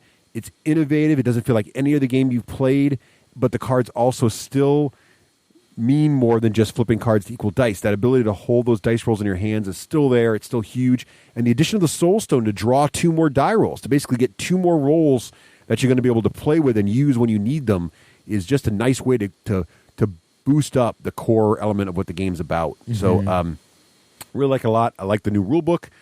The new plastics are just off the charts great. You really got a really good game package here all the way around. And I like how fast it is, and I'm really back into the game. I'm all in. I like Malifaux. I would equally play Malifaux next to War Machine anytime. Great game. And I like that all my stuff's balanced, and my faction feels even more fluffy than ever. The interactions now with the families feel better. Just so much thought into the character and the. It's funny because there's less abilities on the cards, but they feel more fluffy. I don't know how they did it, but it's really, really well done. Mac Martin and the guys working on this thing just did a fantastic job. So, I'm going to say, Craig, I'm with you. I'm going to say that for a miniature gamer, this is a 3+. This is a good, solid game. Mm-hmm. That everybody who's into miniature wargaming, if you're a miniature gamer, you need to at least play a demo game of Malifaux. You need to know what this game is, because it is a really great idea on how to play a miniature war game. Luke, what do you think? Cool. So Malifaux 2nd Edition is something that I've had a lot of different opinions on because for me it kind of breaks down into 2 categories. One is the game itself and the product, which I love, and I'll talk about some of my high points for that in a sec. The second thing that I kind of have looked at a lot at in recent months is how Wyrd actually handled the transition to 2nd Edition and what they've maybe learnt from other miniature companies when it came to the decisions that they made and how they engaged the public about how they did it. Excuse me. I've got mixed thoughts about the latter. So the way that I think Privateer Press embraced their move to War Machine 2nd Edition, a lot of what Wyrd has done has echoed some of the stuff that went on there. And I wouldn't be surprised if they took a few pages out of Privateer's playbook when it came to the beta testing and involving the public and that kind of thing. For the most part, that's been handled really, really well. I think that if you have been involved in the beta testing for Malifaux 2nd Edition, you've really been able to get in early and actually experience some of the rules as they've been played out and check out some of the new masters and all that sort of thing. The problem that I've had with the way that they've approached the launch is that the way that they've staggered it and the way that they've made information available about what they're doing to players of the game has been inconsistent to the point of creating a lot of confusion. Just to sort of explain what I mean, one prime example of this is if you were to get introduced to Malifaux for the first time from somebody and want to check out the Wyrd Miniatures website and sort of find out a bit more about the game and learn where it's at that particular time. So maybe you've picked up a box set of figures at your local game store or something like that. Now, Craig, let me ask you, what do you think the logical place to start online looking up information about a game system would be? Like the company website? The company website. So would you say that Malifaux.com would be an obvious place to start? You're setting me up. Yeah, I am. So the point I kind of want to make is that Wyrd made steps to produce a fantastic sort of front site for Malifaux about a year or 2 ago now, which was done in a really cool sort of Malifaux Gazette theme and had heaps of information about the game and pictures of the models and that sort of thing. Now, as soon as the announcement for 2nd Edition was made, there were tumbleweeds rolling across that site. It was almost like there was no updates whatsoever since about May in the year. And then when we rolled around to Gen Con and the new edition was being launched and we were starting to see rulebooks and models and things pop up everywhere, there was still no information about the game sort of changing editions on the main website. And I found that really disappointing. So I kind of wondered whether Wyrd had dropped the ball with how busy they'd been and focused all of their efforts on the game design and production rather than the communication behind it. So they did a really good job of, like Mac and one of the other designers did the rounds and hopped on a lot of podcasts and explained what was happening with the edition changes and how the beta process was going and that kind of thing. But for the audience that doesn't listen to podcasts, and there's still a lot of people out there, you know, shocking, I know, who it don't. Is shocking. And disappointing too, Luke. Fools. Yeah, that's right, yeah. I found it very hard to access information about the beta sort of content during the first stage as well, because a lot of it was housed on the Wyrd forums. That's what I would have said, yeah. Yeah, it's tricky. So if you wanted to get on and find out what was happening with your favorite master or your favorite crew, then it wasn't that easy because there was issues with password access to the forums and this, that, and the other. Thankfully, with the second phase of the beta test, where they're going through all of the other figures that haven't been released as part of the first launch, it's a lot easier to get in and get involved in that. It looks like they've addressed a lot of those issues. And the Malifaux.com website now is fantastic. They've updated it, and it's a really good resource. It's tough for anyone who's getting into the game for the first time when you're going through this transition period because there's a lot of things that are still in flux, a lot of models that are still able to purchase in-store that someone who's getting into the game innocently for the first time could quite theoretically pick up and then all of a sudden discover that there's no current rules for them. So that's a little tough. Even some of the more recent plastic sets that have come out, like the Relic Hunters crew for the guild, you could pick up that box set and then all of a sudden discover that the rules that are inside the box are completely obsolete and that nobody else is playing with them. So, and there are some weird cases like the Dark Debts box set, which is the one with Jacob Lynch and the Hungering Darkness for the 10 Thunders and Neverborn. Half of the figures in that box set actually have second edition rules and half of them don't. So it's a little challenging to be able to play they're on that, though, right? So that boxes. should be wrapped up by Q1, right? Isn't that the plan? Yeah, that's right. I'm hoping so. Depending on where you are around the world and how quick they can get those sort of decks out to everybody, I guess time will tell. But thankfully, it looks like that Wyrd, if they're not aware of all of those issues, they've kind of accidentally dealt with a lot of them in recent months now. But in our area, it did actually prevent Malifaux Second Edition from getting the big explosive launch that it might have otherwise had because we had a party of people that were getting the new figures from the early sales at Gen Con and then people who were waiting for the new rules. And there was a lot of confusion around what was current and what wasn't, what was going to have new rules available, what wasn't, what the heck was happening with avatars, all that sort of stuff. So that was probably my one gripe about how they've approached the second edition launch. I just think they probably could have been a little bit more consistent in their communication. Product-wise, love it. I cannot fault the new figures.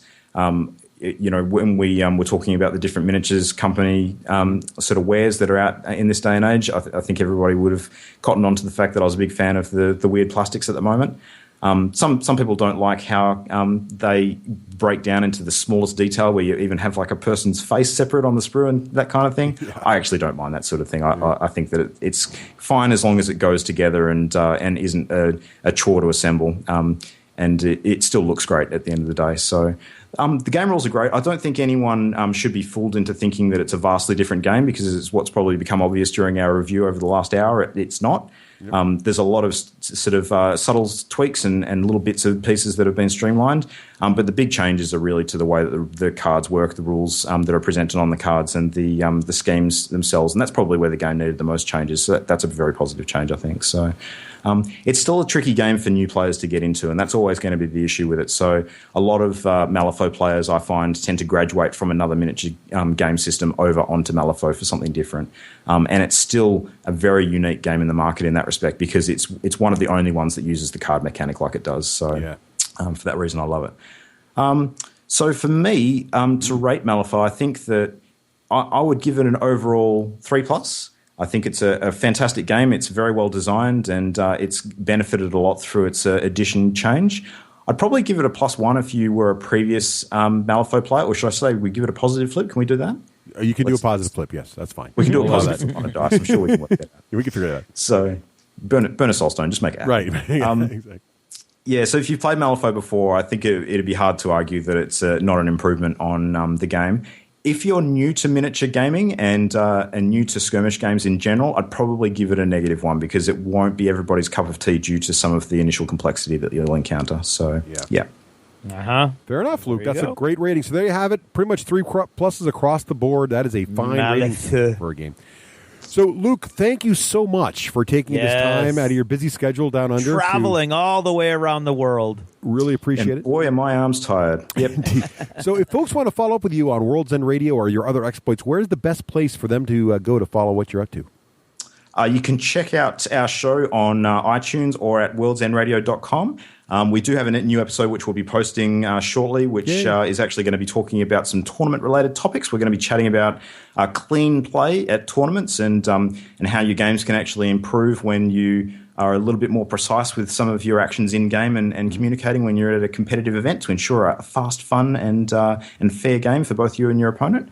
We actually have a forum on World's End Radio as well called the Planet Killers Forum, so you can hop on there and check us out, and on Twitter as well. So I think we tend to tweet a lot of the same sort of stuff on Twitter, particularly everything that you post, Russ. I think you sometimes beat me by about 5 seconds, and I'm like, yep, I wanted to say that too. It's a challenge, so, you know. To keep that's right. Yeah. We just like the same stuff. It's what happens. World's End Radio is a fantastic podcast, and if it's not in your podcaster of choice, it should be. Indeed. Well, thanks again, Luke. Take care. Have a great holiday season, and I'm sure we'll hook up you again next year at some point. Yes, absolutely. It's been a pleasure, guys. And happy Thanksgiving to you. To you too. Thank you.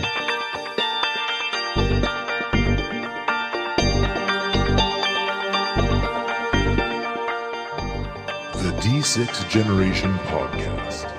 All of the mysteries of gamer culture revealed. The D6 Generation. Born to game.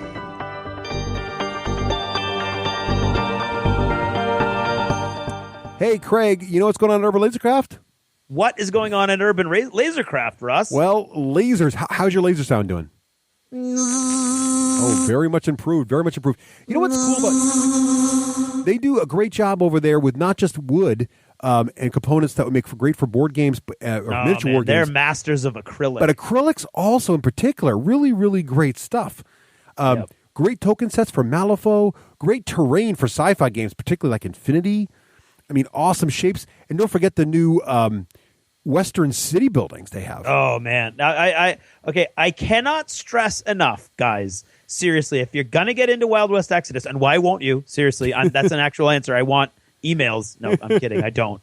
Good emails, yes. Bad emails, no. But anyway, but if you are getting into Wild West Exodus, seriously, there is nowhere you can go for cooler buildings at a more reasonable price. I mean, $70 for two-story buildings with neon signs. I mean, that is awesome. And they look different. They're both different. They have different storefronts. And he's got a bunch of different ones, too. And I'm telling you, these neon signs made out of the acrylic, and they stand out just a little bit so the light catches them so it looks like they're glowing. I don't know who came up with that idea, but it was genius. Okay, it is awesome. If you go to his website, he even has pictures of the buildings with pictures of a couple Scorpion models and a couple Wild West Exodus models to give you a sense of scale. And I think that's Black Kyle right there. There you go. And seriously, this is a way, and the roofs look all cool and steampunky, but you didn't hear it from me.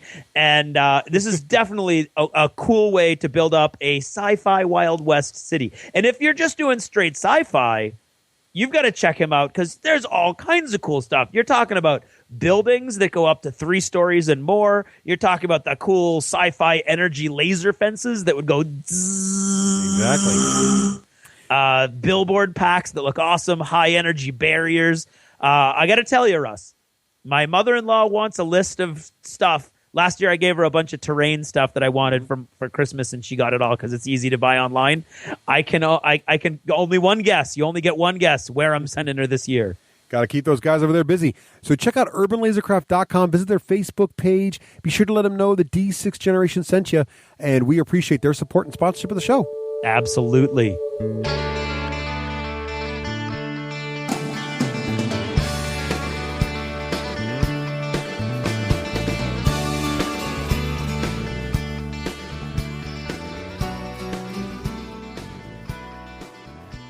This edition of Jever Notice is brought to you by Nick. To juice. the guy in our gaming group who buys and finds storage for the majority of the games we play each week. Thanks, Juice. We appreciate it. Every group needs a Juice. Did you ever notice how quite often we blame other people for things that are going on around us? This has been sort of a going theme in my life recently, and I thought that I would share the observation with you guys. You see, I have what should be approximately a 23-minute commute between my house and my school where I work. And yet it's on the vast majority of my traveling is on one little 2-lane highway, 1 lane in either directions.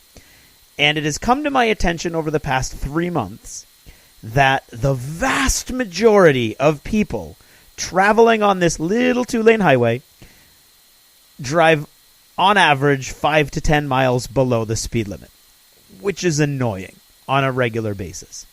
But lately, I've recognized in myself a building rage, and I get more and more angry and more upset with these people. And I to the point where I have done some creative passing recently. And I cannot convey to you how frustrated I am every morning as I get stuck behind somebody who's going 5 miles below the speed limit. And I know a bunch of you guys out there you get my drift. I have no idea the word I was thinking of right there. But you can empathize. Behind the curtain. Now here's the problem. A 22 to 23 minute commute, 5 miles an hour is not going to make that much of a difference. It is certainly not going to be the difference between me coming in on time and me walking into my classroom after the bell is rung, which I have done on more than one occasion. In fact, I'm making a veritable habit of it. You see, my issue in reality is not those people driving slower, because it would take someone driving ridiculously slowly on that road to have a massive impact on my arrival time. My problem is choosing to leave late, and that's my fault. And I have very good reasons. The computers at school, the public school I work at, are atrocious. Ridiculously slow. I have clicked on a tab, and I have waited over 3 minutes for my computer to register that I clicked on it, and that's pretty much anything. And I've had the IT people come in. They can't tell me what's wrong. I'm not running anything extra. I don't have any fancy things on my desktop. Okay, my wallpaper doesn't move. I mean, seriously, I've stripped everything away that made that computer fun, and it's still atrocious. So when I'm doing business emails, either writing the various people I have to communicate through that and the various companies that I'm dealing with, or through the podcast, I do a lot of my communicating with people overseas early in the morning.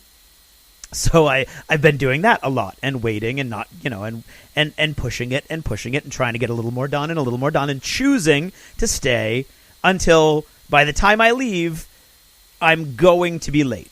And then my frustration builds because of the people who are going slower. Now, it's still annoying that they go slow, don't get me wrong. But it's my fault. It's the fact that I made these choices that's causing me to be late and causing that frustration. And I have noticed recently, now I'm not on Facebook, but Karen is. And Karen uses my computer because mine's the only decent computer in the house anymore. And so when I'm off not writing anymore, she'll come on and she'll check on her Facebook. And usually when I get up in the morning and I start doing my emails, her Facebook is the first thing I see. And I'll check it out. And I'll look at my friends and I'll look at her friends because they're all interconnected in that Facebook-y sort of way. And I've noticed many of them have been commenting on things they know nothing about. And sharing righteous indignation, righteous, I tell you, because of these injustices in the world. And it bothers me because on almost every, and this is coming from both sides of the aisle, this is not an ideological thing, okay? This is a combination of you make choices and you have to deal with them, and people shouldn't comment on things they don't understand. Double feature for Did You Ever Notice? Okay? For instance, never mind. I'm not going to give. If I give one for instance, I have to give two for instances, and I have them both, but I don't want to do either because let's suffice it to say that if there's a wave of indignation going through Facebook, why don't you step back for a minute and take a breather? And unless you have a degree in what those people are complaining about, or you're really well read, and I don't mean you have firm opinions, because believe me, they're like, and everybody's got one. But if you don't know for a fact what you're doing, leave it alone. Because there's always going to be somebody out there who knows more than you, even if you've got a PhD in it. But if you have a PhD, at least people will listen. And even if you're well-read on your own. My father-in-law, as I've said multiple occasions, has a high school equivalency diploma. That's all he's got. And he's one of the smartest guys I know. And he's all self-educated, totally, and he knows way more than I'll know on a million different subjects. So I'm not saying you have to be book smart. And some of the smartest people I know are not book smart. They didn't go to college. They went to a trade school, or they immediately apprenticed, or they went into the military. One of the best gamers I've ever known, and a bunch of local listeners will know exactly who I mean when I say this, is a plumber who has kind of a complex about the fact that he didn't go to college, but which is a shame because he's one of the smartest guys I've ever met and crushes me and most everyone else he ever plays in any game. So let that be a lesson to you too. Ooh, look, it's a 3-fer. Oh my God, this may be a record. Okay, don't judge a person just because they don't have a degree, because there's millions and millions of intelligent, smart people out there who don't. Okay, so don't be one of those people who looks down their noses at people who don't have a degree, first. Second, leave it alone, social media. Leave it alone if you really don't have a firm grasp on what everybody's getting all ripped up about. Okay, and trust me, most of you don't. And I'm speaking of the people on my wife's Facebook. Not you guys. You guys are all geniuses. Seriously, what are you thinking? No, you guys are brilliant. Anyway, and finally, own up to your own choices. Like I did. I had to recently just go, you know what? I have to either not leave so late in the morning and just live with the slow computer to do my correspondence, or I have to just accept that I'm going to be late and it's going to be my fault, and that's on me. Those choices are mine. I made them. Okay? I don't have a choice. I mean, I can just keep getting angry at everybody, and boy, believe me, I was getting angry. But it makes no sense. It literally makes no sense to live that angry, especially when it's really, that speed limit. That's not like the rule is to go that fast. The rule is to not go faster than that. So they're well within their rights to drive 5 or 10 miles. I mean, it's annoying. It's annoying. But seriously, if you're so upset at that, which I usually am, it's because you've made bad choices. And this expands out to much larger choices. I mean, one day I can talk about being a public school teacher and what that's done to my other job options, because, I mean, I love my job. But there are certain things that once you've been teaching for a while, 5 or 10 or 15 years, you're invested in all kinds of stuff that makes changing your career really sketchy as far as your finances goes. So that's another choice I made, and I'm very happy I made it, but I'm living with those consequences now. And every time you make a choice, there's consequences, and don't think there's not, because even if somebody else is there to fix what you're breaking or what your choice did, there's still going to be consequences. So make choices, make good choices. I think I've done this particular, did you ever notice before? Don't get angry in traffic because you're going to be late, unless you're like in ridiculous LA traffic or New York traffic or Boston traffic. Then you should just be mad at yourself because you made the choice to live there. Seriously. So really it all comes down to you. But yeah, on Facebook, don't get all agitated and righteously indignant. Righteous indignation is probably one of my greatest pet peeves, to be honest, and I'm righteously indignant about it. But seriously, most people who are righteously indignant are not really clued in to what they're talking about, which is frustrating to those of us who are. I'm kidding. Seriously. But anyway, so that's what I've been living with recently, is all of these bad choices. Well, not bad choices, but choices that have consequences. Some of them are bad. The choices and the consequences. And yeah, and I'm just not going to look at Facebook anymore. So seriously, I'm not on it and it's annoying me, so I'm just not going to look at it. And yeah, I think that's all I've got to say about that. So thanks for listening all the way through to this. Good night.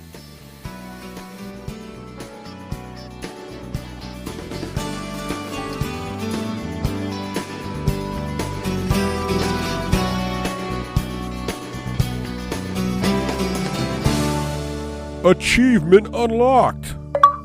You've made it to the end of another D6 Generation episode, the podcast whose humor has universally been acclaimed as not too horrible. Please let us know what you thought of the show by either emailing us at info@d6generation.com or by posting in our official D6G episode thread at the top of the DACA discussions forum on DACA.com. If for some inexplicable reason you actually enjoyed this show, you can help others find out about it by leaving positive reviews on iTunes. See you in 2 weeks. Thanks for listening, and happy gaming. The theme from Total Fangirl comes from the soundtrack of The Last Night on Earth, the zombie game, courtesy of Flying Frog Productions, and is a composition of Mary Beth Magalanes. And now another not too horrible hit from the D6Generation.com. The first thing in gaming that really frustrates me, avoiding a cheesy army.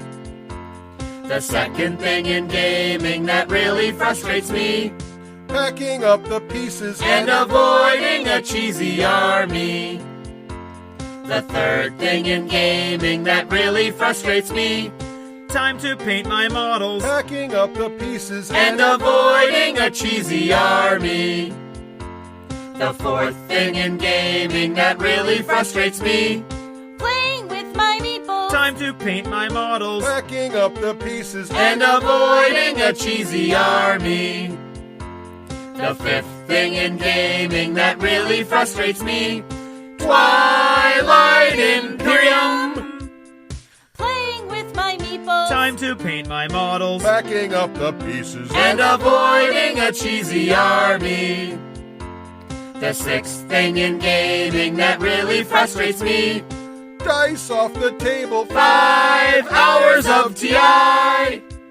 Look, a meatball pyramid. Time to paint my models. Maybe if I got some baggies. And avoiding a cheesy army. The seventh thing in gaming that really frustrates me, Him getting home on time. Damn, it's by your foot. 5 more hours of TI. This meatball's doing a handstand. Time to paint my models. Does the board go on top or bottom? And avoiding a cheesy army. The eighth thing in gaming that really frustrates me, Getting pwned by noobs. Him getting home on time. And now your other foot. Another 5 hours of TI. Happy meatball circle. Time to paint my models. Where'd those rubber bands go? And avoiding a cheesy army. The ninth thing in gaming that really frustrates me, Keeping track of tokens. Getting pwned by noobs. Fine, 20 more minutes. Dice off the table. Still more hours of TI. Line up my little meatballs. Time to paint my models. The box almost closes. And avoiding a cheesy army. The 10th thing in gaming that really frustrates me, Rulebooks with no index. Keeping track of tokens. Is that kid really 10? You said 20 minutes ago. Dice off the table. days and days of TI. Aw, now they're holding hands. Time to paint my models. Maybe a tackle box. And avoiding a cheesy army.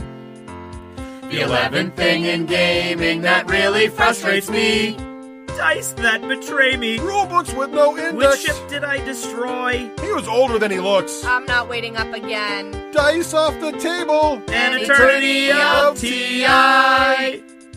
Meatball conga line. Time to paint my models. What about duct tape? and avoiding a cheesy army.